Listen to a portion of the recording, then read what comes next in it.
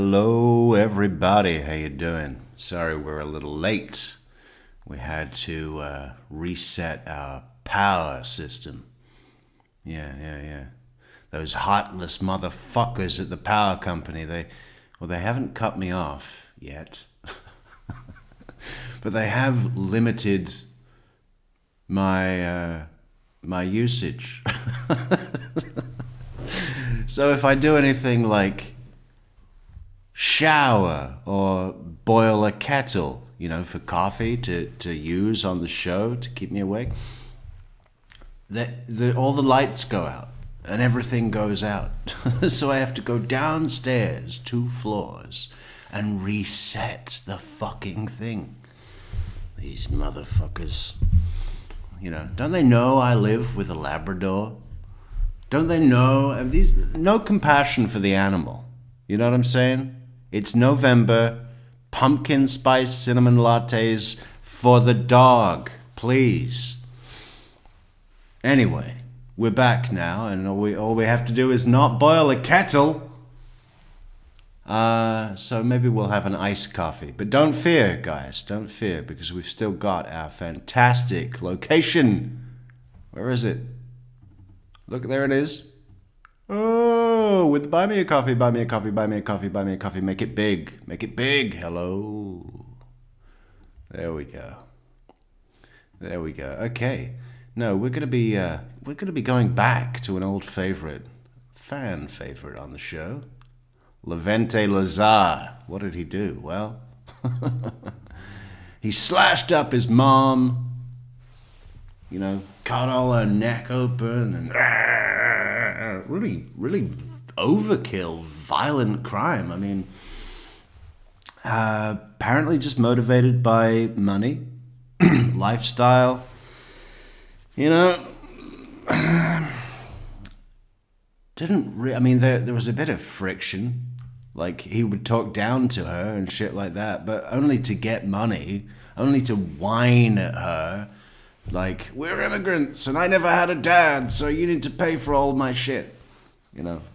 I want a dog now, today. This kind of stuff. So it wasn't like she was very helpful to him, but when he killed her for the money,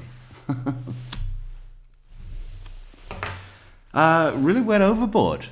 Tore open her neck. I mean, they didn't even know what happened when they found the body. The dog went missing too. I mean, we're going to go through the whole thing bit by piece, right? And the great thing is, this guy was living in Indiana, and his mother was living in Grover Beach, California. So he drove like all that way, which is like 60 hours each way. That'll take it out of you, man. Fuck.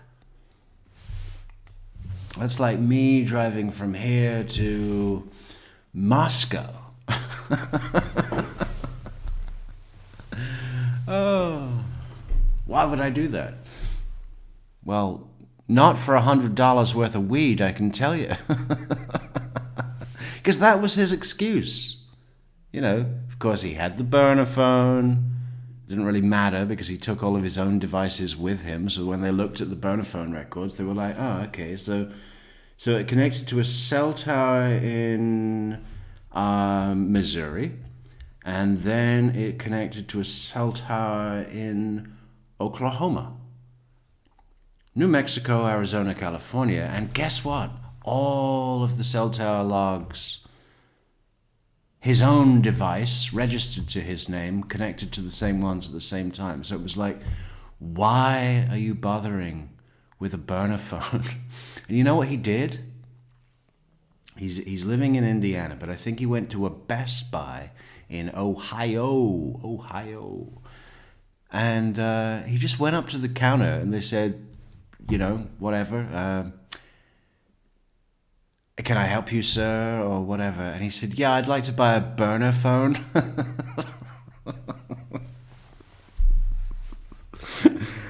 That actually called it that, which raised an eyebrow. I think when the cops came and said, hey, listen, You sold any of those flip phones recently? We have this serial number, and it's an area code that associates with your store. Can we read it out to you?" They read out the number, and they said, yeah, I remember this guy. He asked us for a burner phone. Oh, it's great. I mean, it's great. And it's a great example, again, of a dad detective. The detective, of course, travels up from California to Indiana to interview, but not as a suspect, as a victim of loss. Even does this nice touch, the detective. He says, "And I have all of your mother's estate planning here, so I'm going to go through that with you and help with your financial planning moving forward. Let me be the first to say and offer all of our condolences from Golden State PD," or whatever. Anyway, that's what we're going to be doing tonight, guys. We're going to be going through it slow. Not too slow, but not too quick. Welcome back, David Anderson Kirk. David Anderson Kirk, all alone in chat. Everybody else in chat, speak! Speak! Donate! Okay. This is what we're going to be doing. There he is. Look at him there. All right, there's a nice little intro at the beginning where we get some body camera footage of the cops. Or actually, I'm not sure that they're cops because the mother was working as an RN at a local prison, I believe. So I think it's her colleagues or like cops from the jail that come. Anyway, let's see what happens here. I left long before then. Well, your cell phones didn't. Our story begins in Grover Beach, California. Just before noon on October 25th, 2018, police dispatch received a series of calls regarding a welfare check at the 200 block of South 9th Street. Grover Beach Police. Yes, this is Officer Cook calling from California Men's Colony. Hi, how can I help you? Just calling to let you know that there's going to be 2 officers conducting a welfare check. 2 officers conducting a welfare check. Let me ask you guys. Okay, CDJ says, sounds great. But how does it actually sound, audio-wise? Because I was fucking with these levels again. Maybe if it needs to go up or down. David Anderson Kirk, you know all about decibels and shit. Let us know. South 9th Street. Okay, is there anything that we need to be aware of? No, not at this time. Just calling to let you know, just in case something does go awry, that there are 2 peace officers at that location, going to be in an unmarked car. All righty, Officer Cook, thank you. Thank you much. Bye.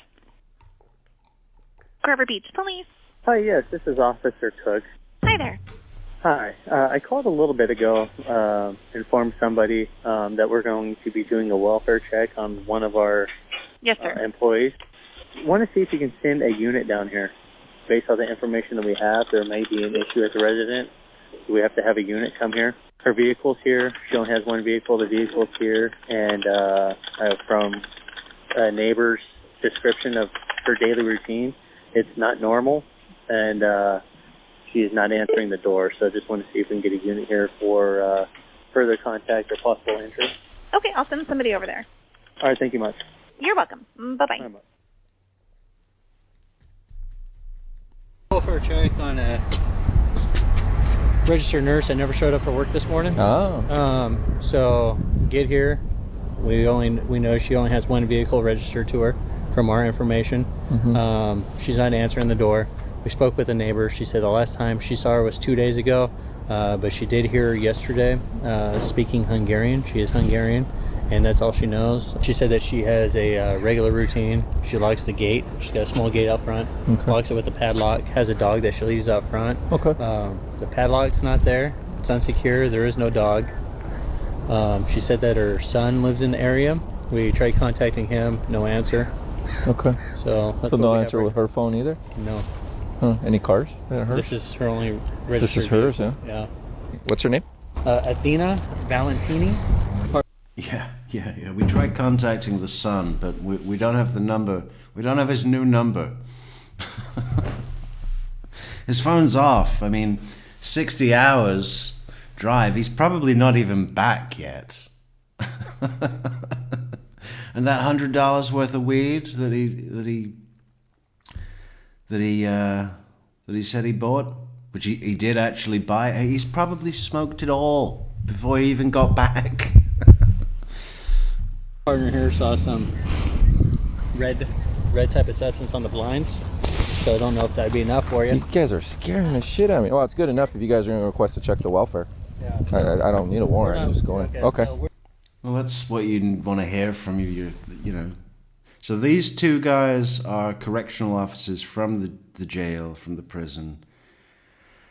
And they have come over to do a welfare check on their colleague. But now they've called a cop to escalate it. I mean, I guess maybe they can't go in without a real cop. And now the cop is like, you guys are scaring the shit out of me. We need to call an agent. Hello, yes, can I get the FBI? we're not authorized to make entry because it's 10-4. They're requesting to check the welfare. Doors unlocked. This one, right? yeah. Did you guys yell in there? No, we never opened the door, so I don't even know. Oh, I like the dog area. Hey, Soap, what do you think about this? Look, this dog has an igloo. Like an Eskimo. Eskimo. Deadbolt, so that's how the door handles unlocked. Let's see, here's the red. Could be paint, could be whatever. Right here. Do you know Could if she be has any paint. weapons or anything? No idea. Where's the blood? Show us the blood, man. There's a reddish substance splattered all across the blinds. Oh, I'm going in guns drawn, okay? 2 guns. Police department! Athena! No, it doesn't smell good.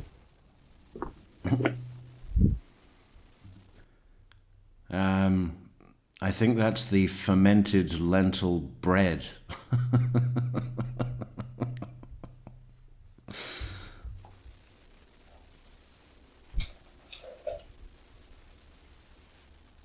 Athena! Police department!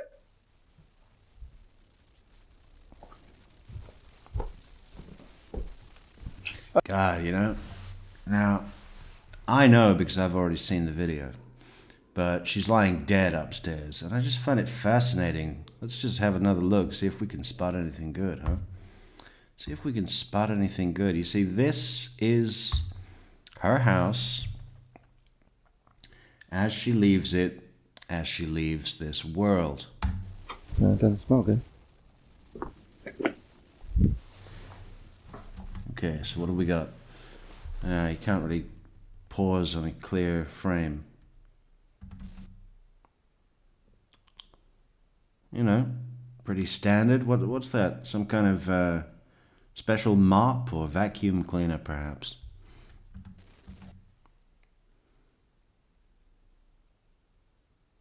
What is that above the stove? Is that a microwave above the stove? That's a bad idea. You want to have an extractor.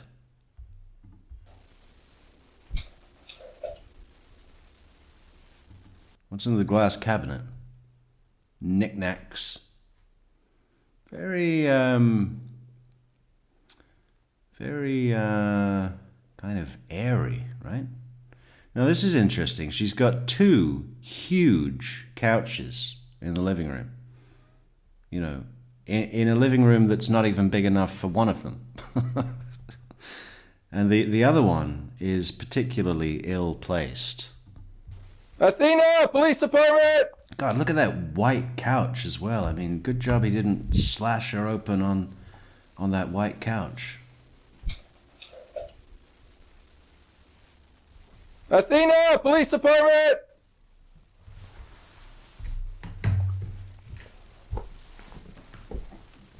Athena! Police department!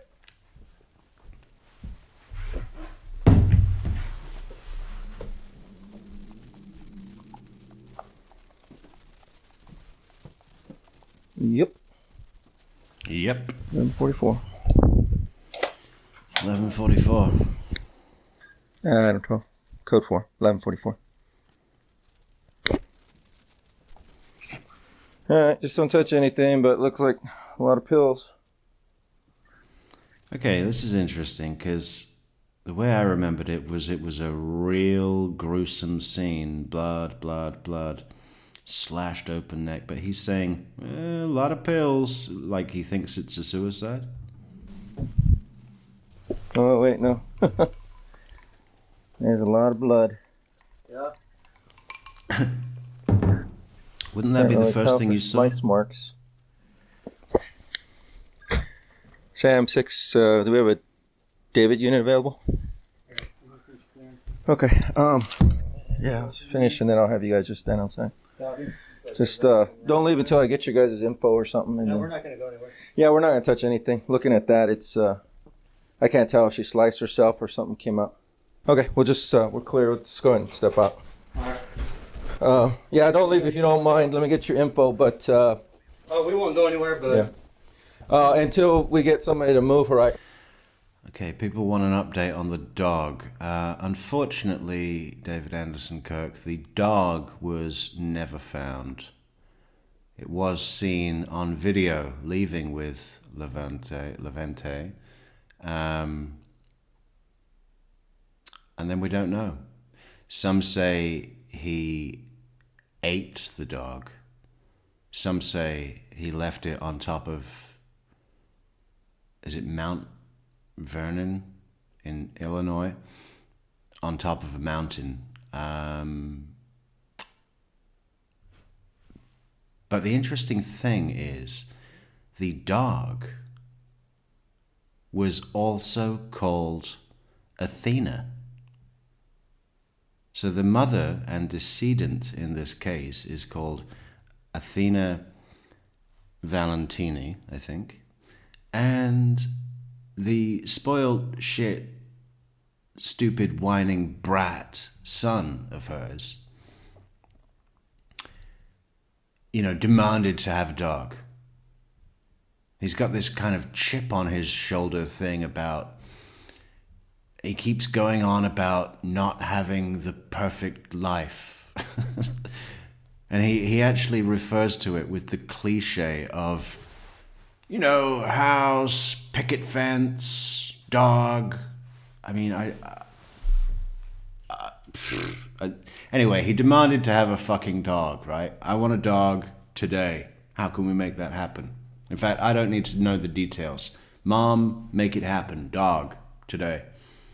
And then, he gets the dog and calls the dog his mother's name. I mean, I guess he just called his mother Mom, so maybe it wasn't that awkward. But I would never do that. I mean, my mother's name is Jane, and I would never get a dog and say, you know what, we're going to call this dog Jane. It's Jane the dog, okay? Come to think of it, has there ever been a dog named Jane? It's just not a dog name. Athena, I guess, is a little better, but not if it's your mom. You gotta change it up a bit. Angela. Or maybe rename your mom Angela and then call the dog Athena. I don't know. I mean, but anyway, to answer your question, David, dog never found. I can't tell how she went. Copy. So, And personally, I think there should have been, additional charges, an additional investigation, a dog detective, Hello, is this 911? I'd like to speak to a dog detective, please. Can we check the garage? yeah, let's go through there. I don't see the animal. So she's got a kid. She's had any problems? EV problems, anything? Michelle! The neighbor just said that a I lot of thought I homeless. saw her at work yesterday, or last night actually. No car? Michelle, hello. Christina, hello. PJ McNeil, hello. And everybody else. Rayanne. Good to see everybody. And Daphne, hello. Oh, there's one more. True Blue Tattoo. Wow. Negative. Yeah, that's her there in the picture. Who's that guy, your son? I'm not sure. I would say ransack, but I don't know what she's ransacking about because even her purse isn't ransacked. So if they're going for valuables. Hello. Hi. Did you know Athena? Yeah. Okay. I'm the president of the association. Okay. Can my partners talk to you outside in just a minute? Sure. From there? Yeah. Do you know if she has relatives? She's got a son in Chicago, maybe? Do you know how to get a hold of them? No. Not. When was the last time you talked to her? Oh, man. It was probably last week. Okay. She didn't pass away, did she? Yeah. Did she really? Yeah. We got cameras, but... Okay. Well, Look, when was last time? if you don't mind, we'll be contacting you in a little bit. Yeah, That'd be yeah. okay? Okay. She's located. That's interesting that the president of the whatever apartment association or whatever, he comes up. She didn't pass away, did she? Yeah, she did. And then straight away he's like, okay, well, we've got cameras. I mean, that's assumptive that it's a murder, right? Located upstairs. There's a lot of pills around her, but she's doubled over, and I can't tell if it's slice marks, but there's a lot of congealed blood. She's like in a prone position, well, a curled fetal position upstairs. The neighbor at the very end, extremely helpful, seems to know a lot about her. Okay. Because she's the one that gave us the full rundown of how she keeps everything locked. The dog out front when she goes to work. She knew half of her license plate number. The neighbor knows a lot about her. And number says that when she goes to work, she leaves the dog outside in the patio area here. In the igloo. So it was confirmed that she was at work yesterday from 06 to 1400. 1400 yesterday afternoon? Yeah. Was she supposed to be at work today? Yeah. That's how we ended up out here. Okay. What time is she supposed to be at work today? I got, what was told to me was at 0730 that she was no contact and a no-show. So sometime between 1400 and 0730 something happened. This is what we have listed as an emergency contact, which nobody's been answering. Police secure the scene and begin speaking with neighbors. Hello, Sergeant Ravina, Grove Beach PD.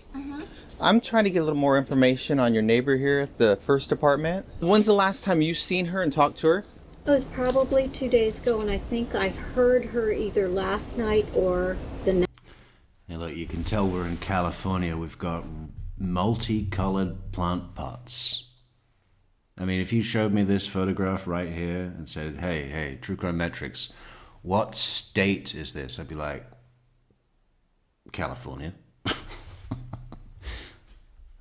Is that a bonsai tree?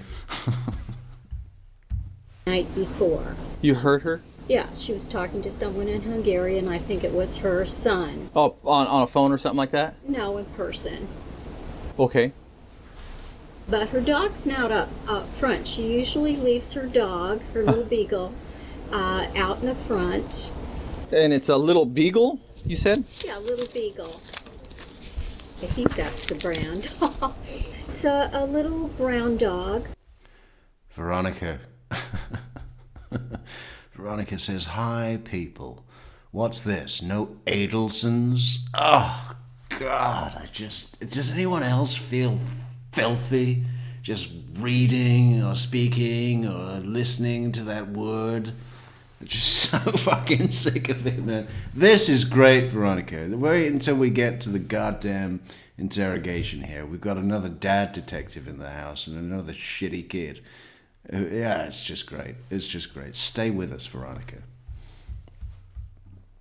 She's about 9 or 10 years old, and she's very well behaved. And usually when she leaves for work, she leaves the dog on the front porch until she gets home. Yeah. Okay. Thank you very All much. right, well, you're welcome. I'll give you a call if we need any more information. Okay. But you didn't see her last night or anything? No. Did you hear any fighting? Look at David Hanson Kirk. He's, all my plants are in black ceramic. Okay, man. You're the exception. Or anything like that? Any loud noises? No, because I work till 9 o'clock. And Okay. And she.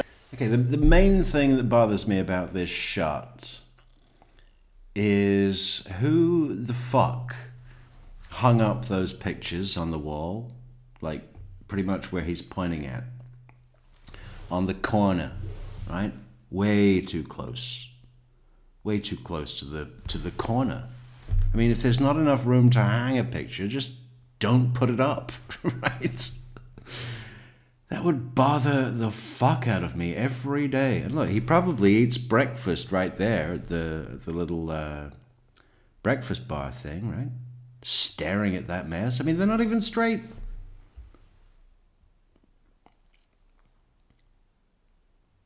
That is like, what purpose are those pictures? So, I mean, we can't see what they are. Maybe they're sentimental.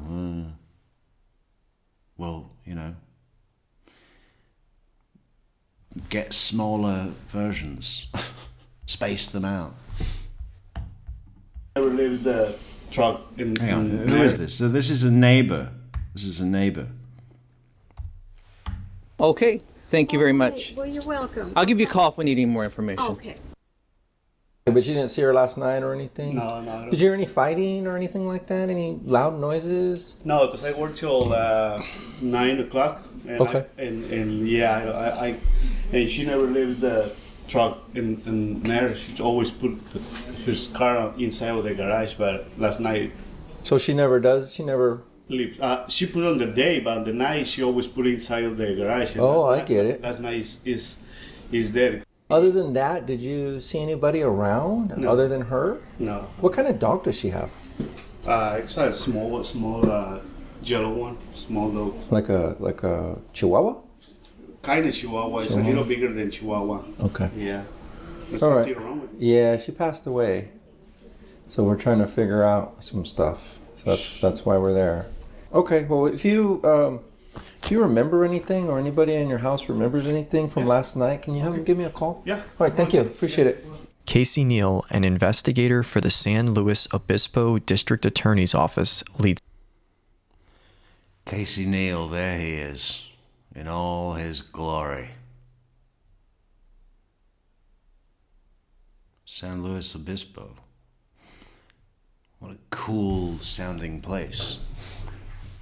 It's the case. He went into Athena's bedroom where there was a large pool of blood that I wouldn't call that a large pool of blood. That's just big enough to be labeled a pool. I mean, anything smaller than that would be what? A dab. Or a spill. You know, just a little spill. That is not a large pool of blood. I'm well, you know. Am I disappointed? No. not really, but ransacked. So that's Levente in the white framed picture on the what do you even call that thing? On the little cabinet thing. What else have we got in here? Where's the pills? He said there was a lot of pills. Has that been taken away as evidence? There's a blue cap on the floor. And yeah, the whole thing, I mean, this is an inheritance murder, but a really shit one, because this lady did not have a lot of money. I mean, it wasn't like, yeah, I'm going to get the life insurance and be a fucking millionaire. No, it was like, okay, well, you can have, you know, you're going to get my Jeep. You're still going to owe on the Jeep. Just another 28 months of payments. But most of it's taken care of. and my apartment is rented, so you'll be able to have all of my worthless possessions, monetary worthless, low value. Let's say my low value personal effects, and a Jeep that you have to do another couple of years of payments. I think there was some property, actually, remembering it now, because this is what he was probably ransacking through that cabinet thing.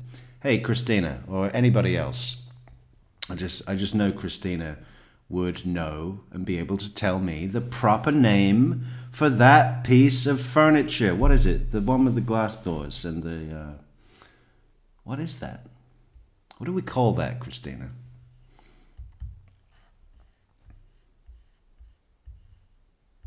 That she laid on top of. There were massive wounds to her throat and upper extremities. It was obvious that this was a homicide, as she could not have inflicted the wounds upon herself. Athena Valentini was a local prison nurse and immigrant from Hungary. There were no immediate... There's the two of them together. I mean, just from this picture alone, I know he's a piece of shit.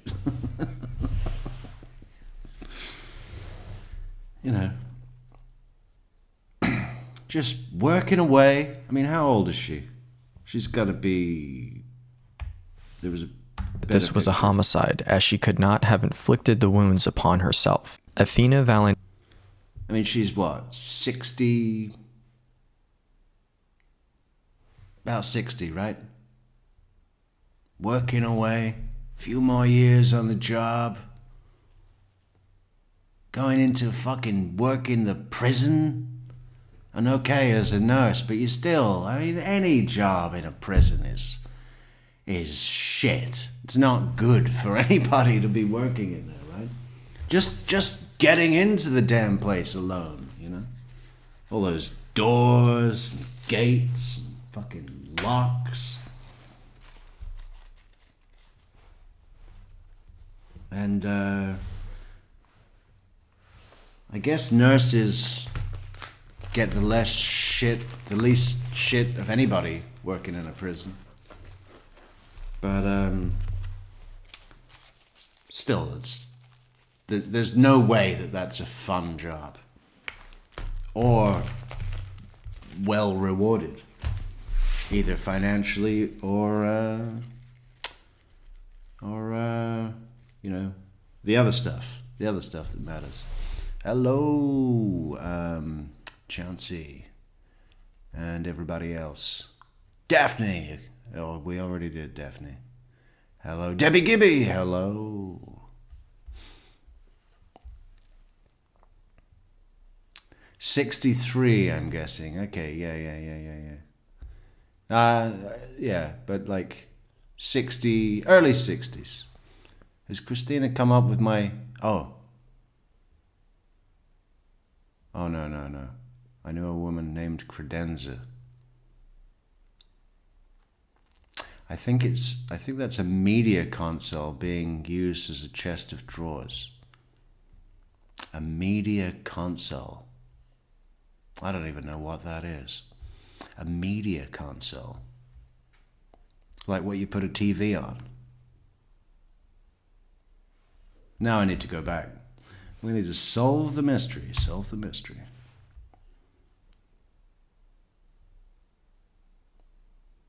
No, it's not something you put a TV on.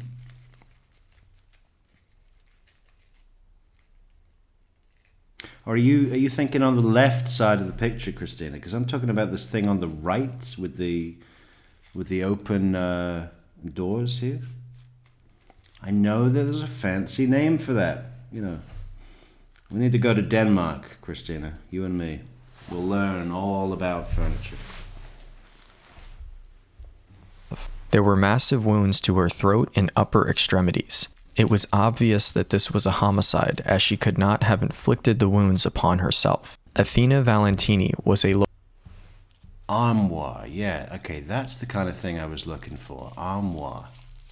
But then I just didn't have the confidence to put that forward. I was thinking, shit, Is that actually a type of chair?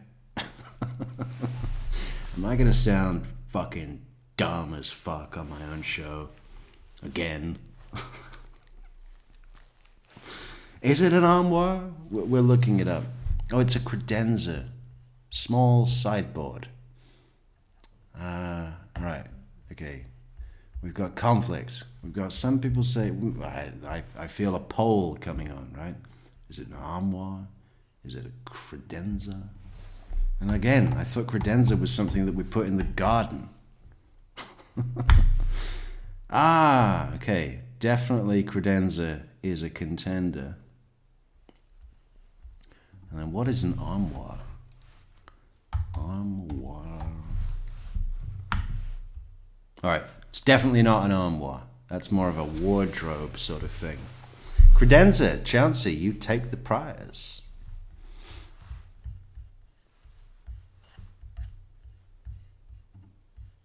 Sold American.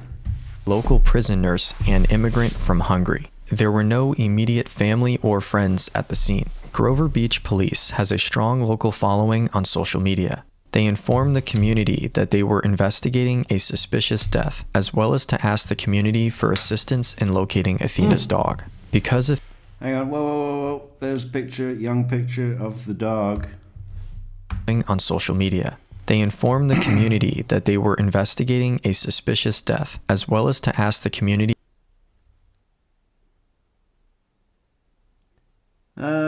That might be a different dog. That looks like a lab, no? So come and give an opinion. Is this one of your brothers? So he already had a dog. I mean, what is he? He's 10, 12 years old here. And at the point of arrest, he's 20... He's 23 or something. Not 100%. So there's no way the dog in this picture lived for another 10, 11 years. No. For assistance in locating Athena's dog. Because Athena was a nurse at the prison, detectives spoke with everyone she had recent contact with. In doing so, they locate a friend of Athena's, Cheryl Mankey, a fellow nurse at the men's colony prison. When detectives informed her of Athena's murder, Cheryl said she was in disbelief and was hysterical. She described Athena as Cheryl Mankey. That's unfortunate. You don't have that word in the States, do you? Mankey is like, you know, disgusting. Like I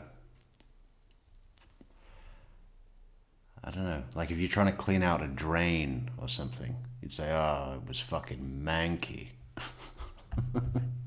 as having a big personality and very high energy. Cheryl believed that an inmate must have killed Athena. Investigators searched for any reports or records of an incident. An inmate must have killed Athena. Well, just, they're all in the prison. Between Athena and an inmate. Ultimately, there were no solid leads tracing back to Athena's employment at the prison. When searching her house on the day of the murder, they were unable to locate Athena's cell phone. Charging cables were plugged into the wall, however none of her devices were there. With her phone missing, detectives obtain a warrant for her phone records from her cell carrier, but the results will take a few days. Detectives find a local UPS store receipt on Athena's dining room table. The transaction took place the previous day in the early afternoon. The video from the UPS store's surveillance system showed Athena alive and well. She did not... Okay, sorry about that, Veronica. You said it first. Okay. I must have missed that. I got too many monitors. appear in distress and wasn't with anyone. Another friend of Athena's, Shelby Holmes, found out about Athena's death from the local news. She said she was devastated. She described Athena as fun and said she loved to dance. Shelby called the tip information number and got in touch with Detective Neal. She told him about Athena's son, Levente Lazar, who was away attending college in Bloomington, Indiana. He thanked her for the information and contacted the Bloomington Police Department, which made a death notification in person to Athena's son. Hi. Hello, are you Lazar? Or Mr. Lazar? Yeah, Levente Lazar. Okay. Okay, just immediately, okay? Immediately, Cubs t-shirt, he's got a hat with fucking braids on it for some reason. What is it, cold in your house or what? You know?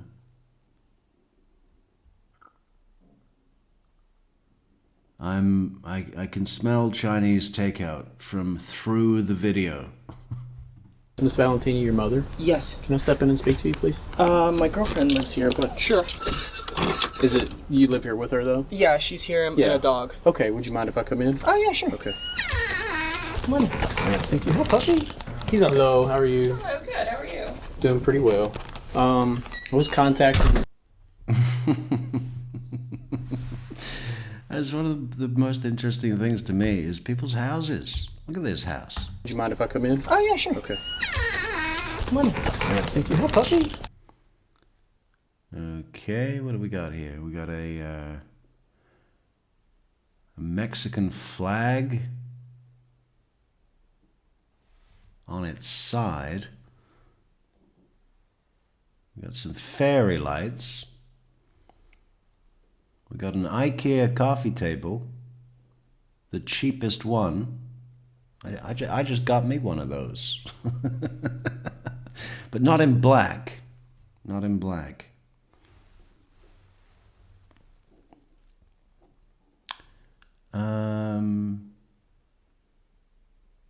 Let's just check out this demeanor in all, because local PD have been asked by the guys in Grover Beach or wherever to go and do a, what do you call it? Death notice, you know, inform the next of kin. But do you detect a hint of suspicion from this cop already? In person to Athena's son. Hi. Hello, are you Lazar? Or Mr. Lazar? Yeah, Levente Lazar. Okay, is Miss Valentini your mother? Yes. Can I step in and speak to you, please? My girlfriend lives here, but sure. I mean, from Levente himself, totally obvious that he's expecting these questions and the arrival of these cops. Is Miss Valentini your mother? Okay, if your mother is 6 states away and a cop shows up at your door saying, "Is Miss Levente your mother?" Some shit's about to go down, right? We don't know what, but you don't just go, "Yes." You do this. You go, "Yes," you know, with that rising intonation. Yes. That slight hint of urgency. Why are you asking? Hi. Hello, are you Lazar? Or Mr. Lazar? Yeah, Levente Lazar. Okay, is Miss Valentini your mother? Yes. Can I step in and speak to you, please? My girlfriend lives here, but sure. Is it you live here with her though? Yeah, she's here and a dog. Okay, would you mind if I come in? Oh yeah, sure. Okay. Come on. Fake. Oh yeah, sure. Yeah, that's why I took a minute to consider my options of refusing your request. Well, my girlfriend lives here and a dog, but okay. Well, can I come in? Oh yeah, you can. Puppy. He's on. Hello, how are you? Hello, good. How are you? Doing pretty well. I was contacted this afternoon. And the girlfriend, I have absolutely think she knows nothing about any of this. But she's fucking weird as well. I mean, she'd have to be, right, to be with this guy? To think that was a good idea? I mean, she's not cooking my muffins, I can tell you. I mean, unless they're blueberry. Because no one can fuck that up. But anything else, don't let her near a wooden spoon. I just think it's so accurate that what they're watching right now is Better Call Saul, which they have clearly been watching for 3 days minimum. You know, what are we gonna do today, babe? Binge. How about we binge? Yeah, I think there's still some Chinese in the fridge. Actually, no, not in the fridge. On the counter. Yeah, no, it'll be okay. It'll be okay. Is that an egg roll or... Okay. By the St. Louis Obispo County Sheriff's Department or District Attorney's Office, I don't remember which one. Okay. Your mother's passed away. I'm very, very sorry for that, obviously. What happened? I don't know. They didn't really give me any details. They just asked that we come and make a notification to you. Okay. And then have you get in touch with them. Do you have a phone number? I do. I have a phone number for you. I have it written down already. It's Casey Neal.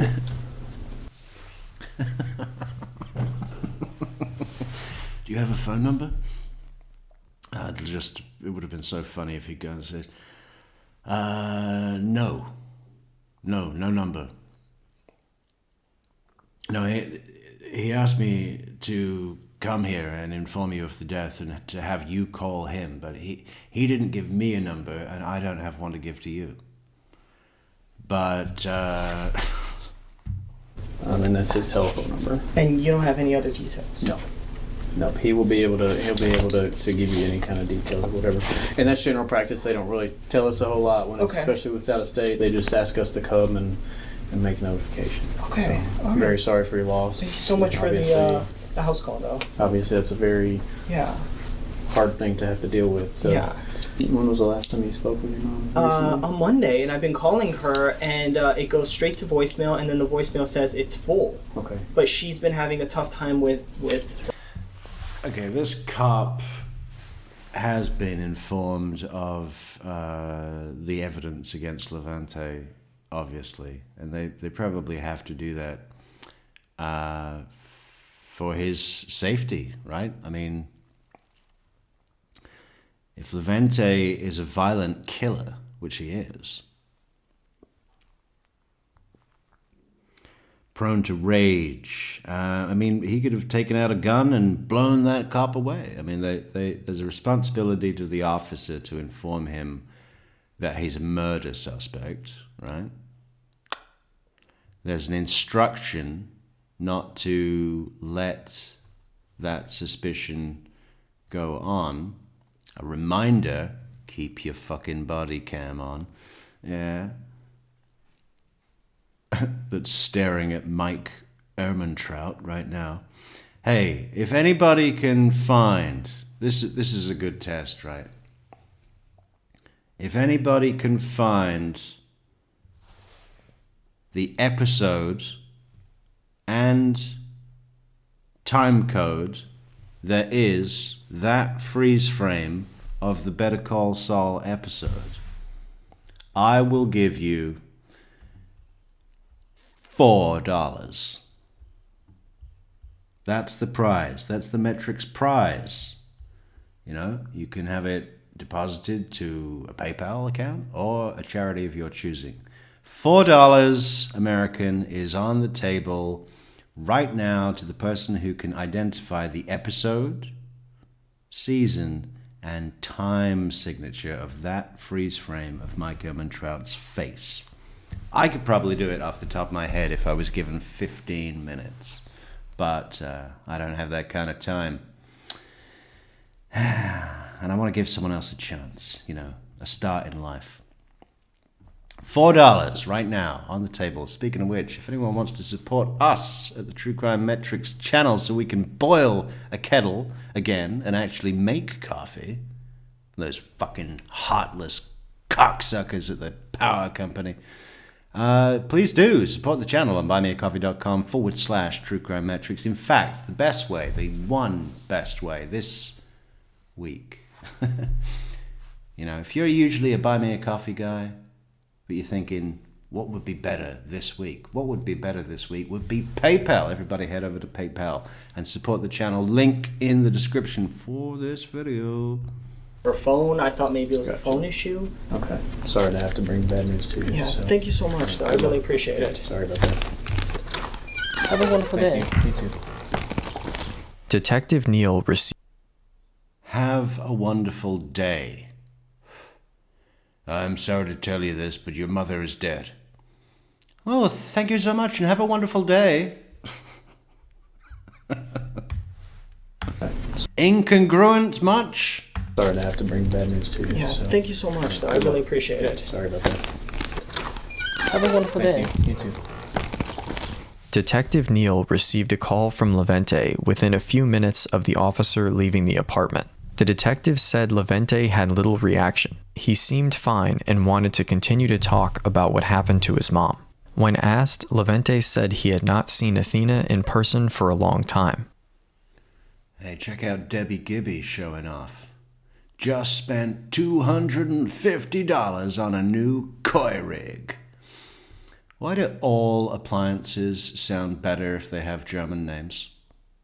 I mean, it's just, it's like, honestly, if anyone's going into business right now and you're thinking, hey, you know, I need a name for my brand, just pick any German name and it will be a success. People trust a German name for, for certain things. Appliances is one of those things. He told the detective that he was in. He's got a Barcelona football cap here. And wanted to continue to talk about what happened to his mom. When asked, yeah, Barcelona. So he's a multiculturalist, right? He's got a Mexican flag. He's got Spanish soccer team caps. I'd love to see who else was in this picture. It's obviously been cropped. Probably someone who would have suffered by being shown with this germ. Levente said he had not seen Athena in person for a long time. He told the detective that he was in Bloomington, Indiana on the date of the murder, which is a couple thousand miles away. After ending the call with Levente, detectives received word from Athena's neighbor, the HOA president, that the surveillance camera outside the building was in working order. The camera was motion activated and would only capture snippets in time. The footage from up to a day before the discovery of Athena's body shows Athena leaving to run errands, walking her dog, and ultimately returning home. At no point did anybody approach her, and she did not participate in any altercations or arguments. At around 11 p.m. that night, the camera detected motion and activated. The footage shows a person on the sidewalk in front of Athena's home. They appeared to have her dog walking next to them. The individual was walking northbound on 9th Street. Detectives followed that path and found several video cameras along the way. 3 blocks north of Athena's residence is the Exploration Discovery Center. The center had good quality 24-hour surveillance. Investigators could see the figure walking and the dog following. When searching through the footage from earlier in the... Just from the way he's walking there, I can tell he's had a long drive, right? I think he's going to be walking just like that for most of his time in prison. The center had good quality 24-hour surveillance. Investigators could see the figure walking and the dog following. That is unmistakable 60-hour drive legs, right? Searching through the footage from earlier in the day, a person... No leash. Good point, Debbie Gibby. And the dog, Athena, was kind of skittish, right? Around strangers. Ooh, no, he didn't like that at all. There's no way. Everybody testified. Even with neighbors that kind of, you know, semi-familiar, didn't warm to people. Only trusted the mom, Athena, and the boy, Levente. And maybe a couple of other people, but none of those other people were consistent with that waddling mess that we just watched.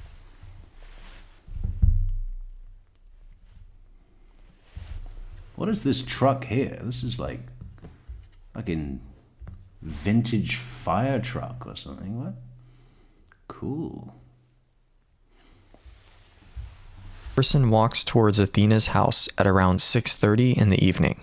The individual appears to be talking on the phone.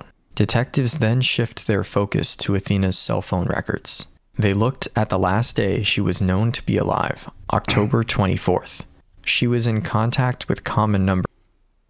Oh, this is ridiculous. This is a great summary of the false economy of having a burner phone. You know, they're going to go through it, but you know, they go to the victim's phone and they look at all the numbers, you know, within a relevant period.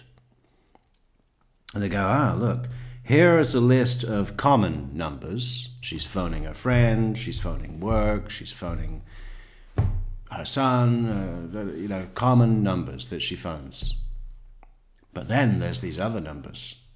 And there's this one specific number that's been phoning her, never called her before, and had several calls with her on murder day. And that number is not registered to California. No, it's registered 8 states away in Ohio. You know, so... And they think, okay, well, so where does the son live? Does he live in Ohio? And they say, no, but close. Indiana. And so then they get that number and they go, okay, so the son called her, but not from the number that he usually calls, from a new number. Registered to there. So if we look at the number, is that registered to a specific store that sold it? Yes. What date? Here. Okay. Contact the store. Yeah, do you have, can you look up if you've sold a phone with serial number 9127856944123? Yes, we have surveillance camera of that purchase being made. It was being made, the purchase was made by an individual, a hooded individual. Yeah, he wore a hood. And he said, can you sell me a burner phone? And it's so funny, because I remember in Better Call Saul, there's this episode, one of the later episodes, where, what's his name? Jimmy. The whole episode, or maybe it's the whole season, is like about burner phones and how great they are. And we've caught him on the police body camera watching Better Call Saul. And then he went and said, I know, I just get a phone that's not registered to my name or address. And I'll turn my phone off when I travel, yes. I mean, just that alone, you know? That alone, if your phone does nothing for a 60-hour drive and a 60-hour drive back, all that time, your actual phone that's registered to you, your usual phone, does nothing for 3 or 4 days. How often does that happen? Never. But one particular number stood out because it had a different area code. The area code 513 is from Ohio, and that day was the first time Athena had communicated with that number. The number being from out of state and newly in contact with Athena multiple times that day piqued Detective Neal's interest. Using the time of the calls and the Exploration Center footage, he determined that Athena was likely communicating with the person walking in the direction of her home. The investigators obtained a search warrant for the 513 number, as they believed the person holding the phone was involved in Athena's murder. From speaking with friends and neighbors, detectives knew that Athena's dog was not friendly with strangers. Upon closer inspection of the footage from Athena's building and the exploration center, the dog followed the person without a leash. Detectives received the 513 phone number's records back from Cricket Wireless. The records showed a prepaid phone belonging to a subscriber named Jacob Keith out of Cincinnati, Ohio. The name was unfamiliar to the investigation and to Athena's friends. Prepaid phones are also known as burner phones, commonly used by people attempting to conceal their identity. Detectives made a subsequent request to provide the location of purchase. What does this say? What is a burner phone? Simply put, a burner phone is a cheap prepaid phone with no commitments. It comes with a set number of prepaid call minutes, text messages, and data, and is designed to be disposed of after use. Is it?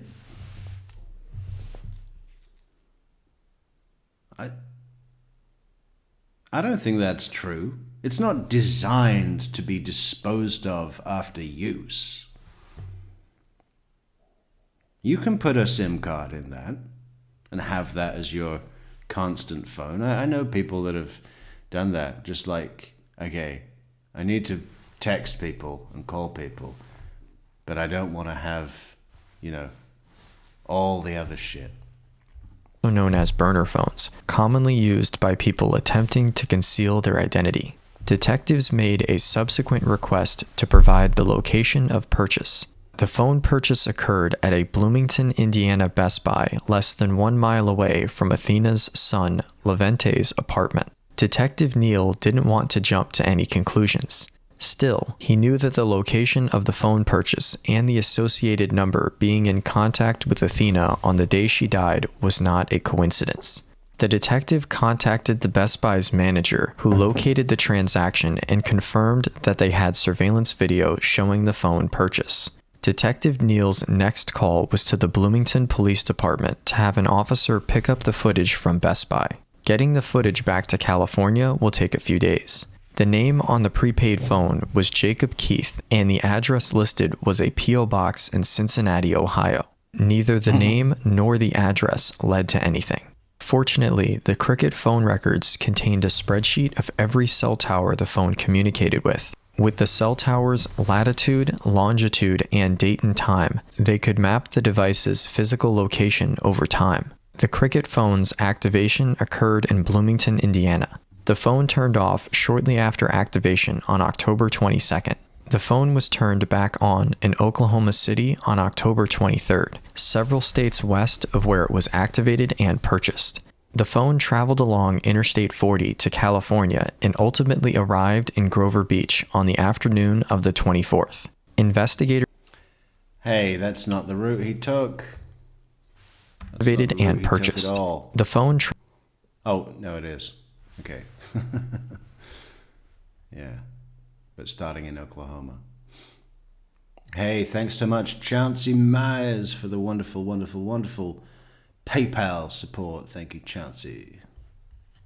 Traveled along Interstate 40 to California and ultimately arrived in Grover Beach on the afternoon of the 24th. Investigators compared the Cricket phone's location data to Athena's phone records. The Cricket phone arrived near her residence on the afternoon of the 24th and stayed in Grover Beach until approximately 11 p.m. when the surveillance video showed the person leaving her building.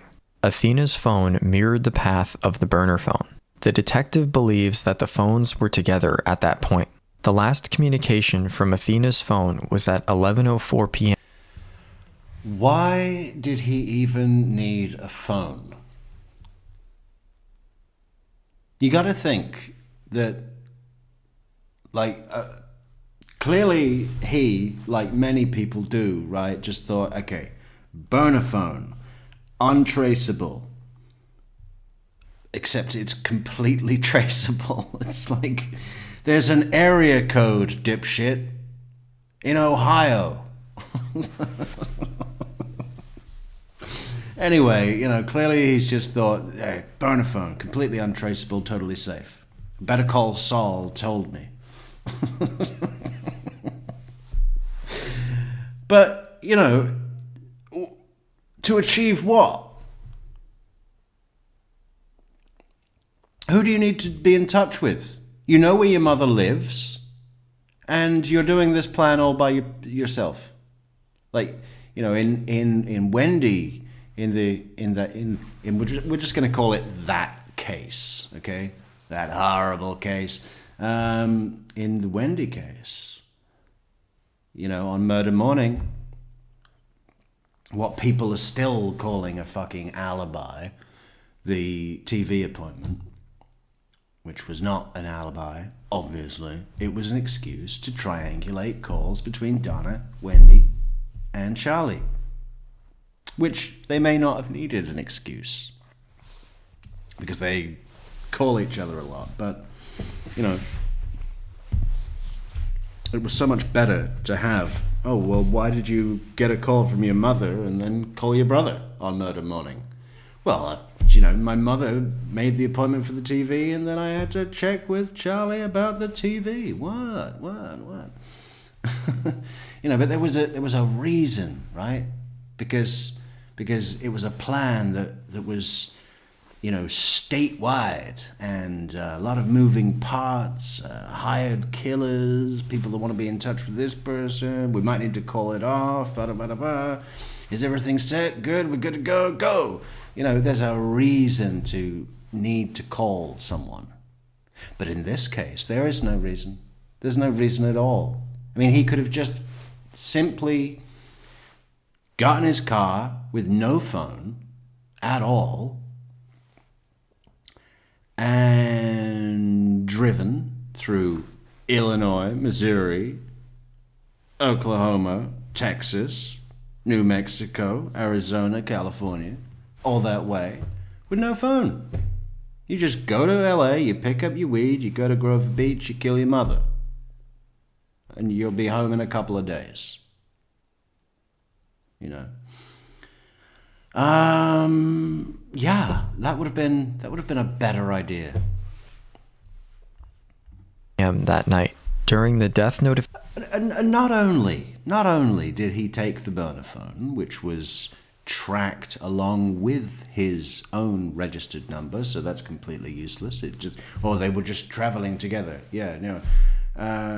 So, like, I got on the freeway at the same time as the murderer, and we just stayed, you know, it was like my driving buddy, you know, we were kind of zipping in and out, and I love it when that happens. You know, when you're on a long drive and you keep seeing the same guy, or the same four guys, or four including you, that's fun. And you just sort of, you overtake, and then you let them pass, and then they overtake you, and I always think, you know, hey, you want to get some coffee?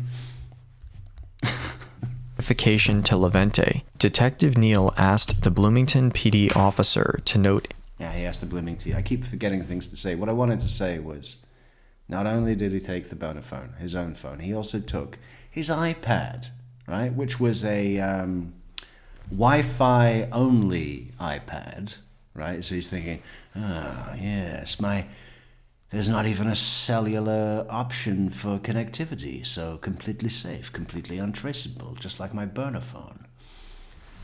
But, like, you know, it's a Wi-Fi only iPad, and, you know, as he's traveling all that way through 8 states, he's stopping at fucking McDonald's, whatever, Burger King, and connecting to their fucking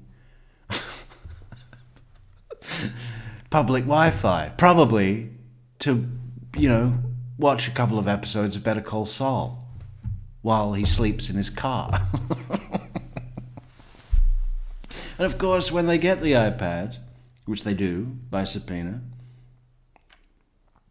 they just go to the history of the connectivity and says, oh, okay, so you connected in Albuquerque, huh? And then again in Phoenix. Pasadena. Any vehicles that may be associated with the apartment. Levente owned a Jeep Patriot. The detective ran his plate through the national The worst Jeep that there is. Anyone got a Jeep Patriot in the house? Don't be shy. Tell us why. license plate reader program. The results threw doubt on Levente's story of not leaving the state of Indiana the week of his mom's murder. There were several captures of Levente's Jeep traveling across the country in the days before and after Athena's murder. Next, detectives check out the Best Buy footage of the Cricket phone purchase. The video shows Levente Lazar buying the Cricket phone.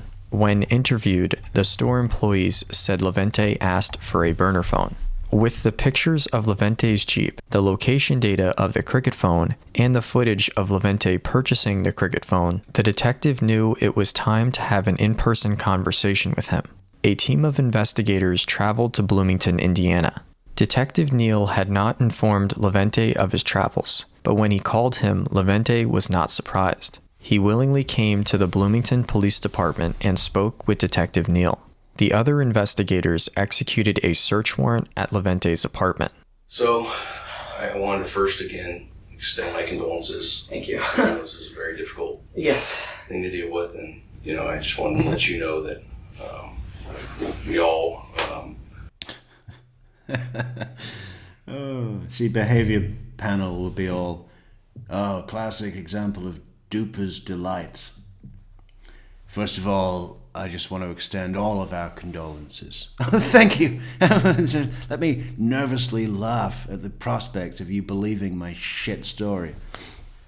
Thank you. Can we talk about the estate?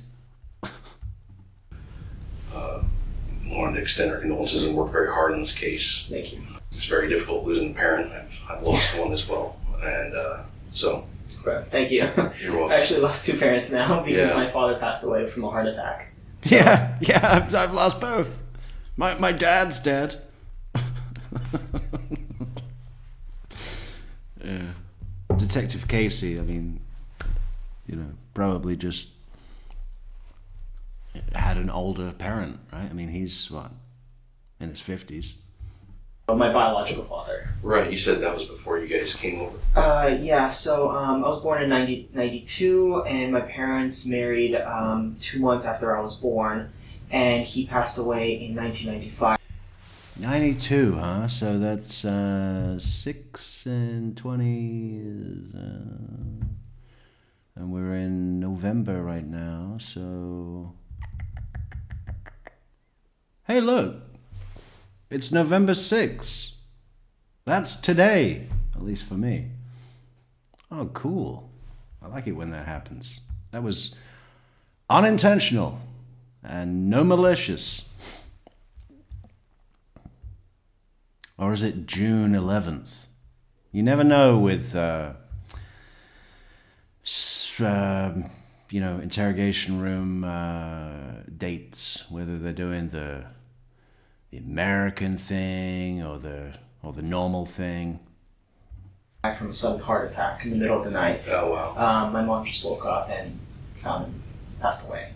And then in 1997, we immigrated here because the Hungarian laws when it comes to like adoption. Pizza brain. I love that. Celia Triolo.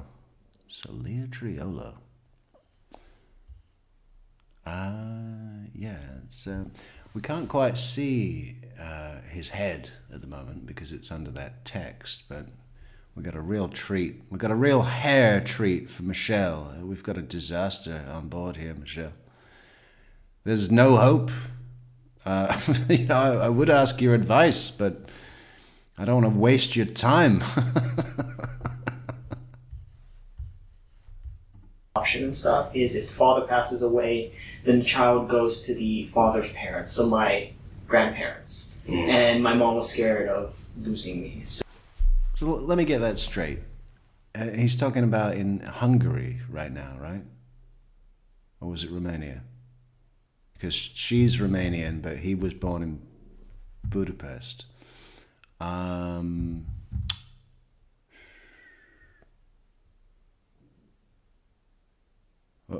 What were we just about to say? We were just about to say, oh yeah. This law he speaks of, So his father died when he was an infant. And the law, apparently, was that he would be taken away from his surviving mother and given to his dead father's parents. I'm going to have to look that up because that sounds extreme. Like even if someone told me that's the law in Liberia, I'd be like, really? You know? Yes, in Liberia, the village elder will come and take the baby himself and deliver him to your dead father's relatives. 30 pieces of silver. Yeah, it sounds far-fetched. Anyway, apparently that's the reason and cause for their relocation to the United States. Land of opportunity, United States. So we fled the country. Oh, okay. Yeah, and we went to Los Angeles. Yeah. And then we kind of built a life from there. So. Okay. Yeah. Well, I did want to.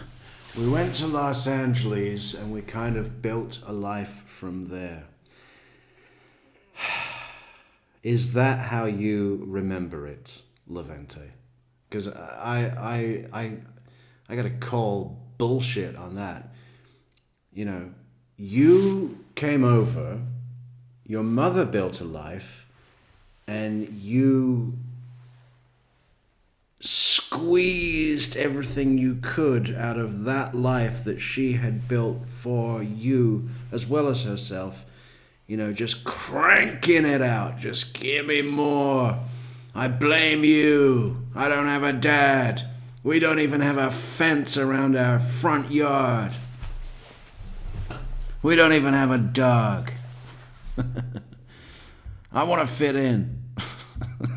I'll give you more information now. Okay. About what we found out in California. Okay. And I got a copy of your mom's trust stuff, so I hope I give you that today. Okay. And you can look through it. Just real quick, so in order to share this stuff with you and talk to you about it, I had to give you an advisement because we're in a police department, so you have the right to remain. Look at Veronica, she's trying to bait me. She's trying to bait me. She's trying to say, Chinder. Did everyone see June's Halloween costume? Let's bring it up. Let's go back to that case. I could not believe how fucking cheap this was. Better have been made by fucking Louis Vuitton.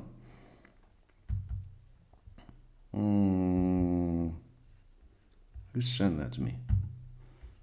Colleen.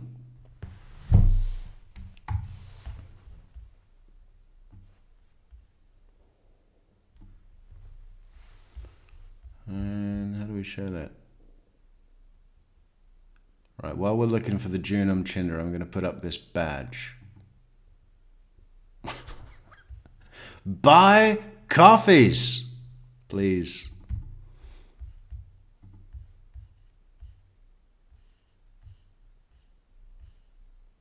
Where is my shot? Oh, here we go. How cheap is this? I mean, what the fuck?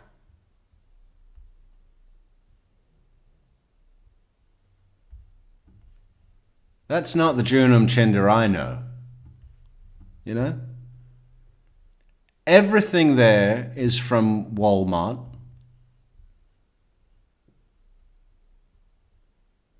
Maybe not the boots, but she had those anyway. That little trident thing, fishnet sleeves,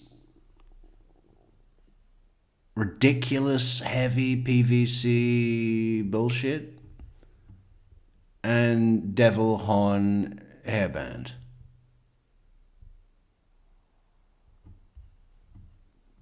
Makeup looks alright, but the rest of it is terrible. Couldn't believe it. I'm sure I've seen her dress better than that for Halloween. Support the channel at buymeacoffee.com/true crime metrics.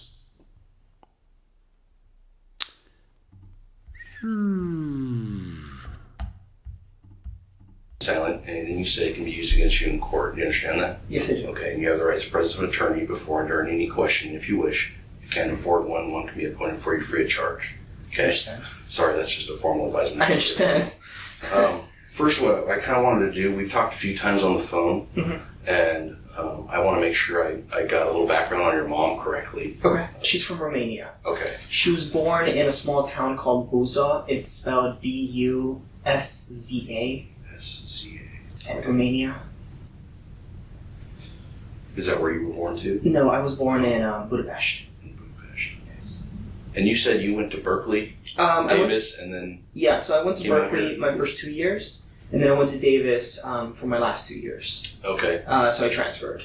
And then afterwards, I graduated 2014, and then I moved out here in August of 2015. Okay. When you came out here, did you come specifically to go to the university? Exactly. I was admitted here for my master's in history. Okay. What's your undergrad in? History and linguistics. Oh, okay. And Well, so I'm I doing guess- different things now. How much in student debt? About $250,000. Oh, wow. Yeah, if I went through the whole PhD route. Well, it's got to be probably that for just what you've done already, right? No, right now I'm only about... Yeah, how much student debt? No, nothing I can't handle. No incentive, no financial incentive. I missed the reading of the rights. Can we go back just a second? I'll try and get back to the same place. 2245. You know, Casey's reading of the rights. You know, don't forget this is a dad detective, well placed. I mean, if ever anybody needed one. We still don't know what dad detective means, but we're fleshing it out as we go. We've got our notes. Where's our notes? You know. I think it basically means, listen, shithead. I know you're fucking, how old did we say he was? 26. I know you're 26 and you've been to Berkeley and blah, blah, blah, blah, blah, blah, blah, right? But you're nothing, okay? You don't know shit, son. I've been around. You know? That's it. That's the essence that Detective Casey brings to the dad detective table. Just a formal advisement. I understand. I understand. Stuff with Yeah, because we're in a police station. Your boss just says you have to do it, so we can just do it. But it doesn't mean anything because I'm not a suspect. Because you said you offered your condolences. You said how sorry you were and how hard it was to lose a parent. So you understand me, and we're the same. you and talk to you about it. I had given advisement because we're in a police department. So you have the right to remain silent. Anything you say can be used against you in court. Do you understand that? Yes, I do. Okay, and you have the right to present an attorney before and during any question if you wish. If you can't afford one, one can be appointed for you free of charge. Okay? I understand. Sorry, that's just a formal advisement. I understand. First, what I kind of wanted to do, we've talked a few times on the phone, and I want Body language alone, okay? It's pretty heavy on the eye contact, right? Palms down, hey. Fucking A, bro. Fucking A, Christina. Thanks so much, Christina, for the 3 cups of buymeacoffee.com/Metrix. Yeah, no, fantastic stuff, Christina. Christina says, cheers, something. What was it? It was...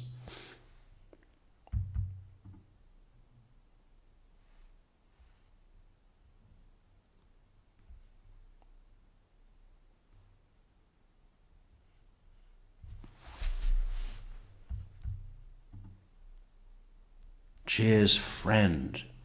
Well, thank you, friend. Thank you, coffee friend. Yeah. What were we saying? Body language. I don't like Palm's. He's trying to not give off closed body language, right? He's decided, hey, if I don't fold my arms across my chest, I'm gonna look open and relaxed. If I don't cover my mouth with my hand, then he will trust me. But you know,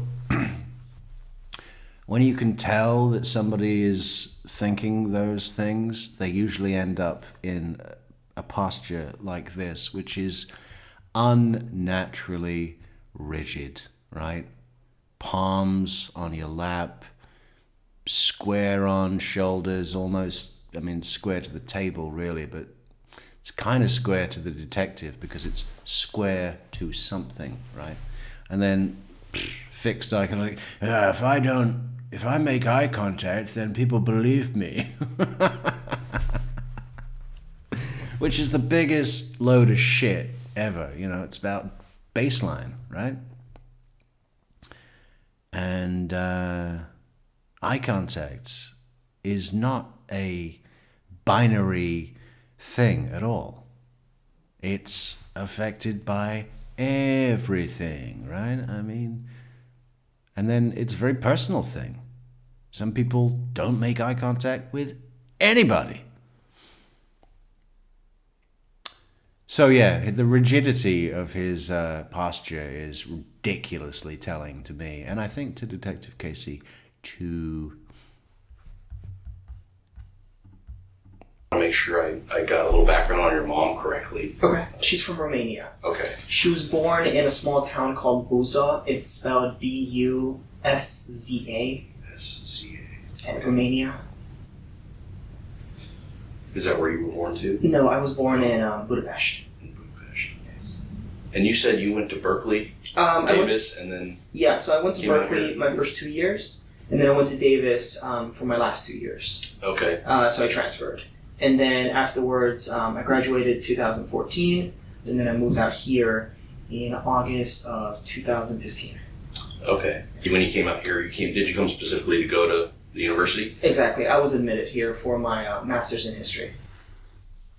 You know, let's talk about perspectives for a moment, right? So we've got two people in the room. We got the murderer and the cop that's heading up the investigation, right?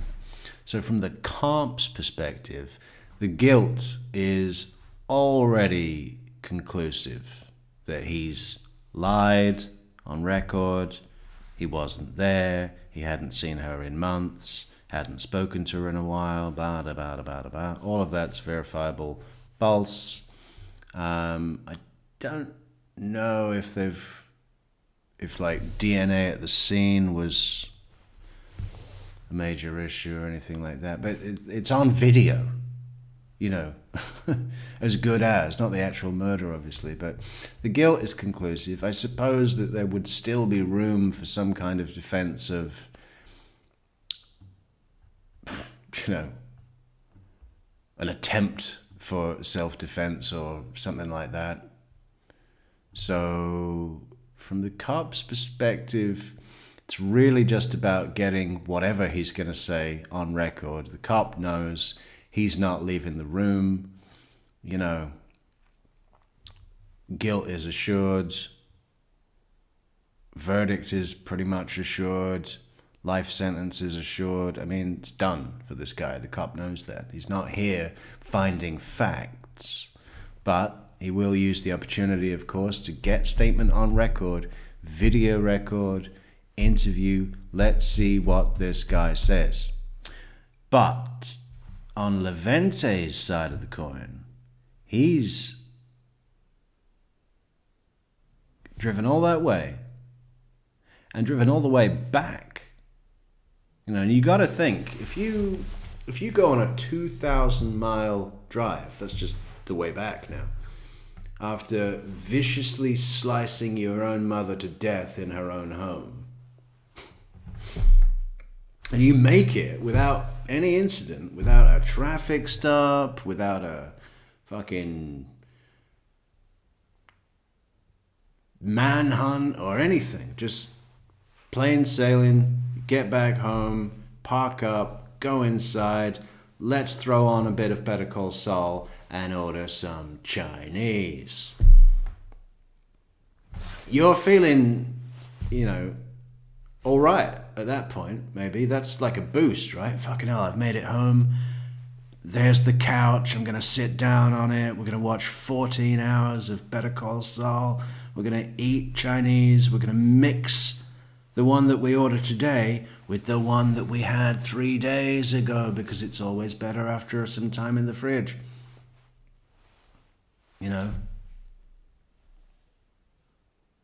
I'm going to complain about things and whine to my girlfriend, and she's going to tolerate that.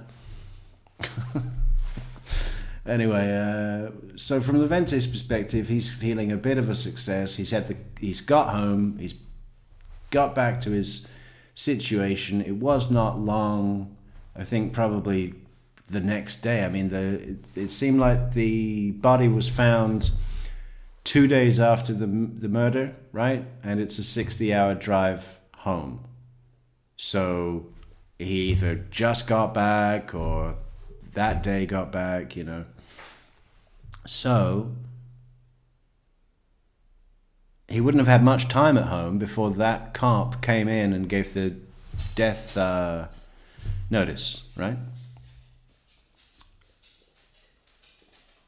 And probably Levente also counted that as a success, because they came round, not guns drawn, put your hands up, but, oh, let me offer our condolences, and there's a detective, somebody that you need to call, and he'll be able to give you all the information about your estate that you inherit. Now he's been in touch with Detective Casey here and arranged to meet. And this little shit got up this day. I was going to say showered, but that's not necessarily true. He put on clothes and he came down. And unless you're completely fucking deranged, while you're traveling to this meeting, you're psyching yourself up. You're thinking, this is going to be a breeze. I'm going to go in. It's going to be a fucking. He's going to tell me the information. He's going to, it's obviously a murder. So he's going to tell me about that. I'm going to ask a few questions, whether they're working on anything, whether they've got any leads, and how am I going to find out what happened? Is there going to be a trial? All of these things, and then he's going to tell me about the estate and how I contact my financial planner and blah blah blah blah blah. That's what he's here to do, which is why he's letting these little things slip out, right? Just slip out, Oh, you're going to go over my estate? Oh, how kind. No. Anyway, let's get on with it. Hello, soap. Eat your cookies. Eat your cookies. Michelle says, hello, soap. Okay. What's your undergrad in? History and linguistics. Oh, okay. And Well, I'm doing different things now. How much in student debt? About $250,000. Oh, wow. Yeah, if I went through the whole PhD route. Well, it's got to be probably that for just what you've done already, right? No, right now I'm only about $15,000 in debt, because at the time when I was here at IU, I used to teach at the women's prison up in northern Indiana. In Indiana, they have systems where they allow inmates to get their bachelor's or master's or even high school diploma. Mm-hmm. And I offered small classes up in northern Indiana. I was able to apply to different grants and scholarships because of my background. So as an immigrant, as a single mom, that sort of thing. So right. So you got a lot of financial aid. Right. I kind of take advantage of the system. All of the tools are provided to you, but you kind of have to go out and hunt and search for it. Yeah. So that's exactly what I've been doing, and it kind of pays off. So your girlfriend's going to school still, right? Correct. Okay. She's right now she's a third-year medical student. So she has one more year, and she's going to finish that year up in Indianapolis. So we've actually been looking to rent a house up in Indy. Oh, okay. And we're going to be moving April of next year. And you said you last went to California to see your mom in January? Of this year. I think January 6th, that's what Hannah said. Okay. 2018. So that was the last time I saw her in person. Because right now I'm starting to learn how to become a retail investor, or just a trader, so trading stock options and futures.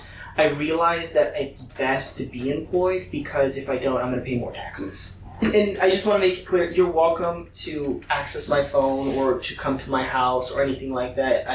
You don't need a warrant. I can invite you in. Okay. I didn't make that clear on the phone, or if I did, I forgot. But I just want to kind of help in any way I can. I appreciate that, and that's So- what I'm looking for, is a little bit of help here. Levente then explains an annuity he received from the estate of his mother's deceased boyfriend. I think the case was settled in 2009.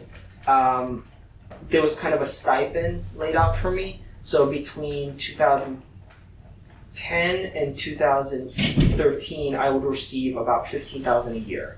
Okay. So I didn't have to work when I was in college, basically. I was very lucky. Mm-hmm. Then in 2017, I received $90,000, and I paid off most of my student debt there. I put most of it in my savings, opened up an IRA account, started trading, kind of looking long term. And then I have another one final. Michelle says, my boys Angus and James are snuggled up next to me, love my boys. Oh, that's great, Michelle. Have we seen Angus and James? Do we still have Metrix pets on the Discord? Everybody join Discord, link in the description. Angus and James, I hope that's not either your father's name or your brother's name or, because I don't know if you were here yet, Michelle, but this guy, this shit kid here, Levente, named the dog after his mother. What the fuck? While they're still alive and living together. Athena! Dog! Payment of $200,000, not exactly $200,000, it's $200,000 and change, in 2022 when I'm 30. Not when I'm 30, but 200,000 and change. Oh, come on, man. 200,000 and change? What does that make you feel like, a fucking big man? That's the kind of thing that would be said in Better Call Saul, isn't it? This guy's a fanatic, you can just tell. 200,000 and change. What's the change? $35,000? Oh, it's not 200,000. It's 200,000 and change. It's like what I throw away. It's like the change that I throw away. And if you'd have seen that cashier's fingernails, you'd have done the same thing. July 5th, 2022, so after my birthday. Uh-huh. I think very much into the future.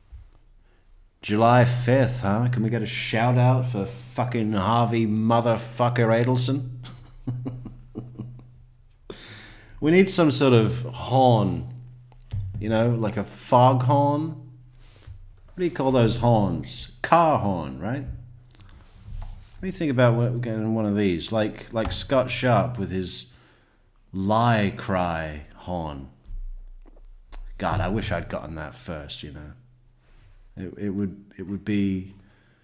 Actually, I saw True Crime Losers show the other day, and people were complaining about the lack of a lie cry horn in his recent videos. And he reminded them, he said, listen, it's not gone, it's bolted to the table upstairs, and there's a baby in the house now, and there's a mother-in-law coming around, and which I get, that's fine. But maybe, while Scott is doing his streaming from a place without a lie cry horn available, we should bring one on the show. But for many things, for any mention of Adelson, July 5th reference. Future, I have a 3, 5, 7, and 10 year plan, And it's not really something that I execute, like bullet point down, but it's just a general idea. Mm-hmm. It's like a direction. So another thing, so you told me you and your mom have identical cars? Correct. Okay. The vehicle's just around here. Oh, your vehicle? My vehicle, okay. yes. So it's a white Jeep Patriot? Correct. Okay. 2013, I think. Your mom's dog, that initially was your dog, right? Initially, yes. Athena? So, sophomore year of high school, it's 2007, I mentioned that I never had a dog. And all my friends, to my mom, and all my friends had dogs and cats and stuff like that, but we've never had an animal. Mm-hmm. So I mentioned it, and she went to a pound in Agora Hills, and she just found a little beagle, and she brought it home.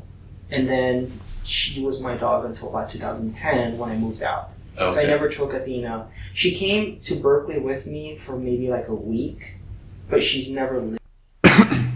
Okay, we need to get back to the dog, but just on the hair for a moment. Chauncey Myers says the hair in this interrogation video is a crime within itself. It is. I mean, Levente's hair,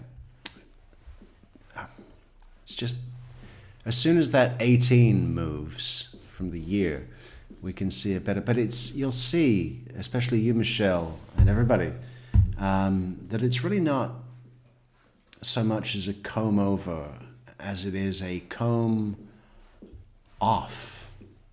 It's just, it comes straight forward, and it's almost like coming at you. These long strands of thinning hair that are covering up one embarrassing area of early onset balding. Just shave your head, man. Own it. Or just get your hair cut real short. Wear a hat. Wear a big one. One of those big bearskin hats that the Queen's Guard, or I guess it's the King's Guard now, wear. The red coat, the big, tall London soldier thing. That'd be great. Yeah, his hair. There's nothing we can do. It's shaving. Do you agree, Michelle, expert? Just shave the damn head. I guess that's what he'll do in prison.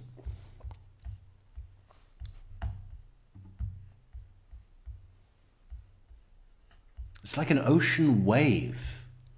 It's like high tide coming in. Just there's this feeling. I feel invaded just looking at it. Lived with me long term. Once you went to school? Yeah, and then my mom took care of her since 2010. For the most part, my mom walked the dog without a leash because she listened. The dog will listen to her. Hang on a second. Yeah. This is so great. There's so much in here. We have to do the dog thing again. We've got to go back to the dog thing, and we're doing that now. But like he's spelling it out. Yeah. My mom would actually walk the dog off leash because she would listen to someone she knew. Okay. The text was like, well, we have a video here of who we suspect to be the killer. Looks like he's been driving for about 60 hours from his jelly rape legs. And there's the dog, off leash, following along. Is that you? Let's go back a little here. Yeah. I mentioned that I never had a dog. And all my friends, to my mom. I mentioned that I never had a dog. Little fuckers like this. I'm glad that he went to prison, not just for retribution purposes, but man, his unsuspecting, maybe not dim-witted, or just naive, or what? What the fuck was his girlfriend seeing in this? Well, wherever she is now, she's 100,000 times better off. Because all of these, these little twisty things. I mentioned that we didn't have a dog. What does that mean? mentioned? You mean fucking rode her ass and fucking complained and tripped and fucking, forced my way to get what I want. I mentioned that we didn't have a dog. I just, we were walking one day and I said, we've never had a dog. And that was it. That's what mentioning is, okay? I mentioned it once, 500 times. And all my friends had dogs and cats and stuff like that, but we've never had an animal. Mm-hmm. So I mentioned it, and she went to a pound in Agora Hills, and she just found a little beagle and she brought it home. And then she was my dog until about 2010 when I moved out. Okay. So I never took Athena. She came to Berkeley with me for maybe like a week, but she's never lived with me long term. Once you went to school? Yeah, and then my mom took care of her since 2010. For the most part, my mom walked the dog without a leash because she listened. The dog will listen to her? Yeah. And you too, I would assume? Yeah, of course. She kind of listens to people that she knows. Met, like at least a couple of times. Okay. To give you a little more information, your mom, I believe she was attacked and killed on the 24th of October. What day is that? That was Wednesday. Thursday. So let me look at the calendar. Because I don't know the dates. Yeah, sure. Sorry. Sure. So. Yeah, no, I get it, Michelle. I mean, that'd be the same. Michelle says, Metrix, I have this on my television, but his whole head is blocked by the metadata. Yeah, I mean, that'd be the same whatever device you're on, but he will move at some point. We get some real clear shots. Don't worry, Michelle, it's coming. Yeah, so it was Wednesday. Okay. Okay. So you talked to her on Monday, right? Yes. And then you went to Indianapolis on Tuesday. It was the 23rd. Correct. Okay, so then Wednesday is when I believe she was killed. Okay, and she texted me. You see, Pee Wee Newton had it right. Pee Wee Newton says, I shaved my head first sign of baldness around 28. Told my barber, don't try and hide it. Just let me know when it's time for it to go. Respect to you, Pee Wee Newton. Did anyone else always think that Pee Wee Newton was a woman? Maybe it is. We don't know. Anyway, whoever you are, congratulations on your good choice. And she texted you on Thursday, on the 25th. Yes. At 9 p.m. Okay. And then you've been in Bloomington since then? Yeah, or just like a nearby area. So one Monday, the day I spoke to her, I've been in like 100-mile range. Of your house? Yeah, of Bloomington. Okay. Yeah. Okay, well that's kind of what I need a little bit of help with, is because, and you've had your phone with you that whole time? Yeah. Okay. I was able to get records for all your recent people that have called your mom. Okay. And so your number was one of them on the 22nd. Yeah. So they came back with those records when I asked from AT&T. Okay. And so they show your phone going to Springfield, Missouri on the 23rd, I believe. 22nd, 23rd. Can you help me explain that? Not Missouri. I went to Mount Vernon in Missouri. But that was, I'm sorry, in Illinois. I thought that was Illinois, Yeah, but that's as far as I went. I didn't go to Missouri that day. Huh. Or that week. Really? Missouri was the earliest time I was in Missouri was in June. Okay, yeah. The earliest time I was in Missouri. Michelle raises an interesting point here. Look. Michelle says, look at Chandler Halderson and his girlfriend Kat, beautiful Kat. Her mother Dulce, on the other hand, was mentally challenged, 100%. I agree with you on Dulce. And with Kat,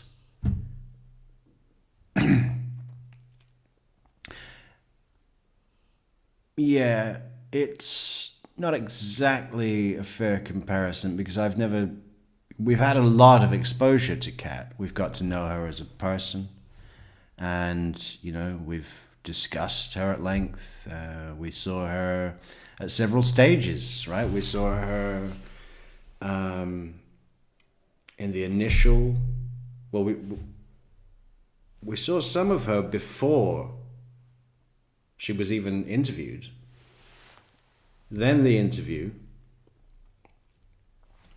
Then the interview post Chandler's arrest.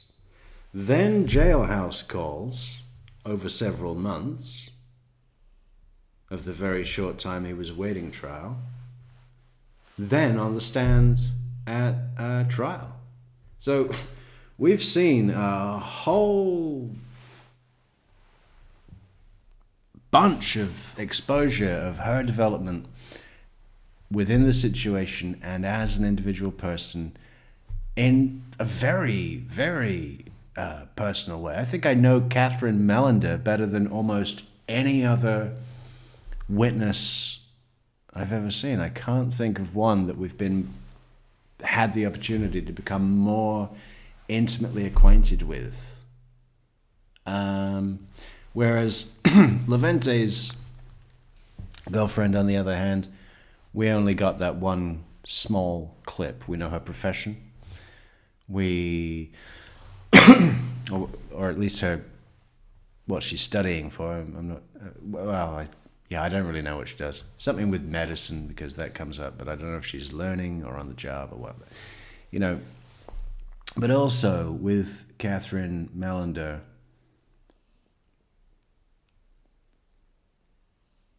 the lies that were around Chandler Halderson and the fact that those lies were being supported by his parents, the whole scenery was set to support those lies. That was the space that Chandler had created. And yes, he was a little whining, pathetic bitch.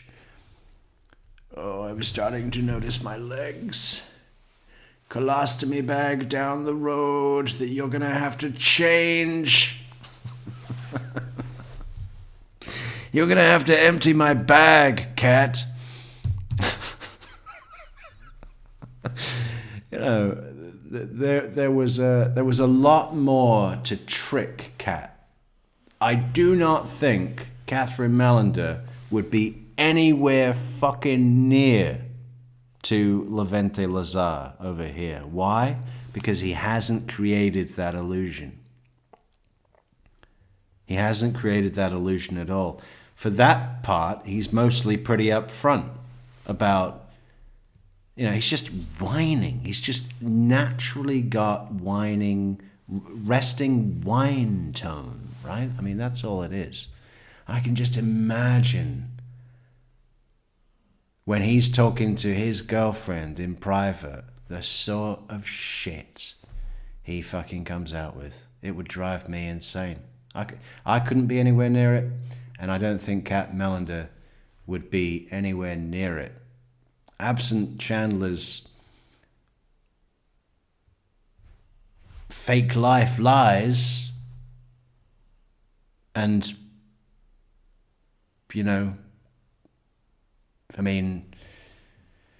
dreamy or whatever.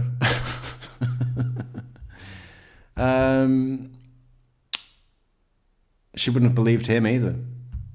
So I'm not ready to take a shit on Cat. Okay. Of this year. Okay. Yeah. And that's the only phone you have? That's the only phone I had. I had this since January of last year. Huh.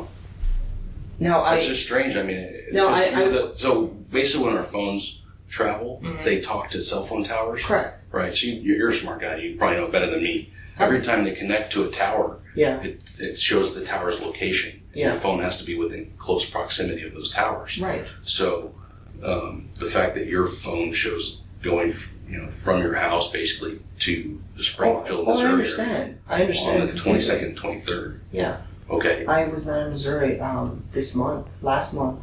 June was the last month I was in Missouri. Huh. Late June. And the other curious thing is, so on the 25th, your phone is showing up in Texas. And it tracks all the way back to your house from Texas. I was not in Texas. Last time I was in Texas was when I moved out there. Oh, It was 2015 because I drove here. okay. Yeah. When I looked at your phone records, what I did was I looked at the other callers that called your mom, okay? And I found another Cincinnati, Ohio number that looks like it was traveling with your phone to your mom's house. And I don't have another phone either. yeah, well, so when I looked at that and I put it to Texas. This in January last How did we year. get onto that? We were at the dog, then we talked about student debt, and now we're on already. I gotta zone in here. Huh. No, It's just strange. I mean, No, so basically, when our phones travel, they talk to cell phone towers. Correct. Right. So you're a smart guy. You probably know better than me. Every time they connect, Missouri, but that was I'm sorry in Illinois. I thought that was Illinois. Yeah, but that So they show your phone. That's kind of what I need a little bit of help with, is because and you've had your phone with you that whole time. yeah. Okay. I was able to get records for all your recent people that have called your mom. Okay. And so your number was one of them on the 22nd. Yeah. So they came back with those records when I asked from AT&T. Okay. And so they showed your phone going to Springfield, Missouri on the 23rd, I believe. 22nd, 23rd. Can you help me explain that? Not Missouri. I went to Mount Vernon in Missouri, but that was I'm sorry in I Illinois. thought that was Illinois. Yeah, but that's as far as I went. I didn't go to Missouri that day Huh. or that week. Really? Missouri. What is he hoping for? That Mount Vernon is an actual mountain? I guess so. Yeah, maybe he's hoping that, I wasn't even in Missouri. I did go to Illinois and climbed up Mount Vernon. And I must have been so high up the mountain that my signal connected to a cell phone tower in Missouri. We've solved the case. Missouri was the earliest time I was in Missouri was in June. Real smooth that how he got that in as well, right? That was just the slightest tightening of the thumb screw, right? This is what he just did. He said, I was able... Because going back to the perspective of what the detective wants to create, the reason that he's given to Levente to come in, I want to talk to you about the investigation. You're the next of kin. It's an ongoing investigation. You know, we're looking into who did this, like that sort of stuff, right? So we've got to keep you informed about that. And I want to talk to you about the estate, but, you know, tell you about the investigation would be part of it, right? Of course. So... he says, I was able, and I love the way he did that even, very subtly. He might as well said, I was actually able to get a copy of the records of all the numbers that had phoned your mother. And I saw that you phoned her on your cell phone on the 22nd. Right? Then he takes the context, which is Levente's number, and just jumps over to, and I saw that you were feeding a cell phone tower site in Missouri. You know, suddenly we're talking about why were you in Missouri? You know, very subtle, so subtle that he wouldn't have even known that had happened, right? Good, I like that.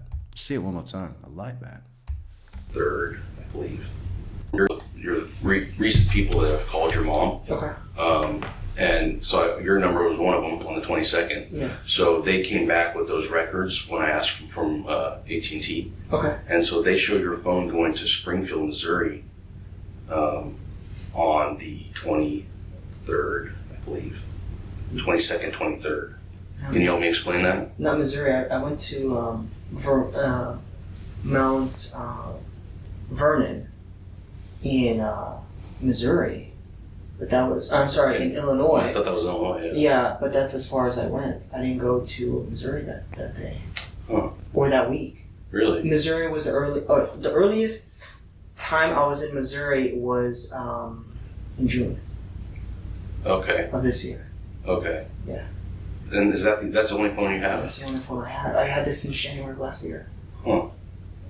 No, It's just strange. I mean, so basically when our phones travel, they talk to cell phone towers. Correct. Right. So you're a smart guy. You probably know better than me. Every time they connect to a tower, it shows the tower's location. Yeah. Your phone has to be within close proximity of those towers. Right. So the fact that your phone shows going, You know who would love this detective's style is Detective Sergeant Jim Smith of the OPP. Investigator that interviewed Russell Williams. Gonna have to go back to that again, you know? Do a whole deep dish. Because it keeps popping up for me. I must have watched it 5 times in the last few days. And it is art. It's just fucking art. But this guy's tactics are quite similar in a way. Maybe there's room for us to think of Detective Sergeant Jim Smith as a dad detective. My favorite line from his thing is, the reason that I have to read you your rights is because probably a lot like what you would be considered to be as on the base. He might as well have just said your little base. Probably similar to what you would be considered as to be on your little base, your little military base that means nothing here because you're in my house. from your house basically to the Springfield, Missouri. I understand. I understand. On the 22nd, 23rd. Yeah. Okay. I was not in Missouri this month. Last month. June was the last month I was in Missouri. Huh. Late June. And the other curious thing is, so on the 25th, your phone is showing up in Texas, and it tracks all the way back to your house from Texas. I was not in Texas. Last time I was in Texas was when I moved out here. Oh. It was 2015 because I drove here. Okay. Yeah. When I looked at your phone records, what I did was I looked at the other callers that called your mom. Okay, and I found. We can go back to Dulce Melander if you want, Michelle. Do you remember the bit where she started crying on the stand because she was describing how Cress was topless in the pool? She didn't have a top. It's like, lady, we're here on a murder investigation. We don't give a fuck about your lesbian lover's tits floating in a pool, on her, we don't care. You're not on trial.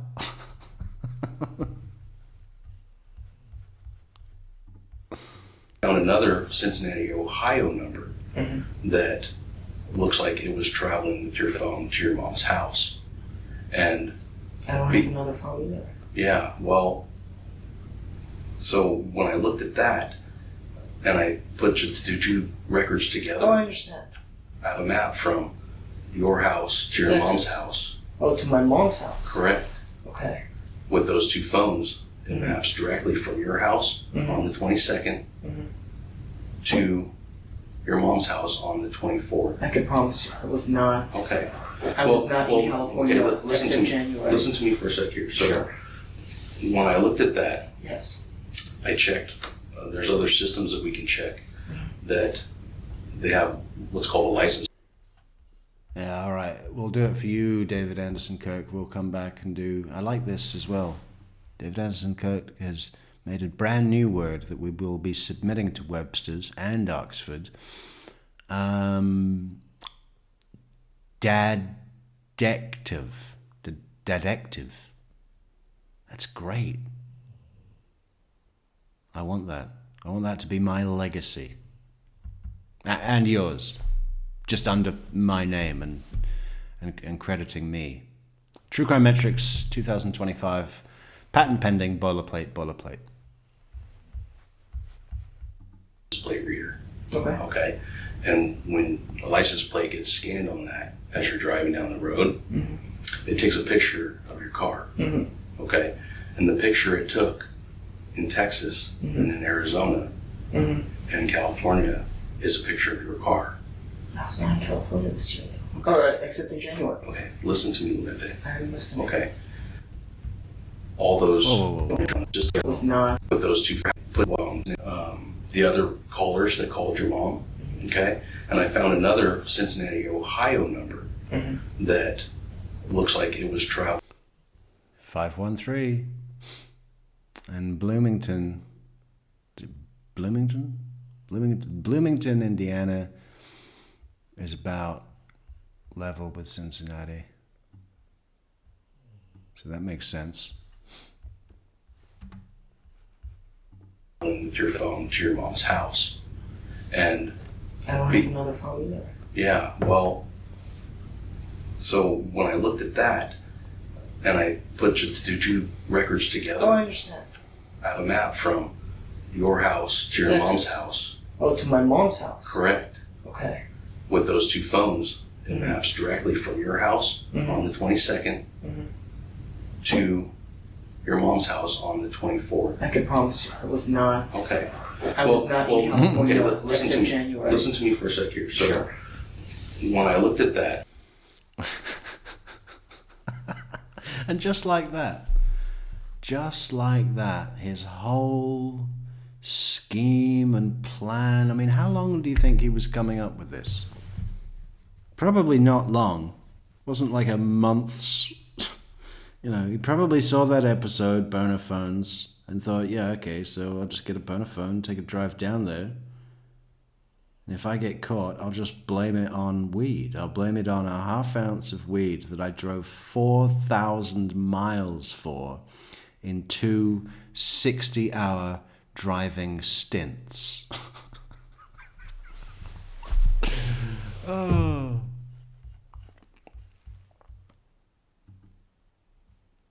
And 2018. I mean, it's not even like you could say it was an excuse of, well, I needed to go to a state where weed was legal or something like that, right? I mean,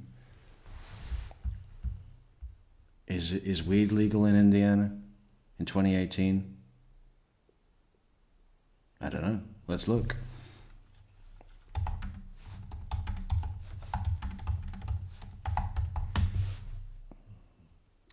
Not legal for recreational medical use. Okay. Well, what about Ohio? He's already going to Ohio. Nope. Not in 2018. 2023, Ohio became the 24th state to legalize adult use cannabis with 57% of voters voting in favor of issue 2. Okay. Well, that was close, wasn't it? 57%. What about Illinois? He loves Illinois too. 2020. So, okay. Well, what about Michigan?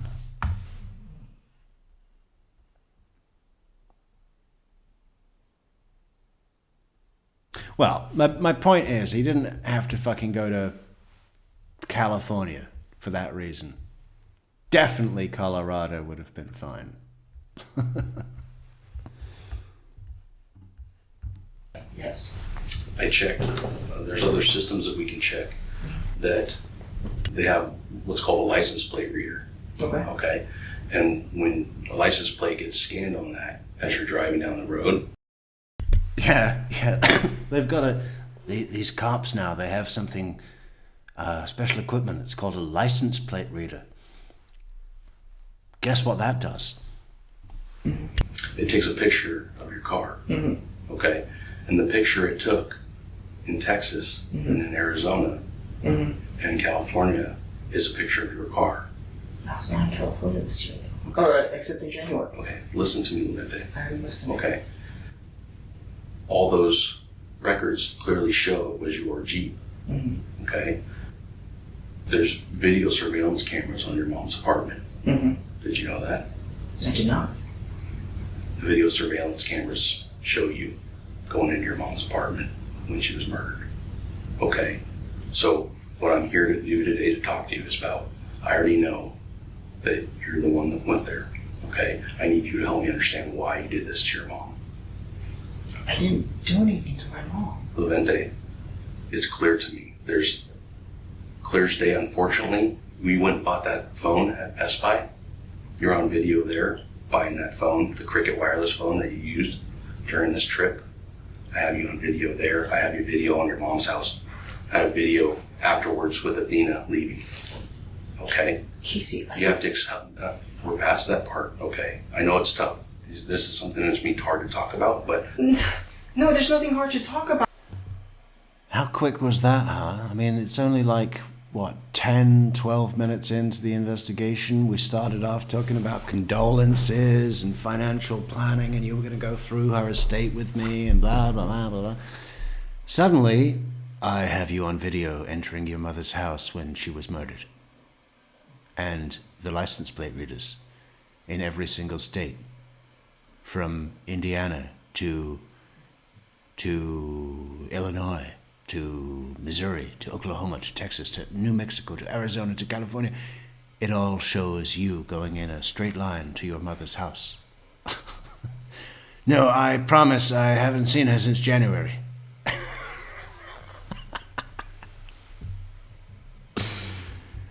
Really pulled the fucking rug out from under his feet with this one, didn't they? Levente is so ill-equipped to deal with this as well. You know, he doesn't even... He very feebly counters the accusation. I promise I haven't seen her since January. But there's zero, like, just think about it. It's not that fucking hard to think about how you would react if your mother was murdered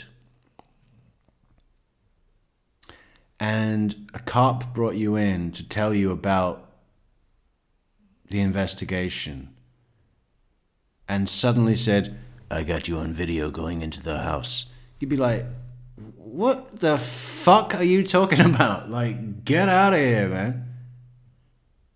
Based on what? In fact, you know what? Don't say anything else. I'm not saying anything else. Give me a fucking lawyer right now.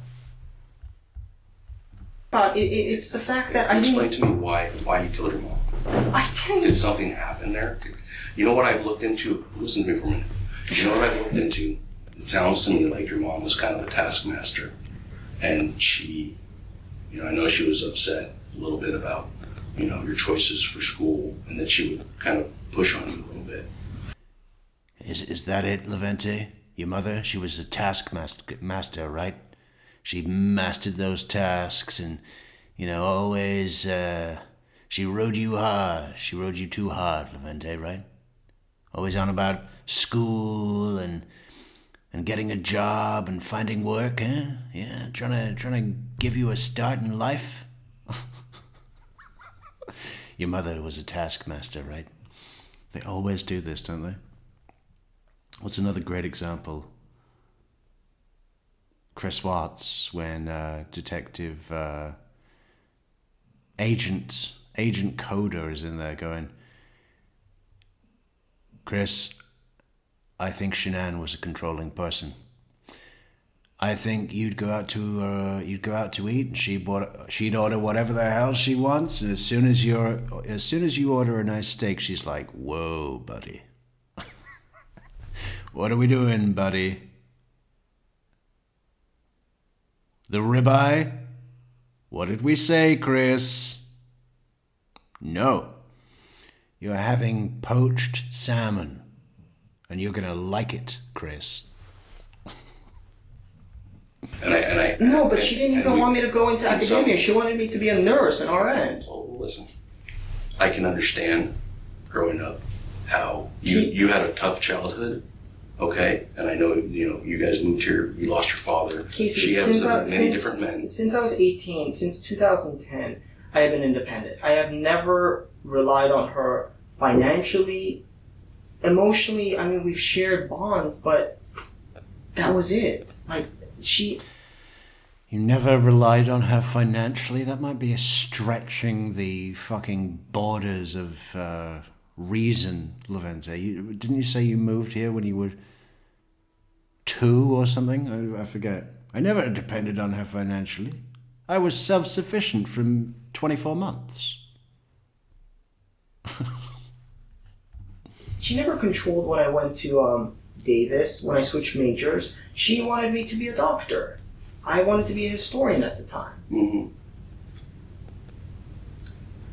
Well, there had to be something to where... No. Well, listen to me. It's clear, Levente. Let me show you a couple. I wanted to be a historian at the time. I wanted to go into historianonomy. Okay, just so you know. Okay, here's her trust, right? Okay. And this goes in to explain that you are her sole heir, so you do get all her property. But I didn't even know about this. I mean, I knew she wrote one up, or she talked to attorneys, Sure. but I didn't know about this. Okay. Let me show you a few things here. Okay. Oh, I love this. He's going through the estate planning, not to hand it over, but to present motive, right? Great. So we can get past that part, because it's more about why, okay? It's not about what. Okay. Okay. I don't understand what you're saying. This is your house right here, where this is. Yes. This is your mom's house. Yes. Okay. You understand the pictures. Zero frustration from the dad detective, the dadective.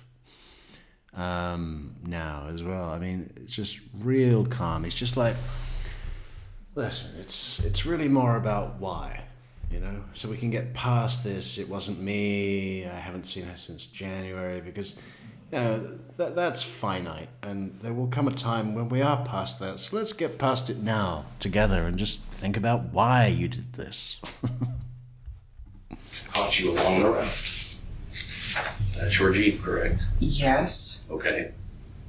Yes. So what you're telling me about being in Indiana and never leaving and not seeing your mom in January of this year? No, I saw her in is January. clearly, well, you were at her house on the 24th of I October. was not in her house.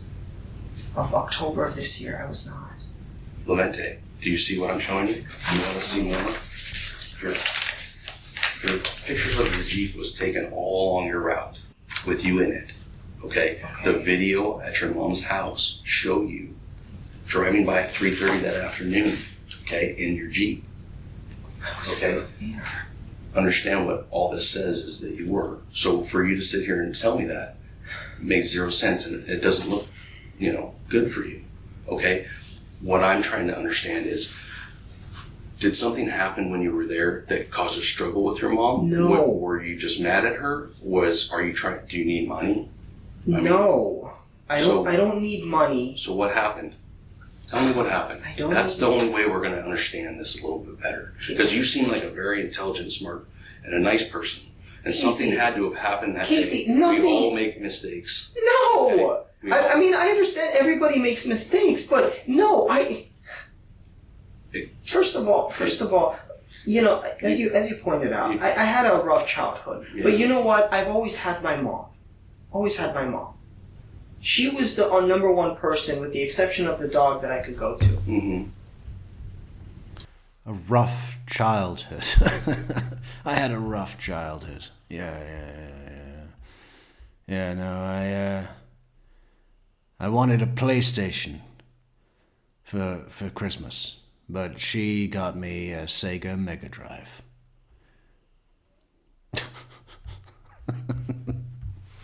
There's no reason for me to hurt her. I never hurt her. I never did.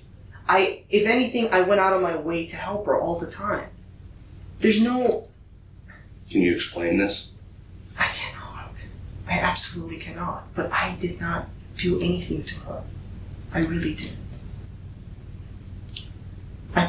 Do you understand that there was video surveillance all over that complex? Okay, there was. I watch you go in and out of the house. I watch you. Your mom actually had a video surveillance in her house because she was worried about the transients. Okay. Okay. I watched you do it. Okay. What do you mean you watched me do it? I didn't do anything. Casey. Help me explain why. Why? Why what? What happened that day? What happened in your life around that time where you decided Nothing. I have to do this? Nothing. Was it a spur of the moment? So your mom, you called her that day several times, and she actually told her friends about it and left voicemails about talking to you. Yeah. On the 24th. Yeah, I spoke to her. You told me earlier that you didn't. You said on the 22nd. But you called her from the phone that you bought at Best Buy. That's another thing. That's another thing that you really have no control over, you know. Your mother called other people and left voicemails about you calling her. And saying what a dick you were on the phone. And how she was sick of you whining. I think this actually came... I think the motive came out of...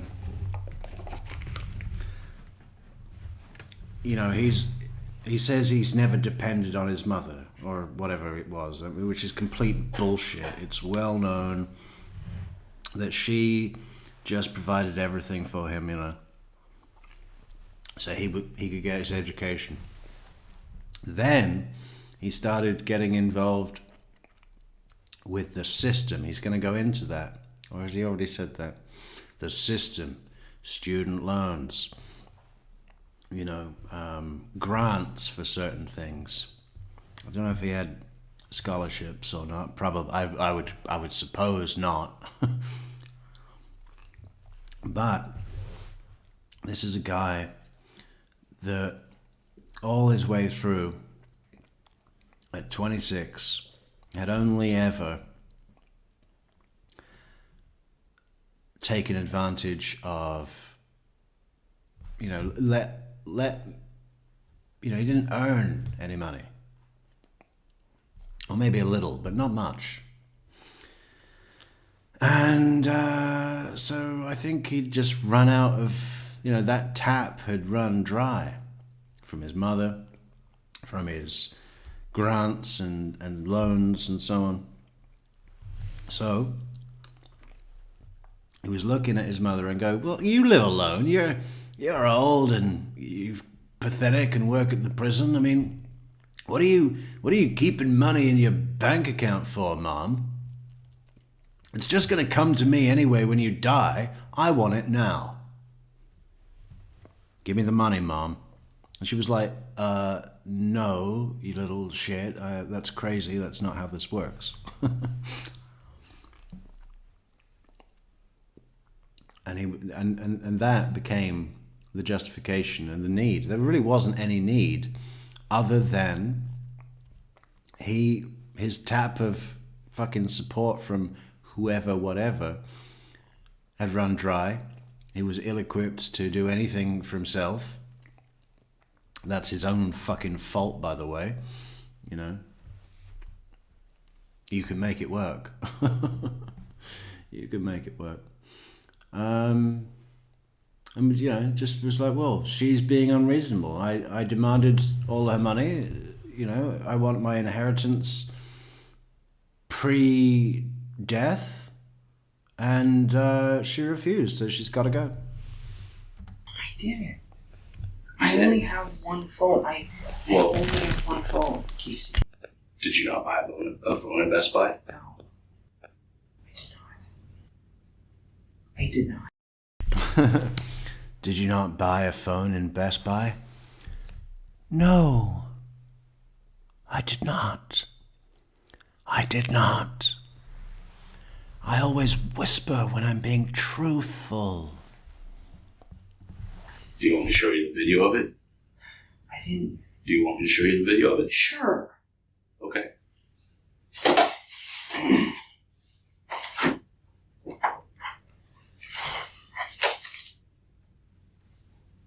Do you not believe I have this? Or? Casey, I'm just.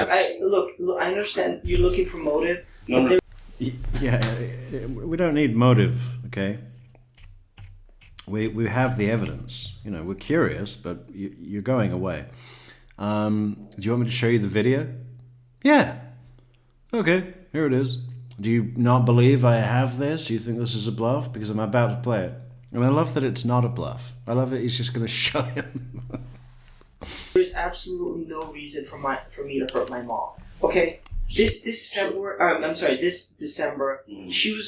was talking to her about meeting Hannah's parents. Okay. I asked my mom for her engagement ring so I can use it as a promise ring for Hannah. Mm-hmm. A promise ring. I've never... You know, the first time I watched this video, I'd never even heard of a promise ring. I did not know what that was. I mean, what is it? I still don't really know. I mean, what is this guy promising? To get a job? To get a basic run-of-the-mill job? That's the thing with these guys as well, isn't it? We saw it with Chandler Alderson. We saw it with Rocky Rambo Waynam Cam. I had nothing to say. We saw it with Gran Amado to an extent, in a way. I mean, there's a whole bunch of people that get pushed, or push themselves, really, but what they allow themselves to be pushed by is this notion that they need to hold out for the dream job, right? Like Rocky Rambo Waynam Cam was living in Calgary, in Alberta, Canada, and had to leave because he couldn't find a job in all of Calgary. Then he went to Vancouver. Couldn't find one there either. You know, you could walk down the street of either city and throw yourself at any business and have a job that day. You start tomorrow. I mean, it might not be what you envisaged when you got your degree or whatever, you know. Oh yeah, I need a job in pharmaceutical computer science because that's what I studied. No, you go to the gas station, man. You go to fucking you know, a bricklayer, and you say, hey, do you like carrying your own bricks? Because I could do it for you.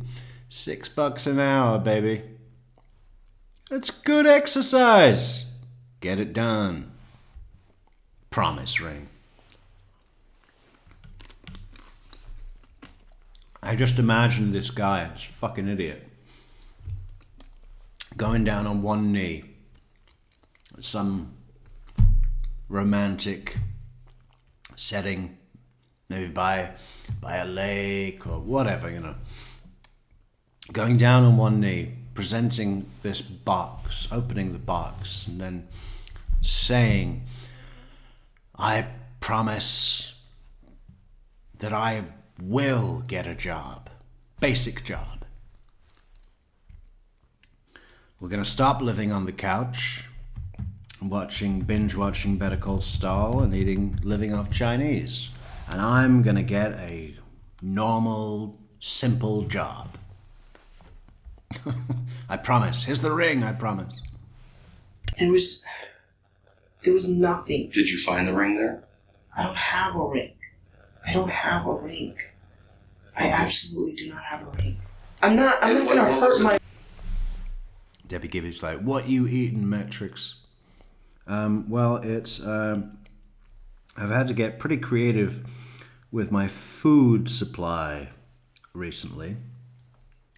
Because we're down to whatever's in the cupboard. Which isn't much. So at the moment we're mixing I don't even want to say. I don't even want to say. I don't think I should make it public. But it's not bad. I just don't think it would sound very nice. My mom for a little gold. I know there was more to it. Okay. Okay. That was it. What You have to. Why did this happen? Why did you hurt your mom? Did you understand how this technology works? I understand. Do you understand that? It communicates. There's cell towers, like, let's say every 25 miles away, and every time you move from one zone to another zone to another zone, it kind of follows the cell tower or nearby cell tower. I understand that. Okay. But, like, for example, I don't know why it said Texas. I haven't been to Texas since I first moved out here, which was 2015, because I drove through it. Mm-hmm. That's it. You didn't buy a phone at Best Buy. I'm saying I didn't hurt my mom. You're saying I didn't buy a David Anderson says, I don't think I would hire him. He's visibly weird as fuck. I agree. I wouldn't hire him. But, you know, carrying bricks, it's like, shut your fucking mouth and carry the bricks. You know, it's like, it's not a client-facing role. It's not a social role. It doesn't need to be. And it's with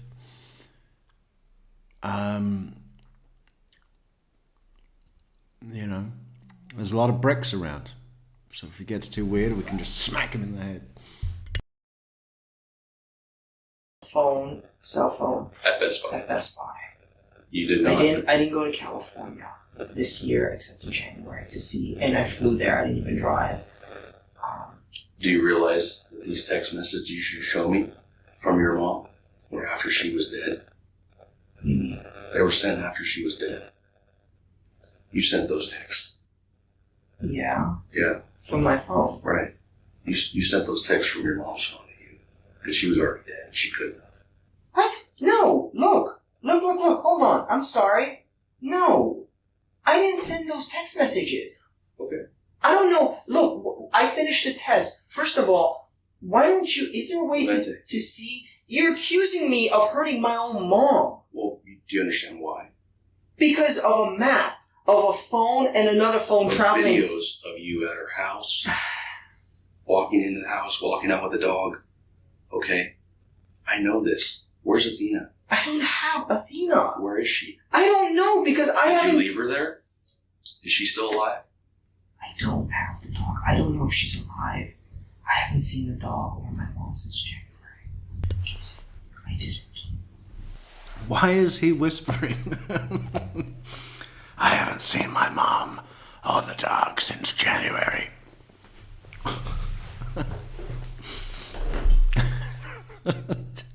Does he think that's a good look or what?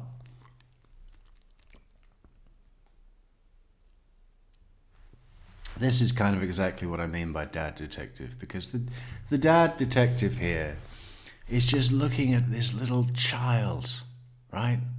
It is no different. It's just a macrocosm of a 3-year-old with marker all over their hands, cookie crumbs all down their chest,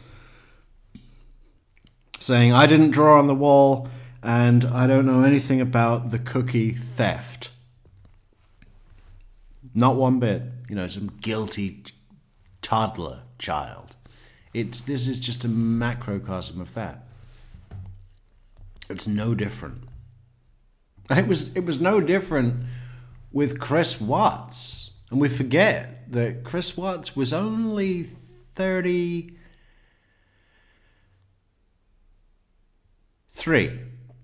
at the time, right? He's a Taurus, 1985 Taurus, and the murder was in 2018 August. So 33. Still very young, isn't it? It's only 7 years older than this kid. Chris Watts always seemed like he was older, but not in his tactics, not in those deceptive tactics of his. Okay. Look, I've been open with you with everything. Yeah, no, I appreciate that. But unfortunately, I have things that show different. So because I like you, I want to spend this time with you, but I'd like to understand why. It's clear, Levente, that Look. Something happened that day with you and your mom. Look, okay, let's lay it down. It's not financial. I don't need money. I didn't even know that she left this to me because she said she was going to leave it for Judith, for Yudi. Mm-hmm. It's not the dog. I don't want the dog. Okay. What is there? What is it? There isn't anything. I'm trying to lay it down for you so you could see that there is literally nothing. I had a good relationship with my mom. Look at the text messages. If you could contact AT&T, why don't you read the conversations I've had with her? Why don't you see the long phone calls I've had with her? Why don't you talk to Joseph or Terry or anybody about my relationship with my mom? Okay. You understand that your mom herself, in her own words, had said you called her right when you called her from the phone you had at Best Buy. She told her friend on the 24th, that afternoon. I don't know, maybe you understand, but my father passed away last spot. Mm-hmm. My mom and I had a very close relationship. Everything she did for me. For you to even say such a thing, it's kind of ridiculous. I didn't know about this, and even if I did, it doesn't make a difference, because you're welcome to look at my financial records. Okay, well, what's your financial situation right now? It's fine. Yeah. You're welcome to look at my financial records. What records? What financial records? What, your rent? You're welcome to look at my financial records. It's not gonna take you long. It's one page. This is 2018, January, 0. February, 0. You can look at my financial records all day, one page all day.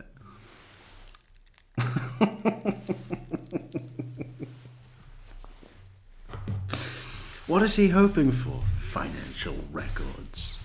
He talks big, doesn't he? He talks this, what did he say earlier?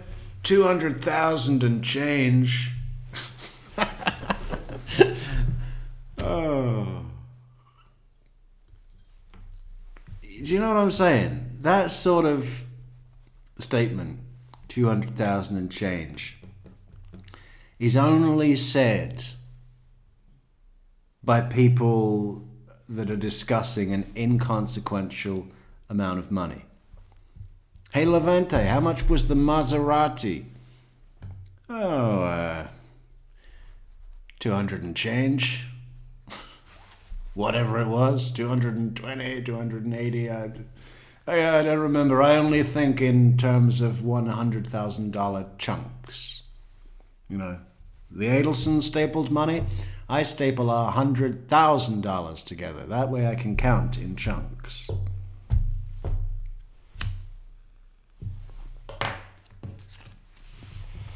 Unbelievable. You're welcome to look at my financial records. Thanks. It's fine. Yeah, it's more than fine. May I ask though? Sure. Have you been only focusing on me? Have you looked at other leads?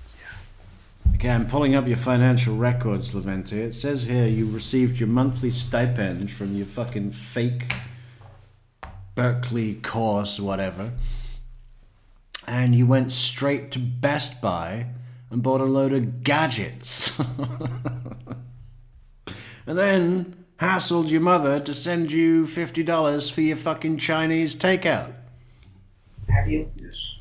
Everyone I spoke to, Terry and Joseph, they've been telling me the same thing, that it sounds like you guys don't know what is happening.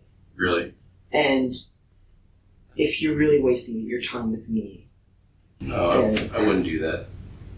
No, not wasting my time, but wasting your time with me. No, I wouldn't do that either. Can you explain to me then the pictures of your Jeeps that are in Arizona and Texas, because it's very clear your Jeep has this Jeep sticker here. Yes, it does. And what's this sticker? When I lived in an apartment in Davis. Okay. That's your license plate. It's right? clear. It's not. It's clear. I Okay. can see it. Can you explain that to me? No. No, I cannot. Why? I cannot. Because I have no answer. Okay. And That's your Jeep? Sure. Okay. That's in Texas. Okay. Okay. That's where your phone is hitting a tower. Okay. That's where the phone you bought at Best Buy is hitting a tower. Okay. Right there. Okay. Where you picture your Jeep. Yes. You in it. Okay. Okay, I understand. Okay. Help me explain that.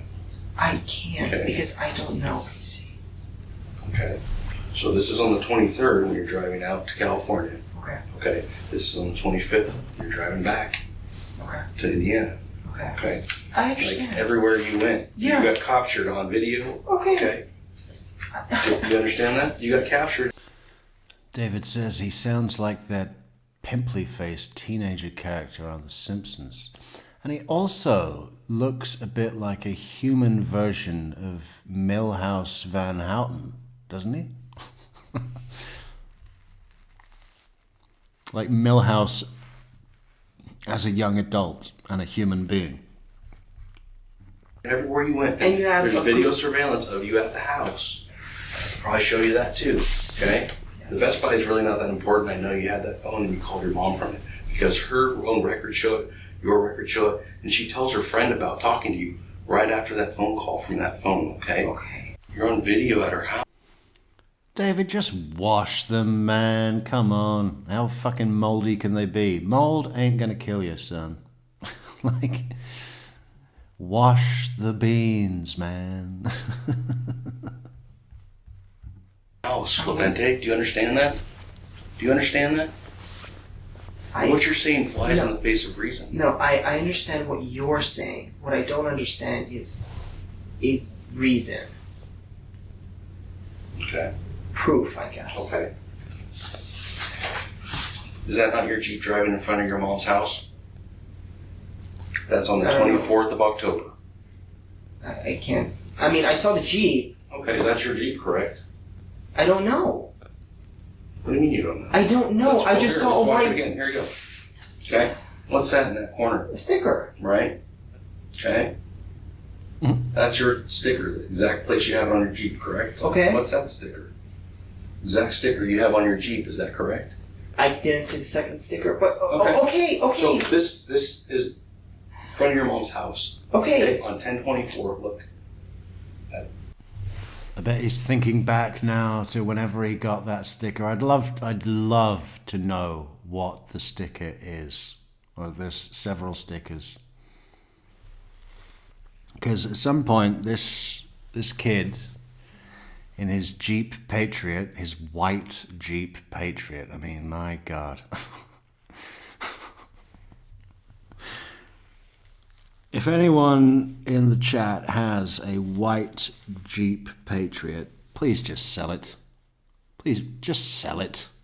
See what you can get. See if you can find someone that's willing to buy it from you and actually give you money for that thing. And get rid of it. You know, just do yourself a favor.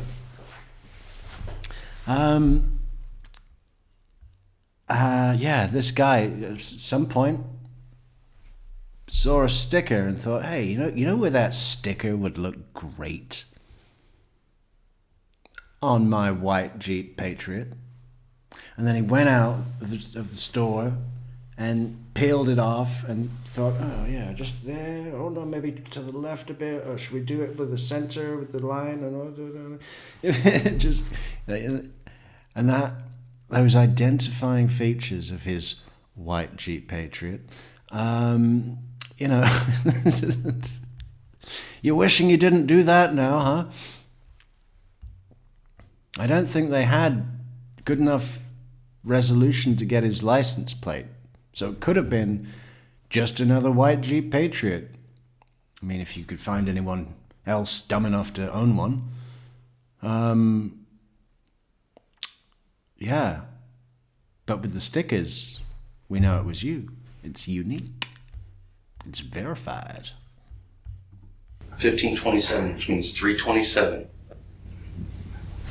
I didn't see my mom. I didn't see Explain that to me then. I don't know. That's your Jeep. How do you know that's my Jeep, though? Can you show me proof of me? Yeah, okay, well, how much do you need? We got cell phone towers. You in the Best Buy in Ohio, which is like, Bloomington to Cincinnati's what? Maybe 150 miles? Something like that? It's not just popping down to the shops, is it? So it's not Pee Wee Newton, it's Pewee. Pewee Newton says, Chris Watts looked older because he was already going grey. Well, this guy's already going bald. I mean, if you mix the two of them together, ironically, we would actually have Detective Casey. Seriously, if you took Chris Watts's hair and Levente Lazar's hair, mixed them together so that they had a hair baby, it would be what is on Detective Casey's head exactly. Yeah. Is that what you need in order to tell me what happened? Sure, but I didn't do anything. Levente. Yes. I've been very nice to you. I know I've you bent are. over backwards to help explain all this. You realize there's you and Athena walking away. Okay? Right there. I have you on video going all the way up the street to where you parked. Do you realize that? That's not me. That's not me. How can that be me? Levente, because it was you. Okay? You showed one person walking by with a dog. I have lots of video. They're hard to get to on this, but do you not understand? Okay, so listen, if you were me, okay, and I know that your phone starts at your house here in Indiana. And that there's a cricket phone. And you I have video watching you. I looked at you yesterday, watched all the video of you going in and buying this phone. Okay. On the 22nd, you walk out and you get in your Jeep in the parking lot. You sit in your Jeep for about 20 minutes, you activate the phone. It all shows clear as day. It matches exactly with the records that I have for that phone and your phone. Your phone and that phone are together at all these towers until you shut it off on the way there. Yes. In Springfield or around Springfield, Missouri. You made mistakes. You called your own phone to check your voicemail on your way back from this phone you bought at Best Buy. Okay. That phone travels with your phone in your Jeep. There's pictures taking you along the whole way right to your mom's house. Yes. There's video surveillance of you in multiple places right at your mom's house. Okay, so tell me that you have. You're telling me that you're here, but that's complete contradiction to everything that I know. So help me understand why this happened. I already know that you hurt your mom that day. Was there an argument? No, because I did not hurt my mom. I did not see my mom. Did you buy the phone at Best Buy? The cricket? Yeah. Yes, I did. Okay, why did you buy that phone? Personal reasons. Like what? Personal reasons. Can you explain that to me? No, because it has nothing to do with this. It has nothing to do with my mom or... Well, you called your mom from it. I did. Quite a bit. Yeah. Okay. I spoke to her for like an hour. Yeah. What did you guys talk about? Many different things. The promise ring, my mom's job, the doctor's visit, talked about Joseph. That was it. Why did you have to buy that phone for those conversations? Personal reasons. I also made other calls. Okay, to who on that phone? To other people that are not at all related to this. Okay. And what about Hannah? I've called Hannah on that. Okay. Yeah, I've called Joseph on that. Okay. Yeah. Yeah, I bought the burner phone. Okay, why? Personal reasons. Personal reasons. Okay. Well, care to share? You know, we're talking about you being suspected in the brutal homicide of your own mother. We've shown you cell phone information. We've shown you license plate information. We've shown you video footage of you outside the house in your car with your stickers. We've shown you walking away with your otherwise skittish dog off leash, following you as if he knows you. That dog has disappeared. Where's the dog? The cell phone I purchased, yes, but that was not for the murder, and it was for personal reasons. Did Hannah go with you? Wouldn't that be great if you could get away with any crime by saying, I know the evidence looks very damning, but it's not what it appears to be. Personal reasons were a big thing, and that's why it wasn't me. California? No. Did Joseph go with you to your mom's? No. Okay, did anyone else go with you to your mom's? No, because I didn't go to my mom's. Okay. Where's that phone now? I threw it away. Where did you throw it away? In my trash. Where? Where I live. Where you live? Yes. Okay, and what day did you throw that phone away? Last week. And what kind of phone was it? Flip phone. Flip phone? Yeah. Okay. And how did you buy that? At Best Buy. What'd you pay with? Cash. Okay. You remember how much you spent, roughly? $25, 30. Okay. What's Hannah gonna tell me when I talk to her about where you were? That I was not there. What's she gonna say? What'd you tell Hannah? I was in California. But I didn't go see my mom. I didn't see her. I drove by her place. What'd you I went to Los Angeles. I went to Los Angeles to, and I could prove it to you. I could show it to you. Okay. To buy marijuana. Okay.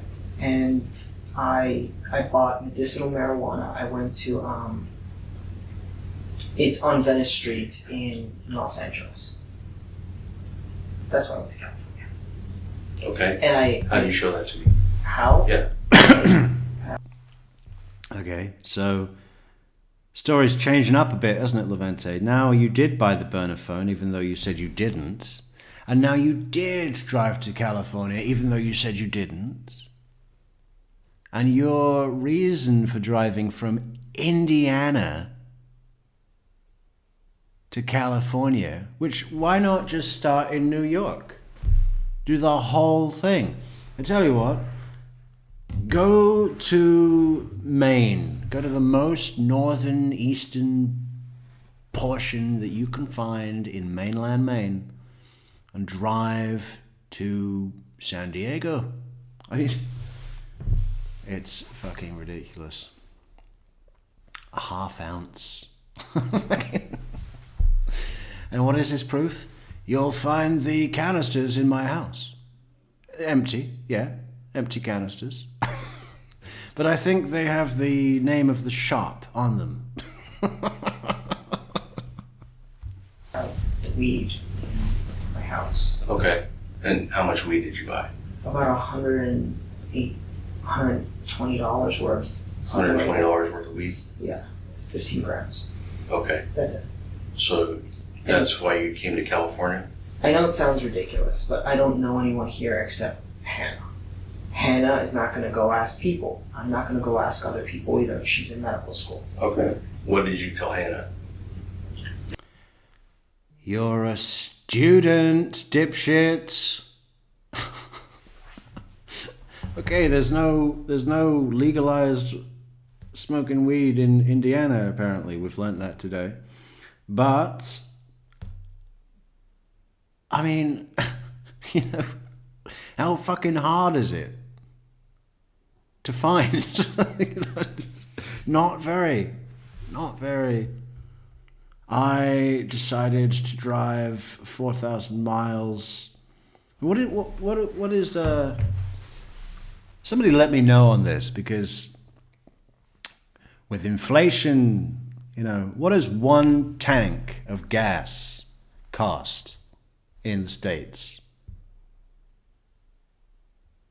Now I got to do liters to gallons. Hang on. So 50-liter tank would be 10-gallon tank. 10 gallons of gas. What does that cost in the States? For, say, that'll get you 400 miles, right? 400 miles of driving, what does that cost in terms of fuel in the States? Anybody let me know. I'd love to know, because this comes up a lot, and I don't know. I don't purchase gasoline in your country.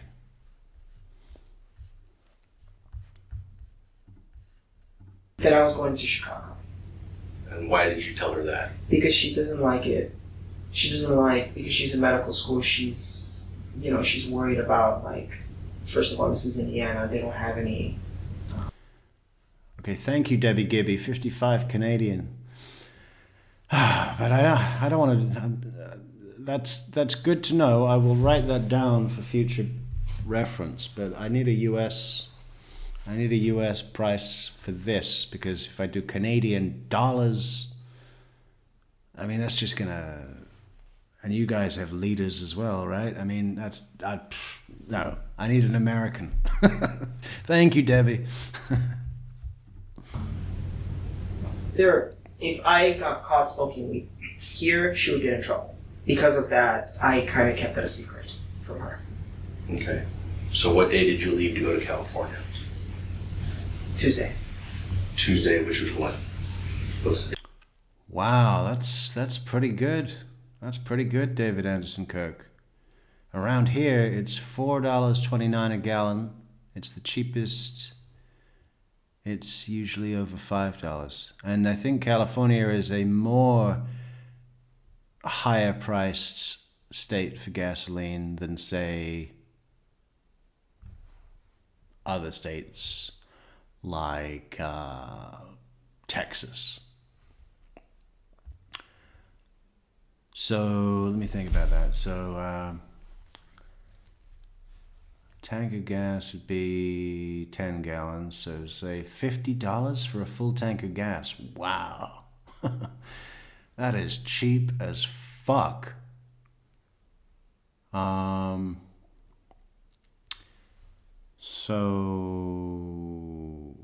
So 4,000 miles. So he needs 10 full tanks of gas. Right? Sound about right? Indiana to California and back. 10 full tanks of gas, $50 a tank, $500 in gas. To purchase 15 grams of weed for $120. So that 15 grams of weed cost him, including the price of fuel, $6.20.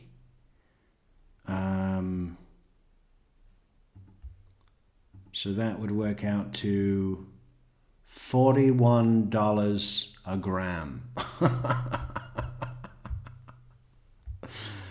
Wow. Date on Tuesday. 23rd. Okay. And about what time did you leave? 8 a.m. 8 a.m.? Yeah. Okay. And how did you get Or, to no, I'm sorry, 6 a.m. 6 a.m. 6 a.m.? And I drove. You drove? Yes. In what? My car. Your Jeep? Yes. Okay, the same one I have the pictures of? Yes. Okay. How long did it take you, number one, to get to California?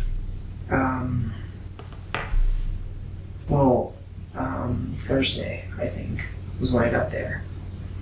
Thursday, because I went to LA and that's when I bought marijuana. How many hours driving is that? 30, 40. 30 or 40 hours? I really don't know.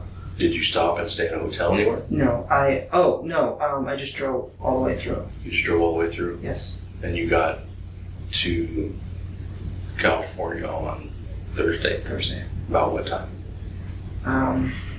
Afternoon. It was about 1 o'clock, 2 o'clock when I went to Los Angeles.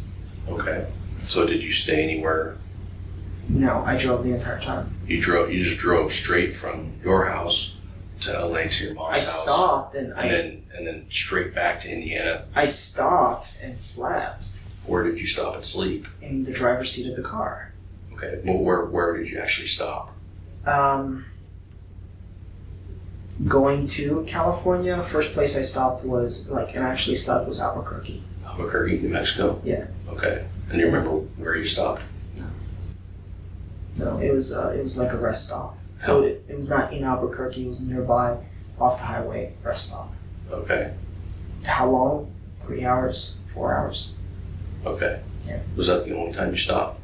For that trip. For that entire trip? Then went to California, and then I went to an In-N-Out, and then I slept in the car there after eating, and then I went up to my mom's. I was going to surprise her. She wasn't there, and then I drove back.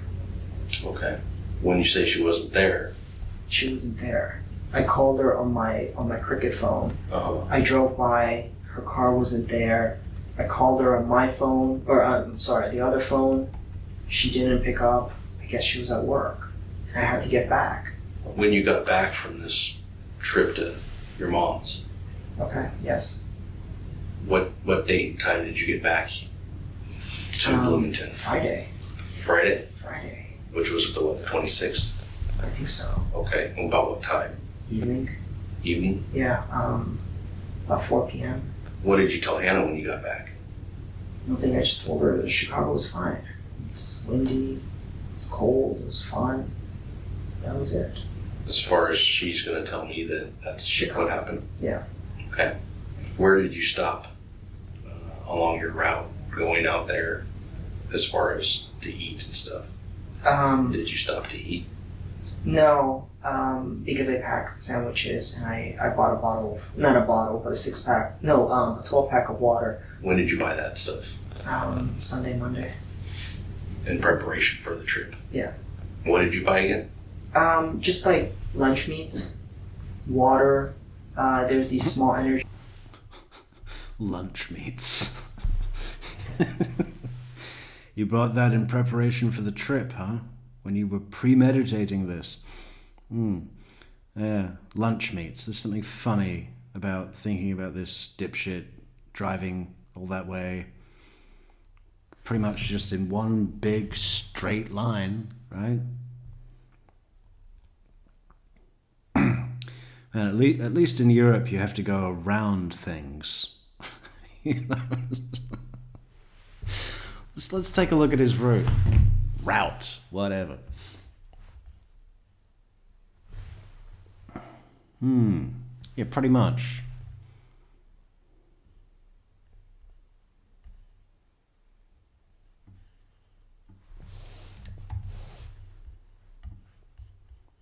How do we put this on the screen now?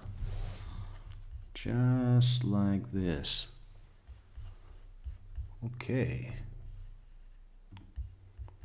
Say bye-bye, June.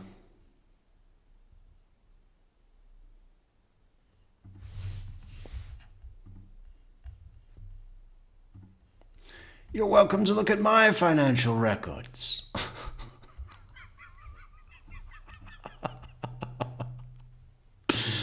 Oh, they just keep bringing them to us, don't they? These idiots. So there you go. That's his. Let's have a look at this one first. Boom! Support the channel. Support the US. Support the route. Support Nebraska. Support us on buymeacoffee.com/Metrix True Crime Metrix. Support Coffee Metrix. Support the channel on buymeacoffee.com/True Crime Metrix. PayPal links in the description. Patreon links in the description. Merchandise links in the description. Any other great ways to support the channel? Become a member. Become a YouTube member. Become a coffee member. Become a Patreon member for fantastic benefits. So we go down. Then we hit Oklahoma on the Albuquerque. Do you think Do you think he went via Albuquerque instead of going via Denver so that he could stop at the Walter White house? He loves Better Call Saul. Obviously loves Breaking Bad. And why not? I heard a lot of people were stopping at the house, the Walter White house. So yeah.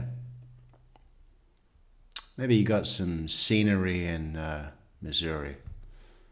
Oklahoma, nothing. Dust. The northern bit of Texas, nothing. New Mexico, basically nothing. Might be a cactus. Arizona. Well, hang on. Where's that Rocky Mountain? That's got to be. Well, maybe there is some stuff to see. Ooh, then that little horseshoe right on the border of California. I'd have gone the other way. It's only, 131 miles difference on a 2,000-mile journey? Who gives a fuck? You could have gone through Illinois. You could have gone through Iowa, Kansas. No, not Iowa. Just Illinois and, what's that one there? So just part of Missouri. Kansas, Colorado, Utah. And a little bit of stuff in Vegas. Go to the MGM Grand, the Rainforest Cafe.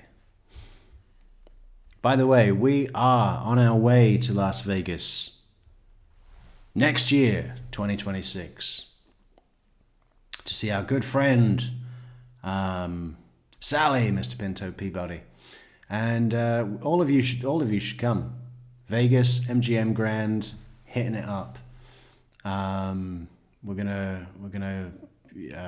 play blackjack once with like a $5 bet. Yeah, no. You know those sick guys? I think we should do a gambling episode. You know, it's not exactly a crime, but it is true. It's just these sick fucks that just wandering around a casino at 4 a.m, just going, "No, I'm not a quitter. I'm not a quitter. Can I borrow some money? I'm on a roll. I'm on a streak. I just need to end this streak. The bad luck streak. I'm switching tables. Just give me $400. I'm going to win it all back. I'll make that back in an hour. Give me the money." No, blackjack is my game. Blackjack is my game. My system is the true crime Metrix system.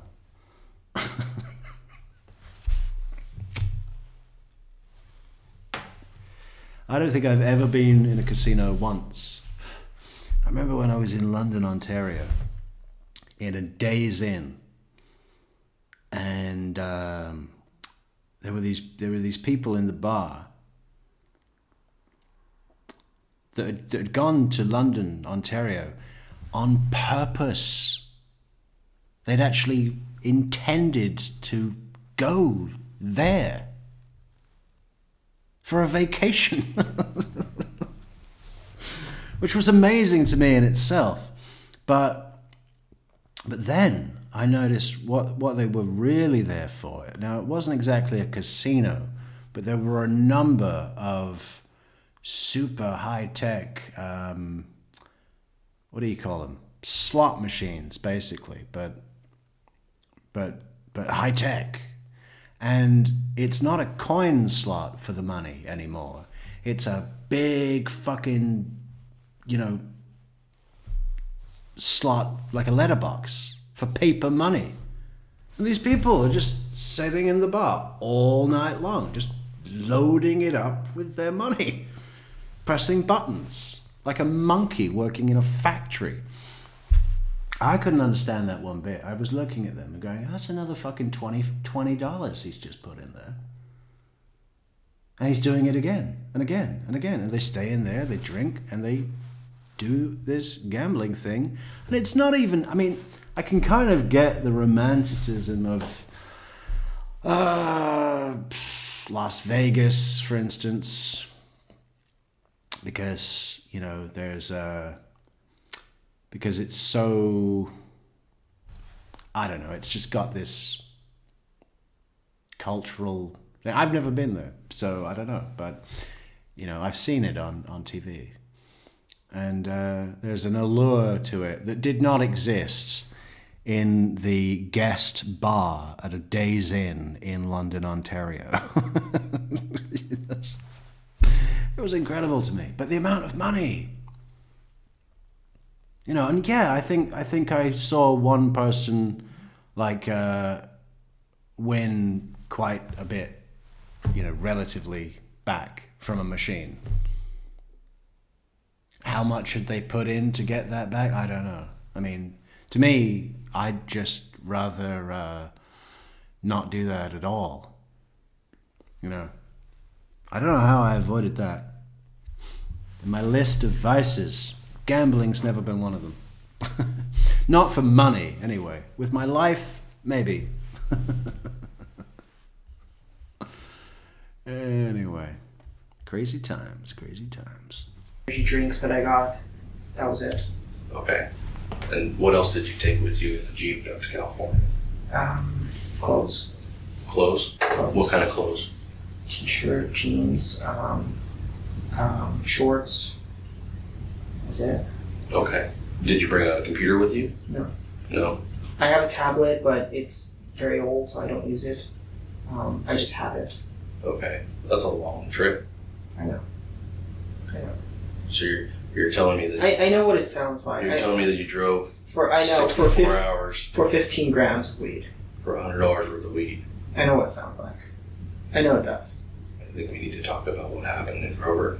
I understand you gave me more rights when I first came here. Yeah. I understand. I think you could understand why I was hesitant why I didn't say I was in California, because I'm crossing state lines with weed. Is that really the thing that you think I'm here for? No. You're not here for the weed. I understand that. You understand that I talked to you about your mom being killed and asked you for your help to explain to me when the last time you saw your mom was. Uh-oh. But I didn't see my mom. If this story you just told me is true, yeah, you would have told me that. No, because correct? No. Why? Because I am crossing state lines. First of all, it makes me a suspect. Oh my God! That I was in California and I drove 60 hours for 15 grams of weed. He crossed state lines with weed. Okay, well, let's balance that out, shall we? On the one hand, you could get busted for crossing state lines with half an ounce of fucking weed that you bought legally in California. What would be the penalty for that? Is that would be a federal offense? Yeah, I mean that's the deal, right? So, okay, let's look that up. What is the penalty for crossing state lines with small amounts of marijuana?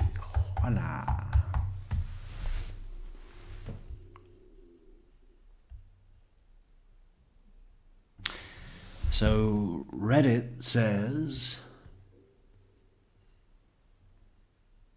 well,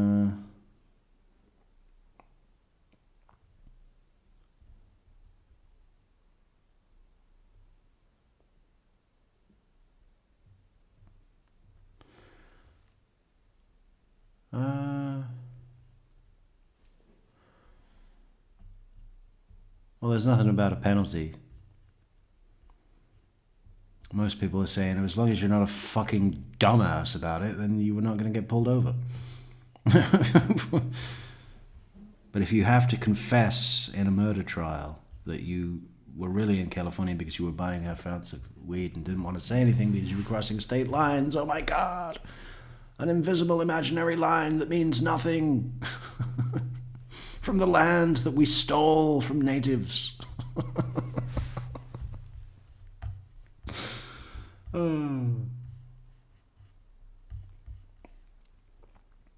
Well, I don't know. I don't think it'd be much.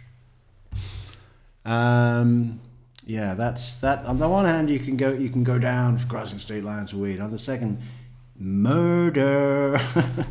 I'd be like, yeah, no, it was a weed thing, totally a weed thing, 100% weed thing. I'll just be upfront about that, you know. Okay. More than that, a little bit more. Okay. So when I go to that dispensary, or I check any dispensaries in LA, I'm gonna find that. Yeah. Okay. Yeah. No, I could. If we go to my house, I could show you the canisters. It has the. I don't care about the canisters. Okay. There's gonna be video of you. Sure. Yeah. The reason I can't say this is because I am crossing state lines, multiple state lines. That's a federal offense. I will get in a lot of trouble for that. If I told you that, even if it was not related, I would still get in trouble for that. Why? Because I'm breaking a law. What law are you breaking? Crossing state lines with marijuana. That's a law? I mean, yes, it is. Okay. I'm asking. I don't know. It is. I don't work It those is. kind of laws. It is. Okay. I had a friend who got in trouble going from Colorado back to California. Okay. What did you do with your mom's phone? I never saw my mom, so I never saw her phone. I never saw my mom that day. Okay. What happened with the dog? I don't know. I didn't see the dog. I didn't get out of the car that day. Like, when I drove by her house, I didn't get out of the car. First of all, I don't have the dog. I didn't hurt the dog. I didn't see the dog. I didn't see the dog. I didn't see my mom. Mm-hmm.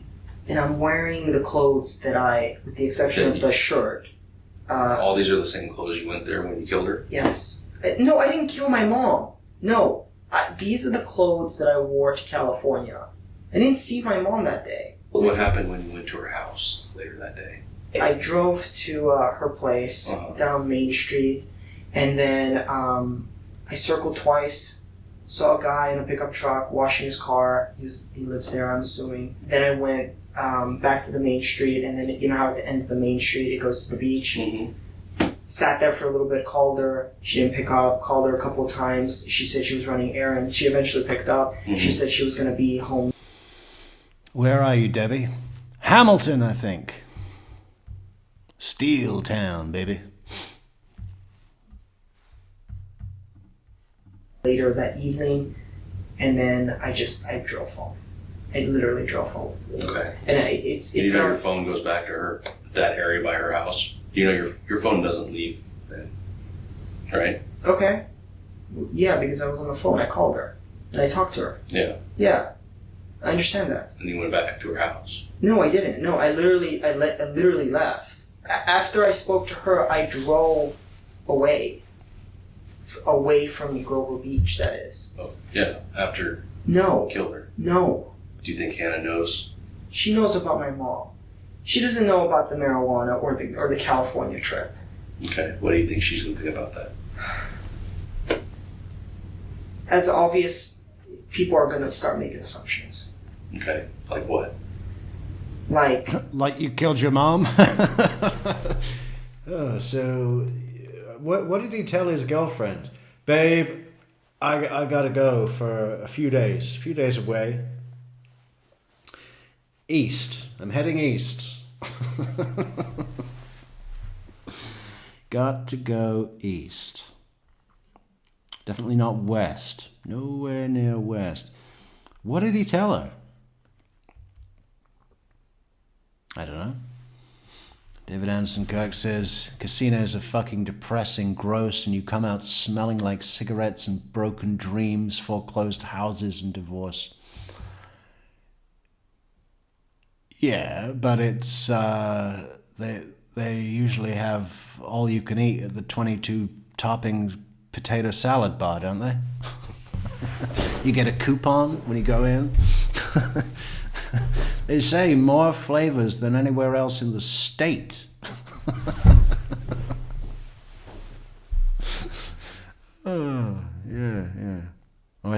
But I think that's Reno. True crime Metrix. We could go to the shooting range where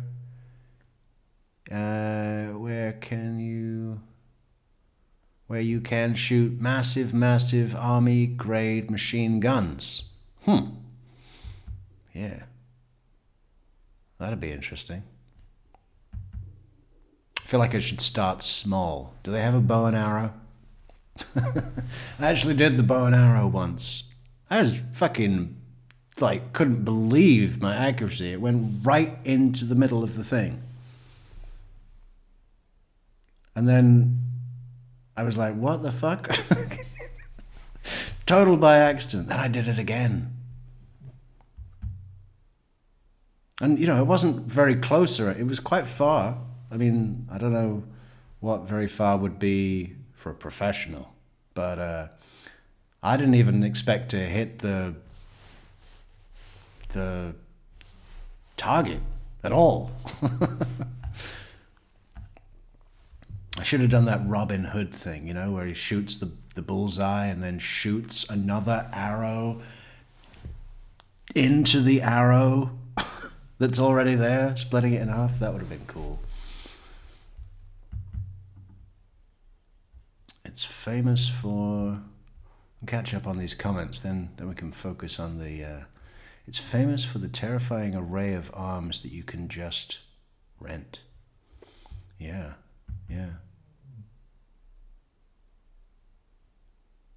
Yeah, I don't know anything. I don't know anything about weapons. Well, not ballistic weapons. What can we do? I did throwing knives too. That was fun. It's all in the wrist. He worried about a weed charge. Yeah. And now it's going to come out that, because Hannah's a medical student, and if she can't be associated, if she knew I had weed in the house, she could lose her scholarship. Don't worry about it. We're talking murder. Cops don't give a shit about weed anymore. Yeah. Especially half an ounce. I mean, fucking hell. If you were coming with, like, you know, 30 pounds or something, you know, maybe.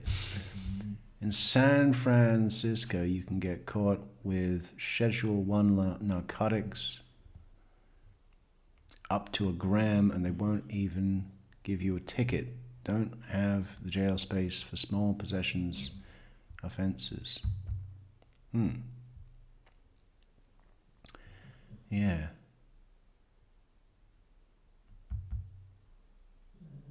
Yeah.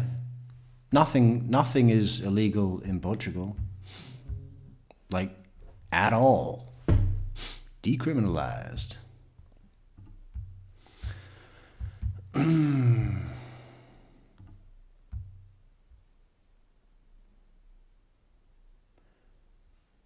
Bracelet time approaching. Yeah, it's getting close. I would be curious to know his cover story that he told her. I would be curious as well. Everybody loves the buffets. You know, and if one casino opens a 22 salad bar topping, 22 topping potato. That is difficult to say. 22 topping 22 topping potato salad bar. Got it. Then the next casino opens a 23 fucking topping potato salad bar, right? Adding 2 plus 2 together. California, and then what she read on the news. Okay. Yeah. So what do you think she's going to think then? She's not going to think that I did that, but she's going to make assumptions. Okay. And I assume when, like, you guys show up there to take the backpack, or to take my clothes, or to look around to see if I have a third dog, which I do not. Here's what I don't understand. Okay. So, okay, I get it. Like, I lied about going to California. I understand that. Obviously, that makes me a suspect. What you didn't ask me is, and you did, but I can't give you an answer because there is literally no answers why I would do such a thing. I have no financial reasons. I never had a bad relationship with my mom. I mean, like, you have arguments with family members, but that's it. Mm-hmm. Nothing that escalates to such a point. There's really no reason. Absolutely no reason. I have no criminal record. I've never done anything bad in my life, with the exception of, like, getting detention in high school or whatever. But I don't have, and parking tickets. But that's it. So it doesn't make sense for me to go from 0 to 60 overnight. I agree. And your childhood was not great. No, it was great. I had a lot of good friends. It was just not great because it's not like the iconic childhood. Okay. Dad, mom, house, picket fence, dog, that sort of thing. Okay. It was not terrible. No, it was just not great because, like, she always worried about bills. Mm-hmm. So. What are you going to do with the money that you received from your mom's properties and estate, life insurance? I don't even know if she has life insurance. I don't know what she has. Yeah. I didn't have time to check how that worked. I'm hoping that she's got life insurance, made payable to me in the event of her untimely death that I had nothing to do with. But I didn't have time to really go through. I tried to ransack the house, but no luck. Couldn't find any documents. So does she have life insurance? Do I need to get a crime reference number to give to the insurer so that they can pay me out? I don't know, because I know you inherit debt as well. I really don't know. That's something I would have to talk to a financial aid about. Okay. What am I going to see on your internet browsing? Yeah, that's what I thought I was coming down here for, Casey. Where is my financial aid? You said you were going to go through her estate and do my planning for me. True. Weird questions or weird things that Hannah and I talk about medically, about animals. Like what? Like she's a medical student. We talk about a lot of weird things, like some of the patients. Okay, I know what you're going for. Nothing murder related. Go through. I know what you're going for here, Casey. Trying to make my medical fucking Google history. Did I tell you that Hannah is a medical student? We have ideas sometimes.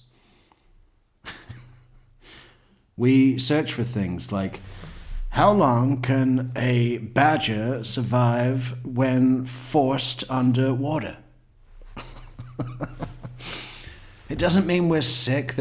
I know what you're going for, Casey. There is nothing murder related, which of course is completely untrue, because before her body was discovered and he's driving back somewhere in fucking Grand Junction, Colorado or something, I don't know, but he's pulling over and stopping and doing murder in Grover Beach, discover. A bit like Chandler Halderson with his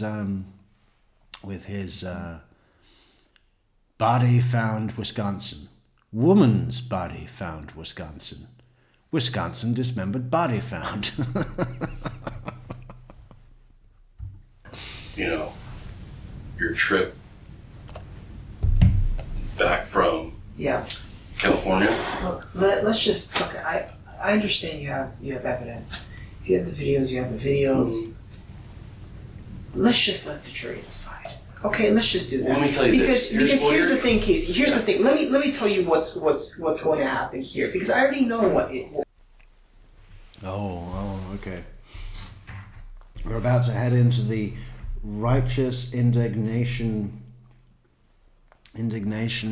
phase of the Levente Lazar defense here.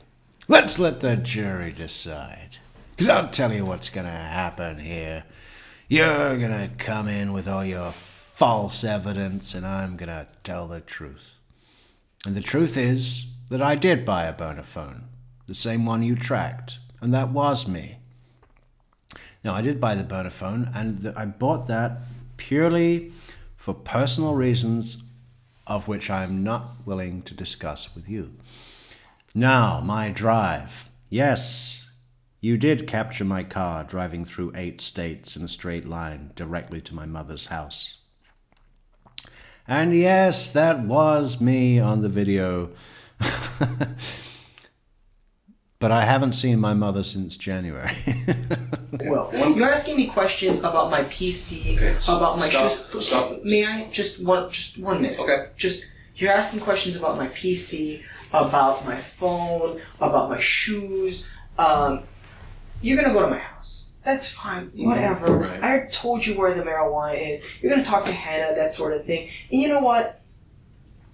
She's in med school. She doesn't have to deal with this shit. So even if you, at the very end you find out that I did not do this, right? The whole my relationship is done with her. It's already been established at this point because you have to do your job, and I'm not blaming you. Okay, here's the code. Give me a pair of pants. I'll give you these, and then whatever happens, happens. Okay. But in the end, I already know that I didn't do anything to my mom, and that'll be established eventually. If it's not, I don't know what to say. But I didn't do anything, okay? And I don't want to waste my time and your time here. Let's just. Did you name Athena? Yeah, I did. So then my mom changed her name because it doesn't even matter. Let's just do this because you know what? Well, to me, what matters is... I know what matters. You're trying to get to a motive, but there is no motive here. Okay. Okay, listen to me for a minute. This whole thing, it's not only just that my mom died, but now my whole life is gonna be just fucking raped, just by the news, by you guys. My whole life is gonna be raped? Take the D off that, and you might be onto something. Listen, Levente, if there's one word I would stay away from right now, it's rape. Okay? It's just let's just keep that off the table, shall we? Let's just keep a happy thought and think of another synonym to actuate your point. You know, what could you say that's not rape? You could say, my whole life is going to be in upheaval. Oh, my whole life is going to be destroyed. It doesn't even make sense. My life is going to be raped. Oh, dear. I say, if it's not, I don't know what to say. But I didn't do anything, okay? And I don't want to waste my time and your time here. Let's just. Did you name Athena? Yeah, I did. So then my mom changed her name because it doesn't even matter. Whoa. I don't remember this bit. Did you name Athena? That's interesting. Let's see what he says. I don't want to waste my time and your time. The detective is getting paid, and he's doing a damn good job. He's probably going to make captain after this, right? They're absolutely going to make captain. This is the jewel in his career. The jewel in the crown of his career. I'd love to see more work from this detective. Is that not a thing? That's what True Crime Metrix should be responsible for. Cataloging great work from Detective Casey and others, but mainly Detective Casey. And I really do think of him as something of a disciple of Detective Sergeant Jim Smith, right? All the way up from the OPP there. More time here. Let's just. Did you name Athena? Yeah, I did. So then my mom changed her name because it doesn't even matter. Let's just do this because you know what? Well, I mean, to me, what matters is... I know what matters. You're trying to get to a motive, but there is no motive here. Oh, I missed it. Did you name Athena? Yeah, I did. So And then my mom changed her name because... So then my mom changed the name because it doesn't even matter. It doesn't even matter. Let's just do this. Because, you know what? This is really significant, I think. I don't remember, because I don't think the point gets made clearly enough. He skips away from it, but he just said, yes, I named the dog Athena, which just seems like an obvious, petty,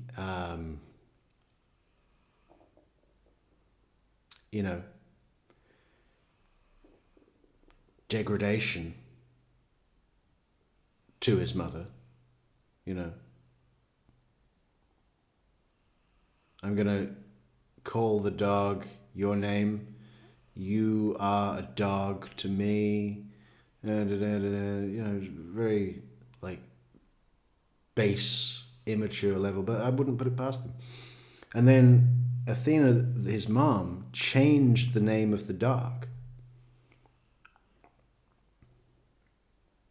which makes a lot of sense to me. But Well, here, I mean, to me, what matters is... I know what matters. You're trying to get to a motive, but there is no motive here. Okay. Okay, listen to me for a minute. This whole thing, it's not only just that my mom died, but now my whole life is gonna be just fucking raped. Just by the news, by you guys saying that didn't leak that story. Give me a break. No parking tickets. Where I heard that before. And what is this? What the fuck is an iconic childhood? He's got this really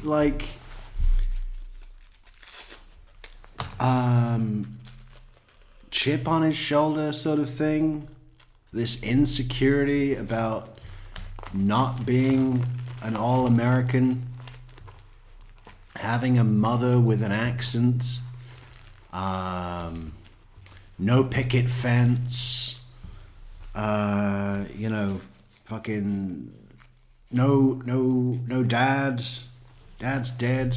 No picket fence. I didn't have the iconic childhood with the picket fence and the dog and the parents and the blah, blah, blah, blah, blah. I don't know anybody that ever had that. And if I did, I wouldn't want to know them. Particularly. I mean, that's not exactly true, but it may be true. It could be true. I'm making a point. I'm not being literal.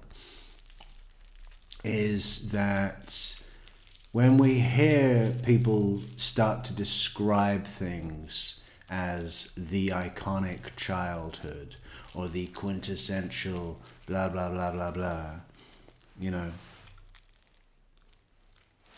it's a myth, isn't it? I mean, does it exist? Does it exist? Because that just sounds like Ned Flanders. It sounds like the most boring thing that wouldn't even be that'd basically turn you into a fucking massive pussy. You need some shit in your life, right?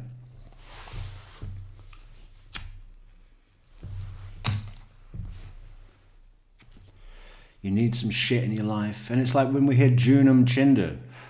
Oh, he was pretty much like my perfect guy and my dream guy, and it was like a fairy tale and blah, blah, blah, blah, blah. It's like, June, honey, please learn from your experience here. Get something out of this, June. Perfect doesn't exist. And if you ever think it does, it's because someone is conning you. Okay? That's it. Okay, and now you're gonna go through my stuff and my girlfriend's belongings and stuff? Jesus Christ, it's gonna ruin her. Okay? All because, and you're gonna find out. You're gonna find out. Okay? But in the end, it doesn't affect you. You're gonna are you gonna rape my girlfriend's belongings? No, I think there's something to be said about it, right? He's doing a shit job, but he's trying to stick to a story and not go down for this, but you know, he must know. I mean, he might be mentally retarded and fucked, but you know, he's not so dim-witted to not realize that this is not going well and that he's probably going to spend the rest of his life in prison. And just that, you know, the fact that he's injecting words, rape-orientated words, where they don't really fit or belong, I don't know. I think it might be on his mind, you know. I mean, look at him.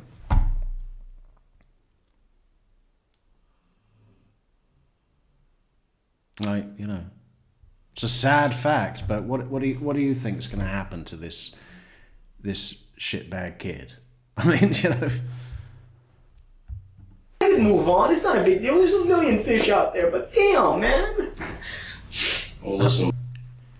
Yeah, that's the sort of thing that makes women feel really special, man.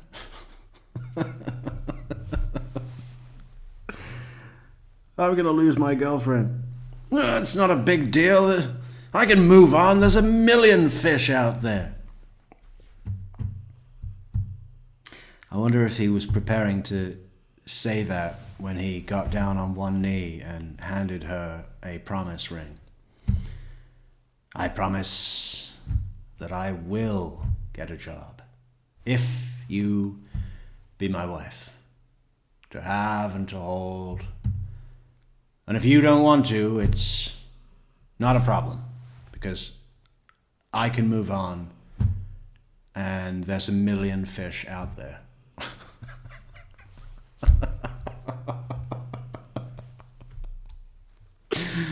Oh, yeah. You're the fish. You're about to be the fish, boy. Fish out of water. Good luck. But now my whole life is gonna be just fucking raped, just by the news, by you guys saying that didn't leak that story. Give me a break, okay? And now you're gonna go through my stuff and my. Give me a break. Give me a break, Casey. Stop wasting my time. There's this great bit. I don't know if we've already passed it. I think maybe we have, but I missed it. There's a great bit where Detective Casey is just stacking up the facts, right?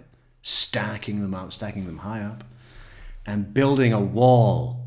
You know, it's just like, and then he's saying stuff all the time, little bits and pieces, Detective Casey is, and then Levente turns around and just goes, prove it. Prove it. And Detective Casey's just like, I have. I'm just showing the proof to you. Something like that. My girlfriend's belongings and stuff. Jesus Christ, it's gonna ruin her. Okay? All because, and you're gonna find out. You're gonna find out. Okay? But in the end, it doesn't affect you. I can move on. It's not a big deal. There's a million fish out there, but damn, man. Well, listen, Levente. Sure. Here's the deal, is I don't want your girlfriend to think this. Because there are only two things you said when it comes down to it. Yeah. Okay? We have all this evidence showing... Dude, what else do you want from me? Listen. What I want is you to listen for a second. I'm listening. Okay? There's two things, Levente, that I know. Okay? Yeah.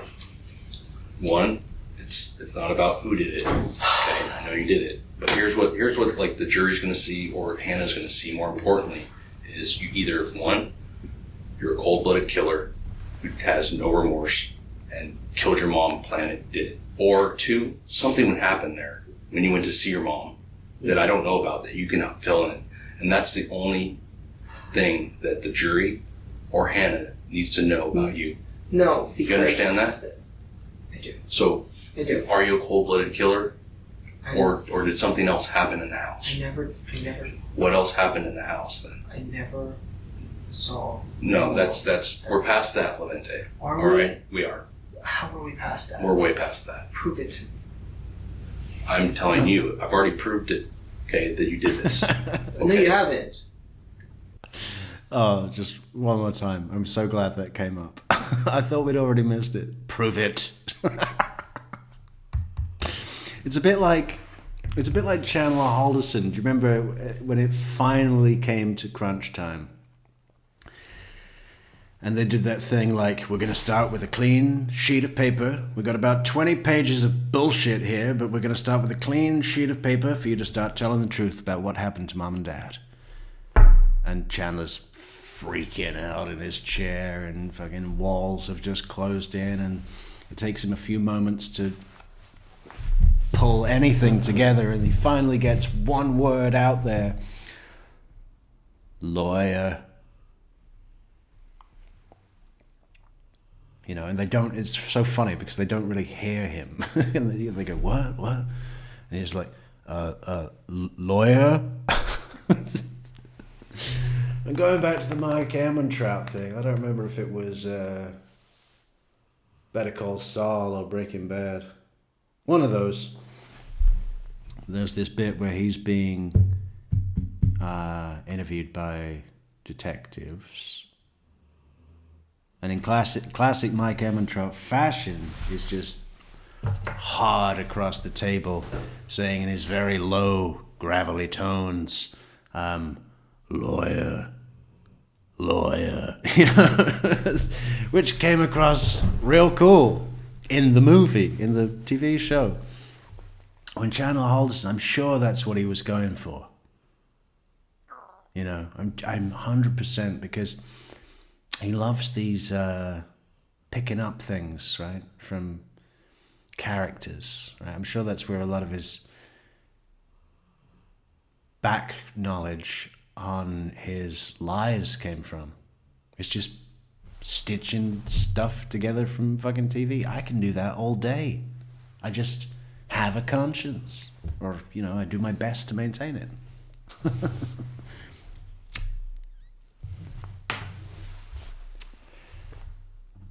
Thing that the jury or Hannah needs to know about you. No, because... You understand that? I do. So, I do. Are you a cold-blooded killer? Or did something else happen in the house? I never... What else happened in the house then? I never saw... No, that's we're past that, Levente. Are All we? right, we are. How are we past that? We're way past that. Prove it. I'm telling you, I've already proved it, okay, that you did this. Okay? No, you haven't. Okay. To me, Levente, you need to be able to explain this. Because no one else is going to understand. You're the only one who can give us that part. Look, Casey, I told you, there's no reason for me to hurt my mom, okay? You want to brand me as a cold-blooded killer? I don't want to brand you as or the jury? Fine, but we'll see. But you don't have the evidence. Did something else happen there? No, because I didn't see my mom. I did not see her, like, face to face, like, interact with her. I did not see her that week. I wanted to surprise her. I wanted to tell her in person that she is going to have a daughter-in-law. And did you tell her that? No, because I didn't see her. I was going to tell her in person. She's been having a tough time with her neighbors. So I wanted to give her some happiness for once. And I wanted to tell her. Not over the phone, face to face. And then tell her, look, why don't you take a week off or something like that in December so you could come to Florida and meet her parents? I've watched the videos with my own eyes. I've looked at all the cell phone tower data. I've looked at all the license plate reader. Yeah. I've watched her apartment complex. There's video all around it. I'm not denying. Okay, and you go in that house. You go in that house on video. I don't. You do. I do not. The fact that we know all these things. How do you think I knew about you leaving with the dog? How do you think I knew about... Because you showed me a video of some guy leaving with a dog. No, I saw another video of you going in. Okay? There's no doubt in my mind you were in that house. Tell me what happened in the house that night. Maybe it's something different than what I think. Nothing happened. What happened in the house? Nothing happened because I didn't go in the house. I didn't see my mom. You parked up the street, okay, and you walked down to the house. and then afterwards you walked back up to your Jeep, and you get in your Jeep and you drive, and you leave the area at about 11 p.m. Okay? You get rid of her or turn her mom's phone off right after that. Okay? So her phone goes with you, with your Cricket phone and your other phone. We're communicating with towers right from her house. Okay? You took her phone with you. I didn't, because I didn't see my mom. I didn't go in the house. Look, I'm not in denial. Okay. Okay, I'm not like I don't have dual personalities or anything like that. I'm telling you. Do you understand that the story you gave me about driving 64 hours across country I know what's to buy marijuana, $100 worth? I know. Do you understand how ridiculous that sounds? I do know. So then you should understand. You're a smart guy. I do know. No, I understand you completely. And the thing is, like, I can't say anything otherwise. No, listen to the rest of it. Okay. Okay. You bought a prepaid burner phone from Best Buy so you can make this trip to contact your mom. I want you to tell me what each thing means. Okay. Burner phone, traveling across California, lying about the trip to a detective, not telling anybody about it, including girlfriend, $100 weed, and then visiting mom's house. I know what it looks like. A phone, that's weird. Like, why isn't he just calling from his phone? Oh, probably he knows that. Cell towers, and I think I already mentioned how I know the cell towers work. So that's established. Traveling across the country and not telling anyone. That's weird. Why doesn't he tell anybody? Okay, he has a mission or a plan. Visiting mom's house without telling her or telling anybody. That's also weird.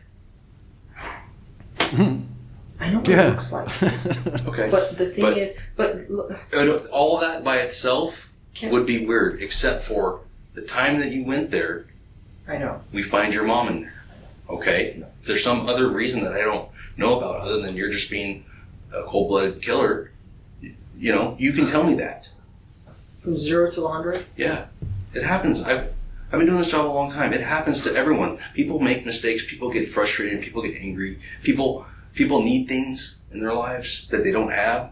So there's a lot of reasons people go from 0 to 100. You've been to my mom's house. There's nothing I need in there. Even the promise ring. Like, I don't care about that. I did not go in the house. I didn't.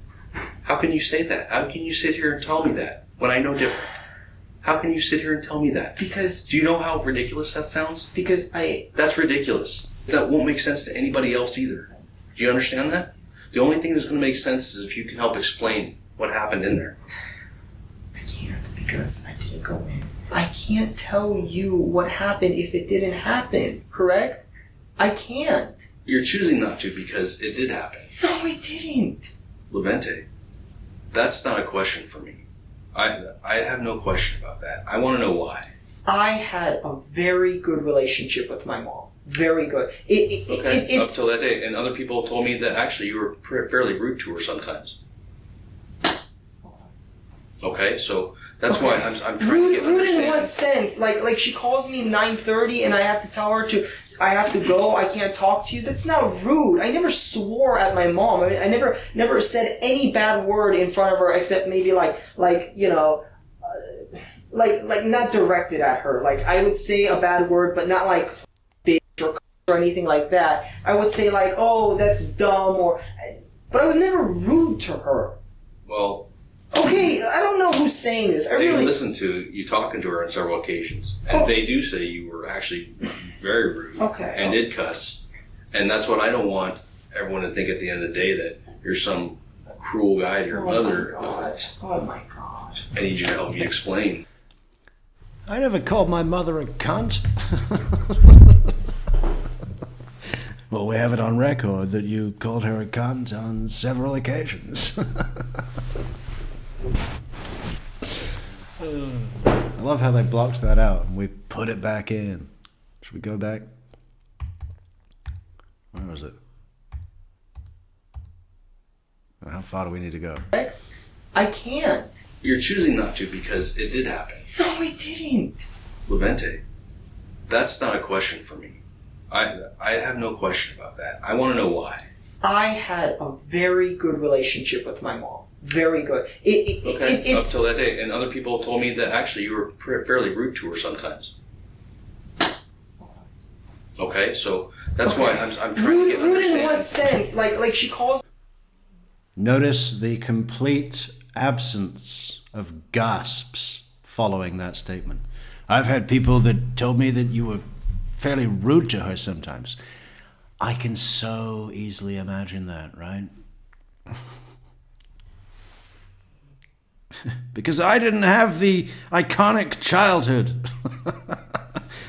Oh, my childhood was rough. I wanted the Nintendo 64 and I got a fucking Sega Master System 2 with Zool. The N64 had that control pad with the 3 handles, which no one ever knew what the third one was for. What was that? Like, what was that? It looked cool. I remember it looking really cool. I'm thinking, hey, I wish I had 3 hands. Then I could really play this game. Me 9:30 and I have to tell her I have to go, I can't talk to you. That's not rude. I never swore at my mom. I mean, I never said any bad word in front of her except maybe like not directed at her. Like I would say a bad word, but not like bitch or anything like that. I would say like, oh, that's dumb but I was never rude to her. Oh, there we go. Well, okay, I don't know. I never called her. Not like fuck, bitch, or anything cunt. like that. I would say like, oh, that's dumb but I was never rude to her. Well, okay, I don't know who's saying this. they listened to you talking to her on several occasions, and they do say you were actually very rude and did cuss, and that's what I don't want everyone to think at the end of the day, that you're some cruel guy to your mother. Oh my god! I need you to help me explain what happened, so we don't think that, because that's what we have to think right now. I can't help. That's what we have to think right now. How did your Jeep get right there? How did the other burner phone you bought get there? Because both phones were in the car and I drove by her house. Okay. Yes. At what time?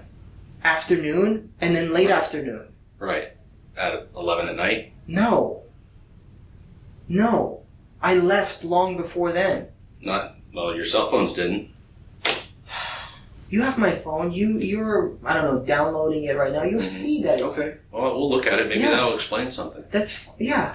Okay. Let me go see if it's done.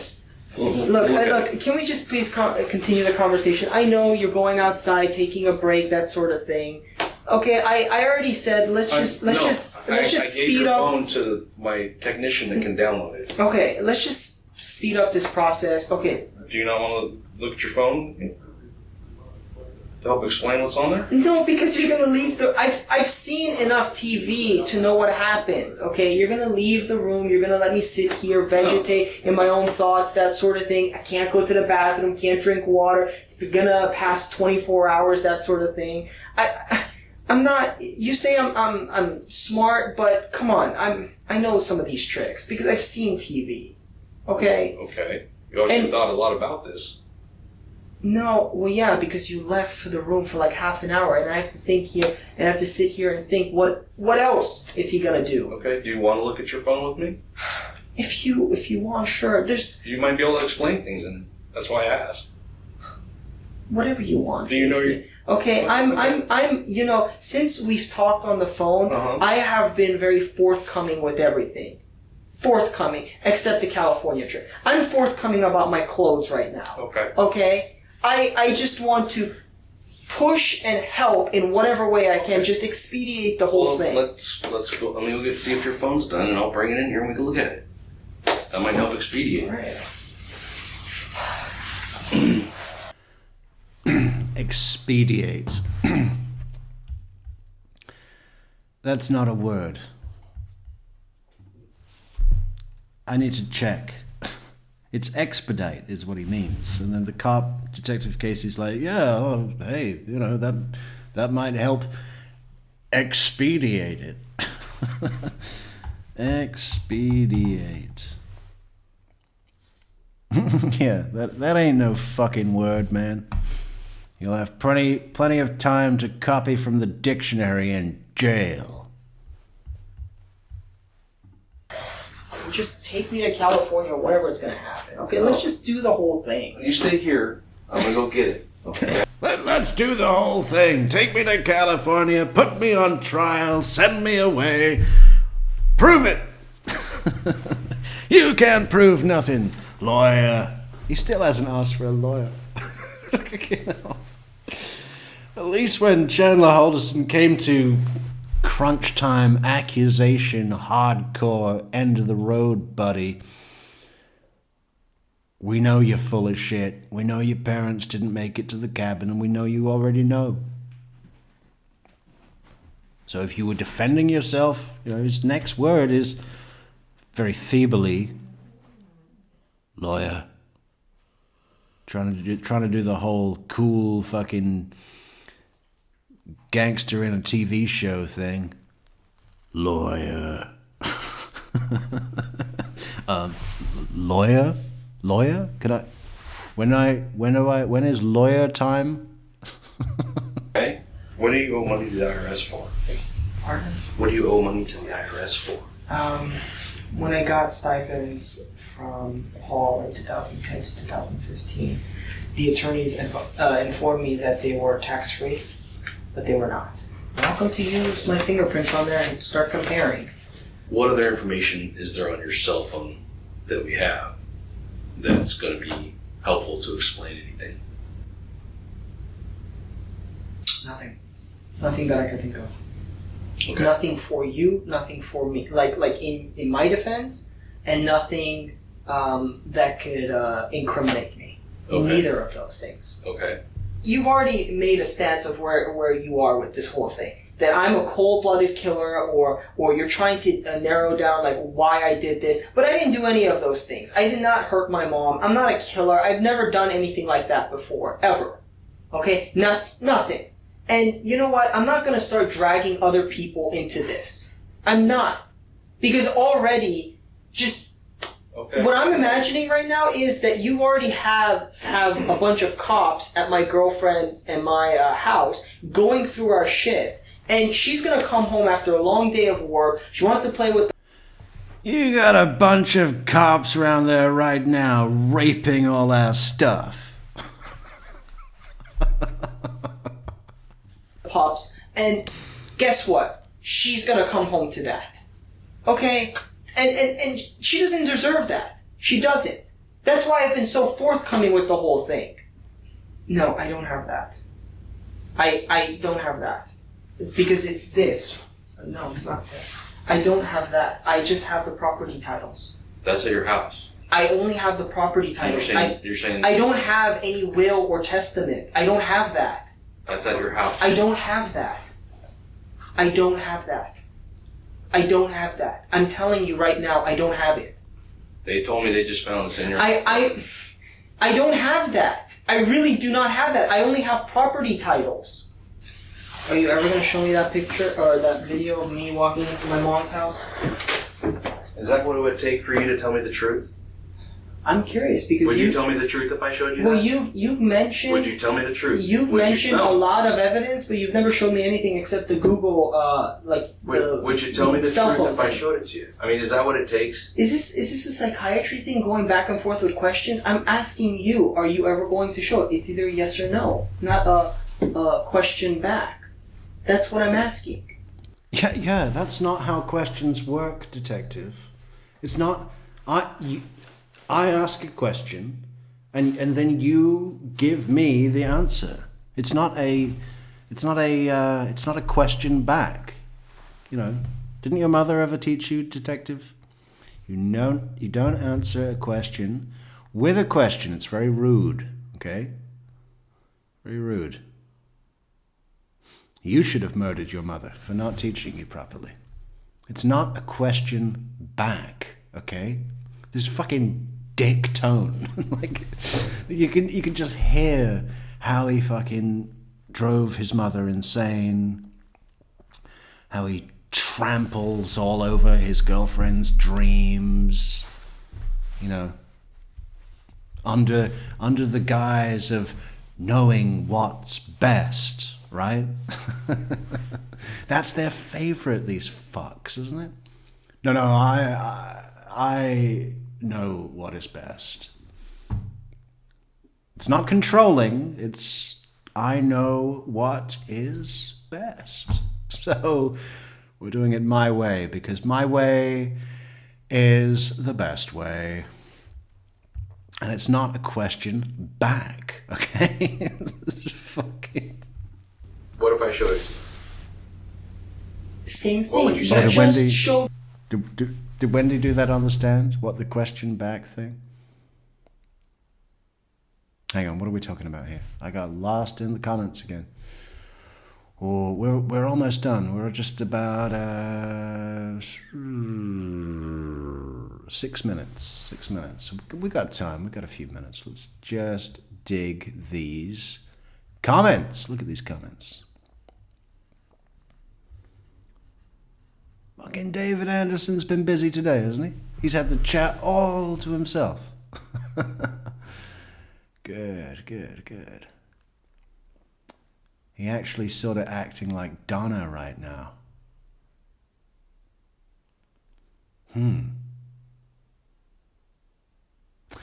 Yeah, I don't know which part you were referring to exactly, but let's think about that for a moment. Acting like Donna.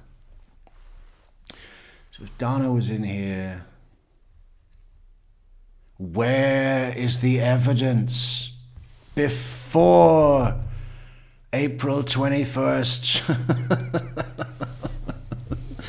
Where is the evidence? A corrupt judge and tainted jury because I didn't change venue. Miss Adelson, you can absolutely continue, but the court is permitted to take into account the utter lack of remorse that you are displaying. Boom! Sonic boom. He's going to be the... Oh, we're way back here. We're way back here. Oh, cool. David Anderson Kirk says, Metrix, did you read my comment about being the fish, or did we just have a mind meld or melt briefly? Yeah, we did. I didn't see your comment. I just saw it now. But yeah, he is the fish. There's plenty of fish out there, and I'm one of them now. In my jail.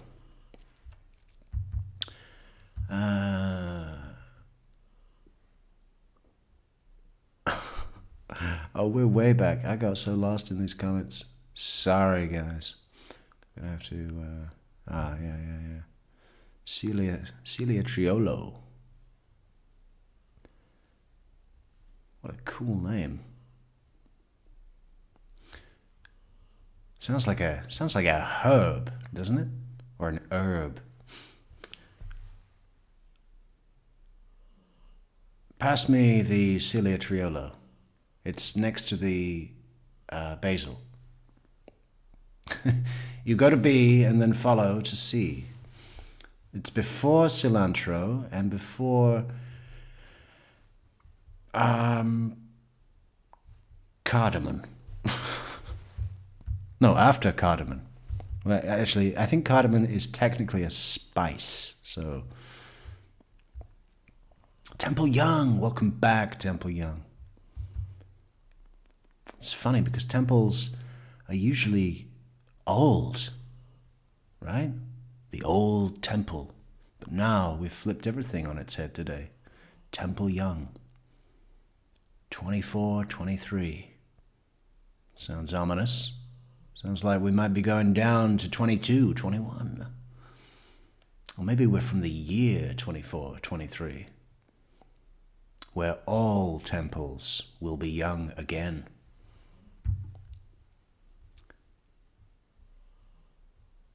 I think that's going to be, Scott Sharp from True Crime Loser has the lie cry horn.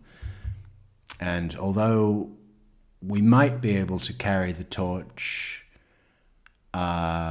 just until he can get back up to his desk in his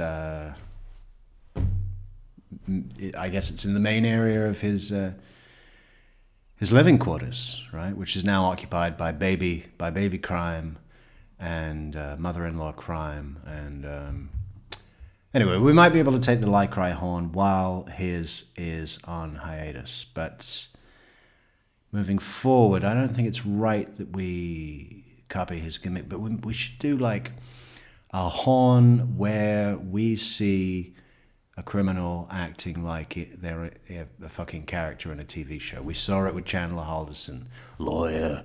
We saw it with Charlie Adelson, right? We saw a lot with Charlie Adelson. What did he say?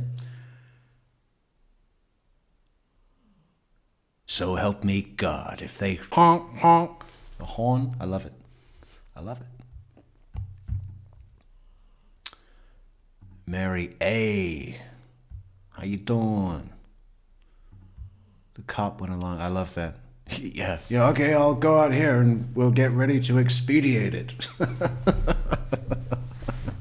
Another great dad detective move. Take me to California. I love a trashy reality TV show where they take a pool of pathetic criminals and decide who is a cellmate with who. Wow, that'd be dark, wouldn't it? I wonder how fucking much darker reality TV can get. They've already got shows where someone will have to marry a fucking deformed baby or something. I mean, what is that about? Levente, meet your new celly, Grant Amada. God, imagine what those two would do together, huh? They'd probably really get on. They'd probably become a couple, you know? Maybe Levente could, comb some of his own hair onto Grant's scalp, and they could be this sort of tandem not comb over, but comb with, right? I gotta write that down. That's fucking... Why has nobody ever thought of that? What album is that? Abbey Road. Is it? I think so. Comb together. I love that. That's brilliant. Yeah, no, good sellies. Good sellies. Grant and Levente. It's generally fascinating that he's assuming some role of authority. Yeah. Take me up to California. Let's do this whole thing. Put me on trial. You got nothing.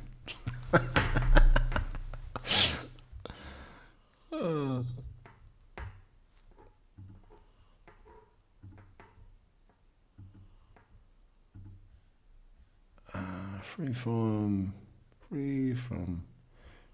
stream of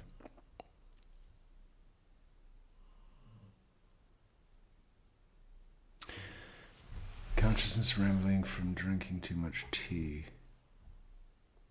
Yeah. I get you're talking about yourself. That's fine. We haven't been able to have tea today because we can't boil that kettle. So we're going to have to go out to the van and use the gas stove. Hey, by the way, I got the van running today. Boom! Sonic boom. Took it for a test drive. It worked. And it wasn't even... I didn't even have to do much. Pretty easy. Easy fix.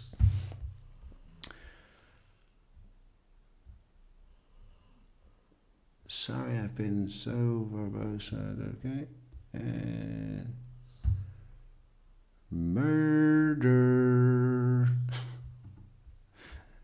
Yeah. No, I do borrow some things from Scott. early Scott was definitely my favorite when he was not in his millionaire's loft. I don't know if it's a millionaire's loft, but it certainly seemed like it's got good natural light. You know what I'm saying? And in New York City, good natural light comes at a good natural cost. Plus, he's got one of those brick fascia walls that I believe is genuine. Anyway, I loved his stuff way back. I don't know, 6 years, 5, 6, 7 years ago. That was the Scott Sharp of truth. But he's still good. He's still good. There's no one about a straight woman.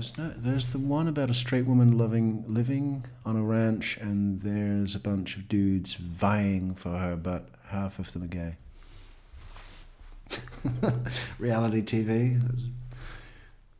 That sounds pretty good, actually.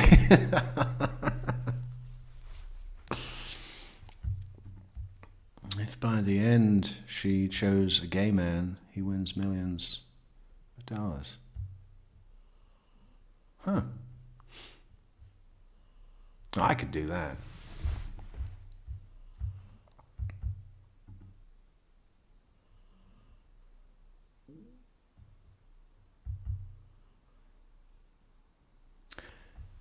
Did I fix it quickly? Well, yeah. I mean, when I finally got round to it. It's been sitting for a couple of months, though. No, I just thought I would have to take a load of, take the wheel off or take the radiator off, something like that, to get to the fucking serpentine belt. But it's pretty spacious in the engine bay, so, you know, I could just lean right in. And you should disconnect the battery, but you know, I thought, well, to do that, I'm gonna have to take my driver's seat off, which is heavy as fuck and really awkward. And I thought, well, why am I doing this? Just in case when my arms and fingers and sleeves are wrapped around all these pulleys and spinning wheels and fans that somehow the engine's going to go on and rip off my arm. I was like, well, what are the chances of that, really? You know, probably not very high. So I didn't need to do that.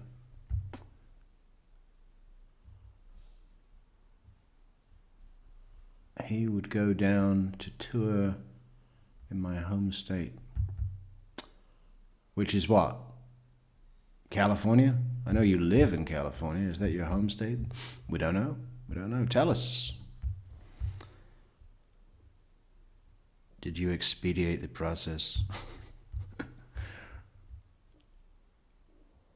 Yeah. That's the funny thing, right? Is that he's going to be expedited or expedited. No, sorry, extradited.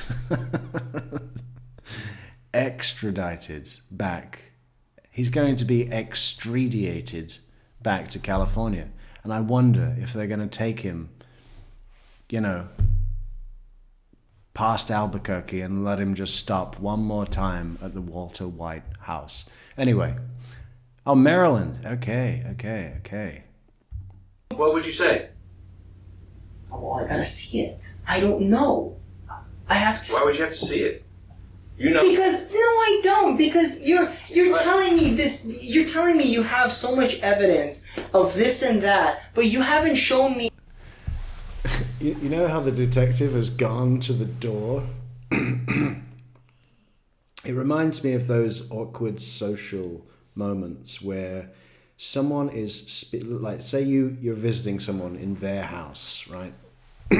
Briefly, but they catch you in conversation, or rather just start forcing conversation upon you, and you tolerate it for an acceptable amount of standard social etiquette, politeness,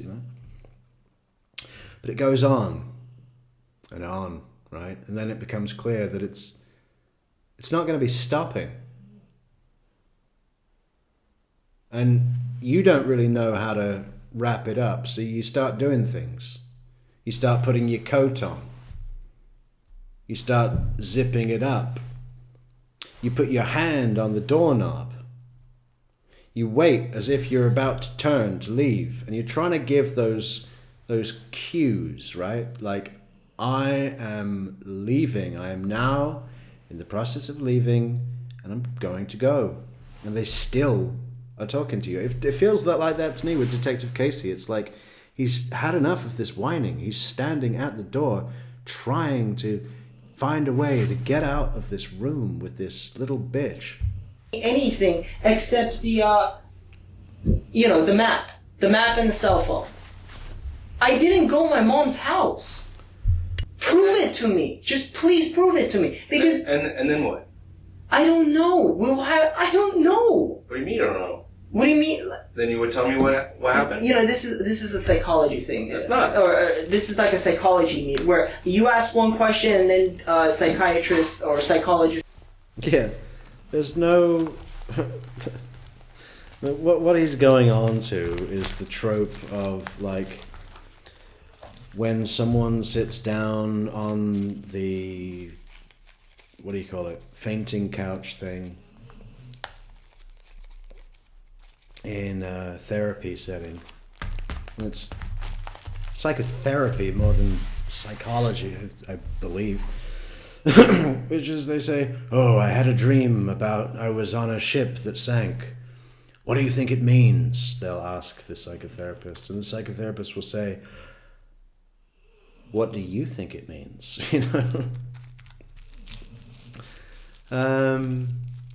Yeah, that's not what he's doing at all. He doesn't need to do anything else, Levente. Detective Casey's job is over, pretty much. I mean, he'll have to do a final report, and he'll have to talk to people about his findings after this meeting. He'll have to go and testify in your murder trial. But as far as his job is done. He's now ready to leave the room, and all he's doing with his kind of not limited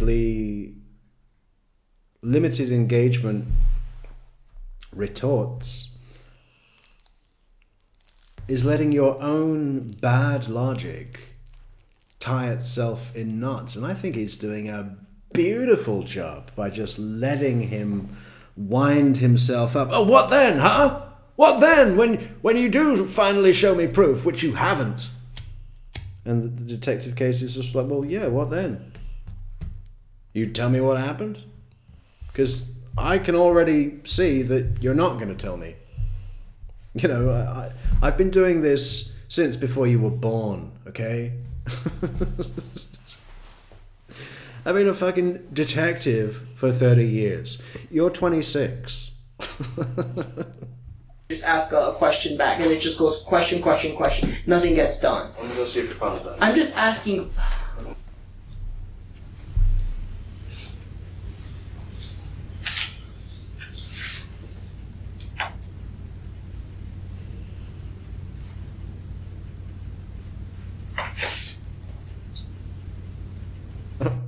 Look at him going over the records. The entitlement.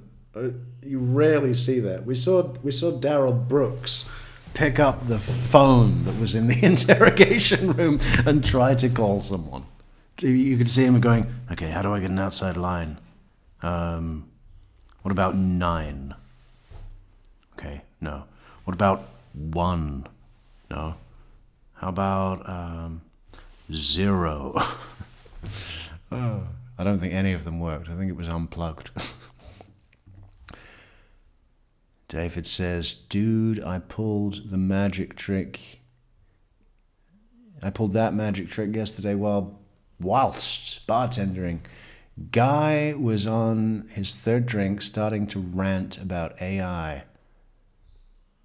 I grew tired of the whining, so I went to the bathroom. and stayed downstairs. Yeah. Yeah, that can be rough.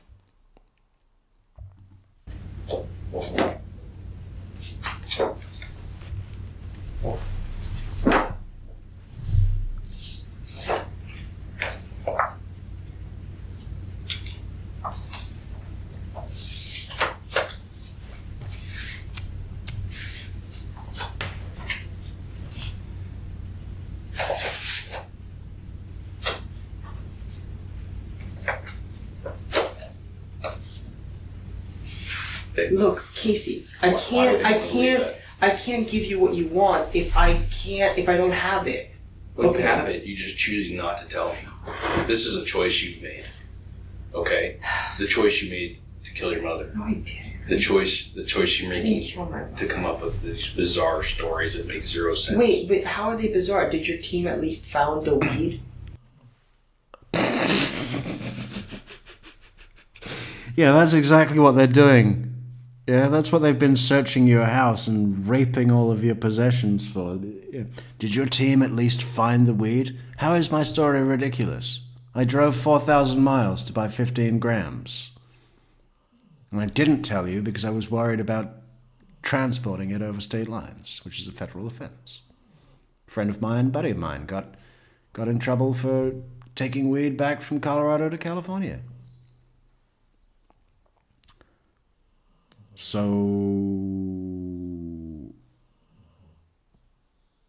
what would be the problem there? Nevada? Utah? See, and the things you focus on Yes. are just silly. Okay, they're silly. But was she dead on the day I arrived, or She was dead when you killed her. Great question, Levente. So, when exactly did she die? Was it when I arrived or after I left? Because I wouldn't know, because it wasn't me. I didn't kill her? Okay, Levente. Yes. So, unless there's anything further that you want to talk to me about and be honest about, I think we're done. Is there anything you want to tell me? Now's your opportunity. No, I have nothing else to say. Okay. Why don't you go ahead and stand up and take your jacket off for me? I'm placing you under arrest for the murder of your mother. Levente is booked on the murder charge. Oh my God! Now we get a real close-up shot of what Grant Amato might one day get to share when they develop the comb together.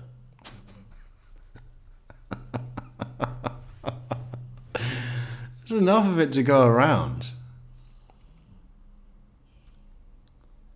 Come to think of it, maybe he doesn't want to shave his head because, God, do you remember the cone heads with Dan Aykroyd?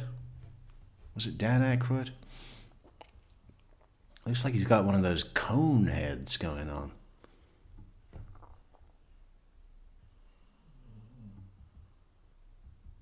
It's a sad thing, isn't it, when real hair starts to look like a wig.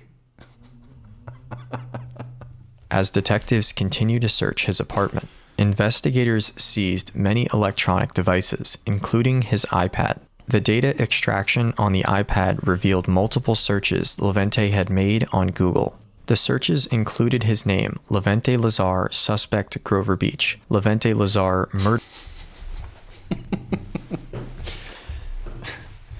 We search for peculiar medical questions on Google, Detective, but don't read anything into that, okay?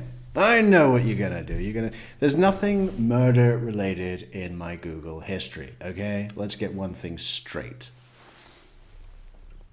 Then the device download happens, and we say,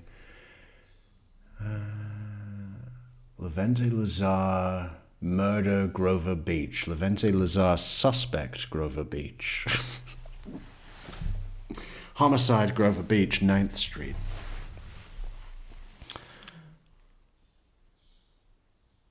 You know, surely a search for top stories, search term, top stories, Grover Beach, California. Yeah?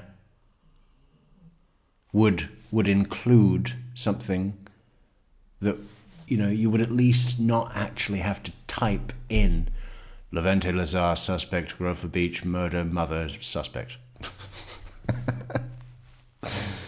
Oh. Levente Lazar, Bloomington, Indiana.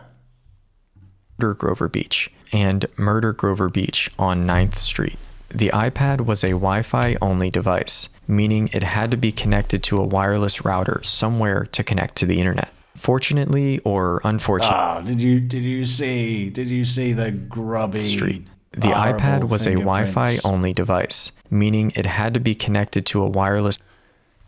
That is egg roll grease all over that thing, right? And I get it, okay? People's iPads get a little mucky. But that's way over the top. That's totally like, he should have done what the detective holding it is, put one of those black gloves. Fucking horrible. Probably got soy sauce and sweet chili. Ugh. This router somewhere to connect to the internet. Fortunately or unfortunately for Levente, the iPad stores its connection logs. On the morning of October 25th, Levente's iPad connects to the Winslow, Arizona McDonald's free Wi-Fi from 11 a.m. to 11:10 a.m. Athena Valentini isn't found deceased until 11:50 a.m. on October 25th, meaning the searches Levente made regarding a murder on 9th Street in Grover Beach occurred before the discovery of Athena's body. In addition, the McDonald's surveillance video shows Levente's Jeep. Detective Neal was more confident that Levente had committed this crime than almost any other he'd investigated. Lindsay Bittner, the deputy district attorney, looked into Levente's financials. Levente told Detective Neal that he was financially stable, working for Disney, and making money in the stock market as a day trader. Levente's bank account showed he was living off of the $130,000 annuity. Well, this is another thing I heard as well. His I don't know if it was his CV or an application he made or something, but he claimed to work for the publishing arm of Disney and listed it as Walt Disney Publishing, which is not what it's fucking called. It's called Disney Publishing International, I think, or something. You know, he just details, got it all wrong. He received, you know, from why not SpaceX? I'm working with Elon Musk. Elon Musk saw my application and put it to the top of the pile on his desk. His mother's deceased boyfriend. Despite the payouts, Levente was down over $49,000 in the stock market. He owed almost $70,000 in student loans and owed the IRS. Oh yeah, great. So this moron probably thought, you know, yeah, no, I'll go into trading Bitcoin. You know, no, I saw an ad on the beginning of a YouTube video. It said, do you want to get rich quick? No, it said on the ad, it said just click and earn. So he took his stipend money after he went and bought that big TV and paid for his annual Chinese takeaway bill in advance so that he could just call them up at will. He got those, you know, the important things taken care of, and then invested, you know, in the just click and earn scheme in trading Bitcoin. And got 50 grand in debt. Another 12 grand over here to the IRS. IRS roughly $12,000. Lindsay said Levente's real-time financial situation. And that'd be the face you make, right? Was knowing he would be out of money in no time. With Levente maintaining his innocence, it's impossible to determine what happened inside Athena's condo. At trial, the coroner testifies that the perpetrator approached Athena from behind with a knife. The attack likely started on the bed, then, based on blood loss, it culminated on the floor. With Levente being familiar with Athena's dog, it explained why no one heard any disturbance. 1 year after Athena's murder, the jury convicts Levente Lazar of the first-degree murder of his mother with a sharp object. The judge sentences him to life without the possibility of parole. Unfortunately, the mystery of what happened to Athena's dog is never solved. Detective Neal described Levente as a pathological liar and a remorseless psychopath. Athena's friend, Shelby, couldn't understand why he didn't love Athena as much as she loved him. He was her only family in the US, so there wasn't a funeral or burial. Thus, Shelby is without closure. Cheryl holds on to the last message she received from Athena the day she... There wasn't a funeral or burial? Why? Because there's no one to pay for that? You'd think the fucking state of California could throw a bone over there, right? You know, nothing fancy, just, a plaque in those gardens where you put ashes or something, you know. I mean, okay, a grave might be, does it really need to be a grave? Just cremate and give her the ashes, for fuck's sake. Passed away. Okay, I tried you again, but I see you are very busy with your job. Okay. Now, anyway, bye-bye. Cheryl said she could hear her laughing. Oh my God, my mother had a fucking accent and I didn't have, and robbed me of my iconic childhood. All my friends have American mothers and dogs and picket fences and an N64 Nintendo. I'm sitting here with no dog, no dad, mother with an accent, sounds like fucking Borat. My mother sounds like Borat. She's gotta go.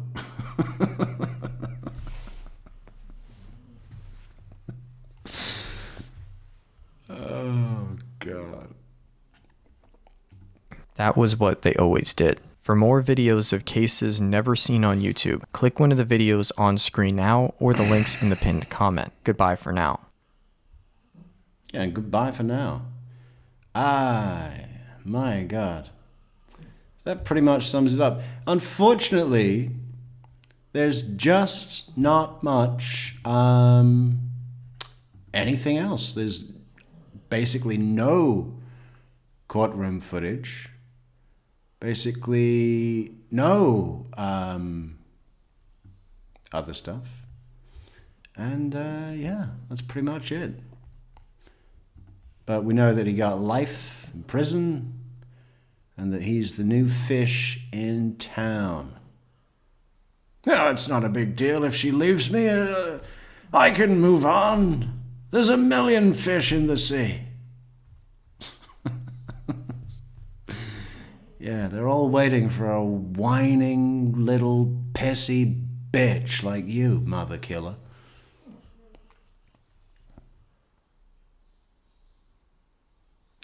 Yeah.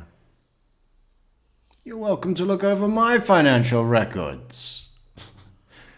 Yeah, we will. We'll see the $50,000 that you owe to the Bitcoin people and the 12 grand to the IRS. Anyway, we better go. It's 4:40. 4:40. David says, my uncle didn't want a service when he kicked the bucket, but he was a weird man and was considered a suspect in the Unabomber case. Which was what? Unabomber case. What was that?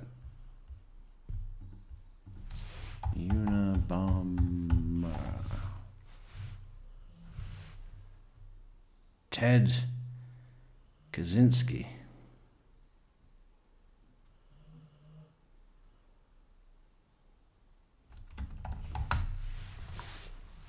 Unabomber case refers to the nearly 2 decades long campaign of bombings by Ted Kaczynski, or Kaczynski,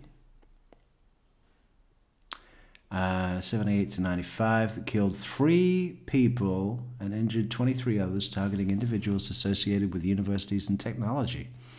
Kaczynski, a former mathematics professor, eventually sent his manifestos to major newspapers, which his brother recognized and reported to the FBI, leading to Kaczynski's arrest in 96.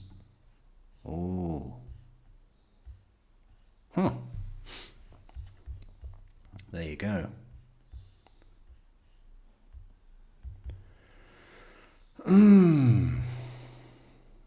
See what emoji that is. Hopefully it's not a bad one.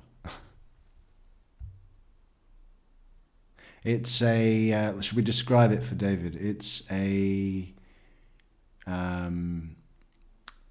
shocked face, eyebrows up, wide eyes, open mouth. Shock, but not necessarily fear, more concerned shock. It's a surprised one. Not bad. Yeah. Surprised. Shocked, surprised. Yeah, pretty much. Okay, so we definitely got to maintain daily streams for the rest of the month. So we're going to be here every fucking day we can. Hopefully my sleep pattern's back on track now. It's been at the worst possible point, you know. I was trying to work out where my sleeping pattern would be good for recently, and it's pretty much been somewhere between Istanbul and Tehran. I mean, which is useless for covering American true crime cases. Or North American true crime cases. What have we got coming?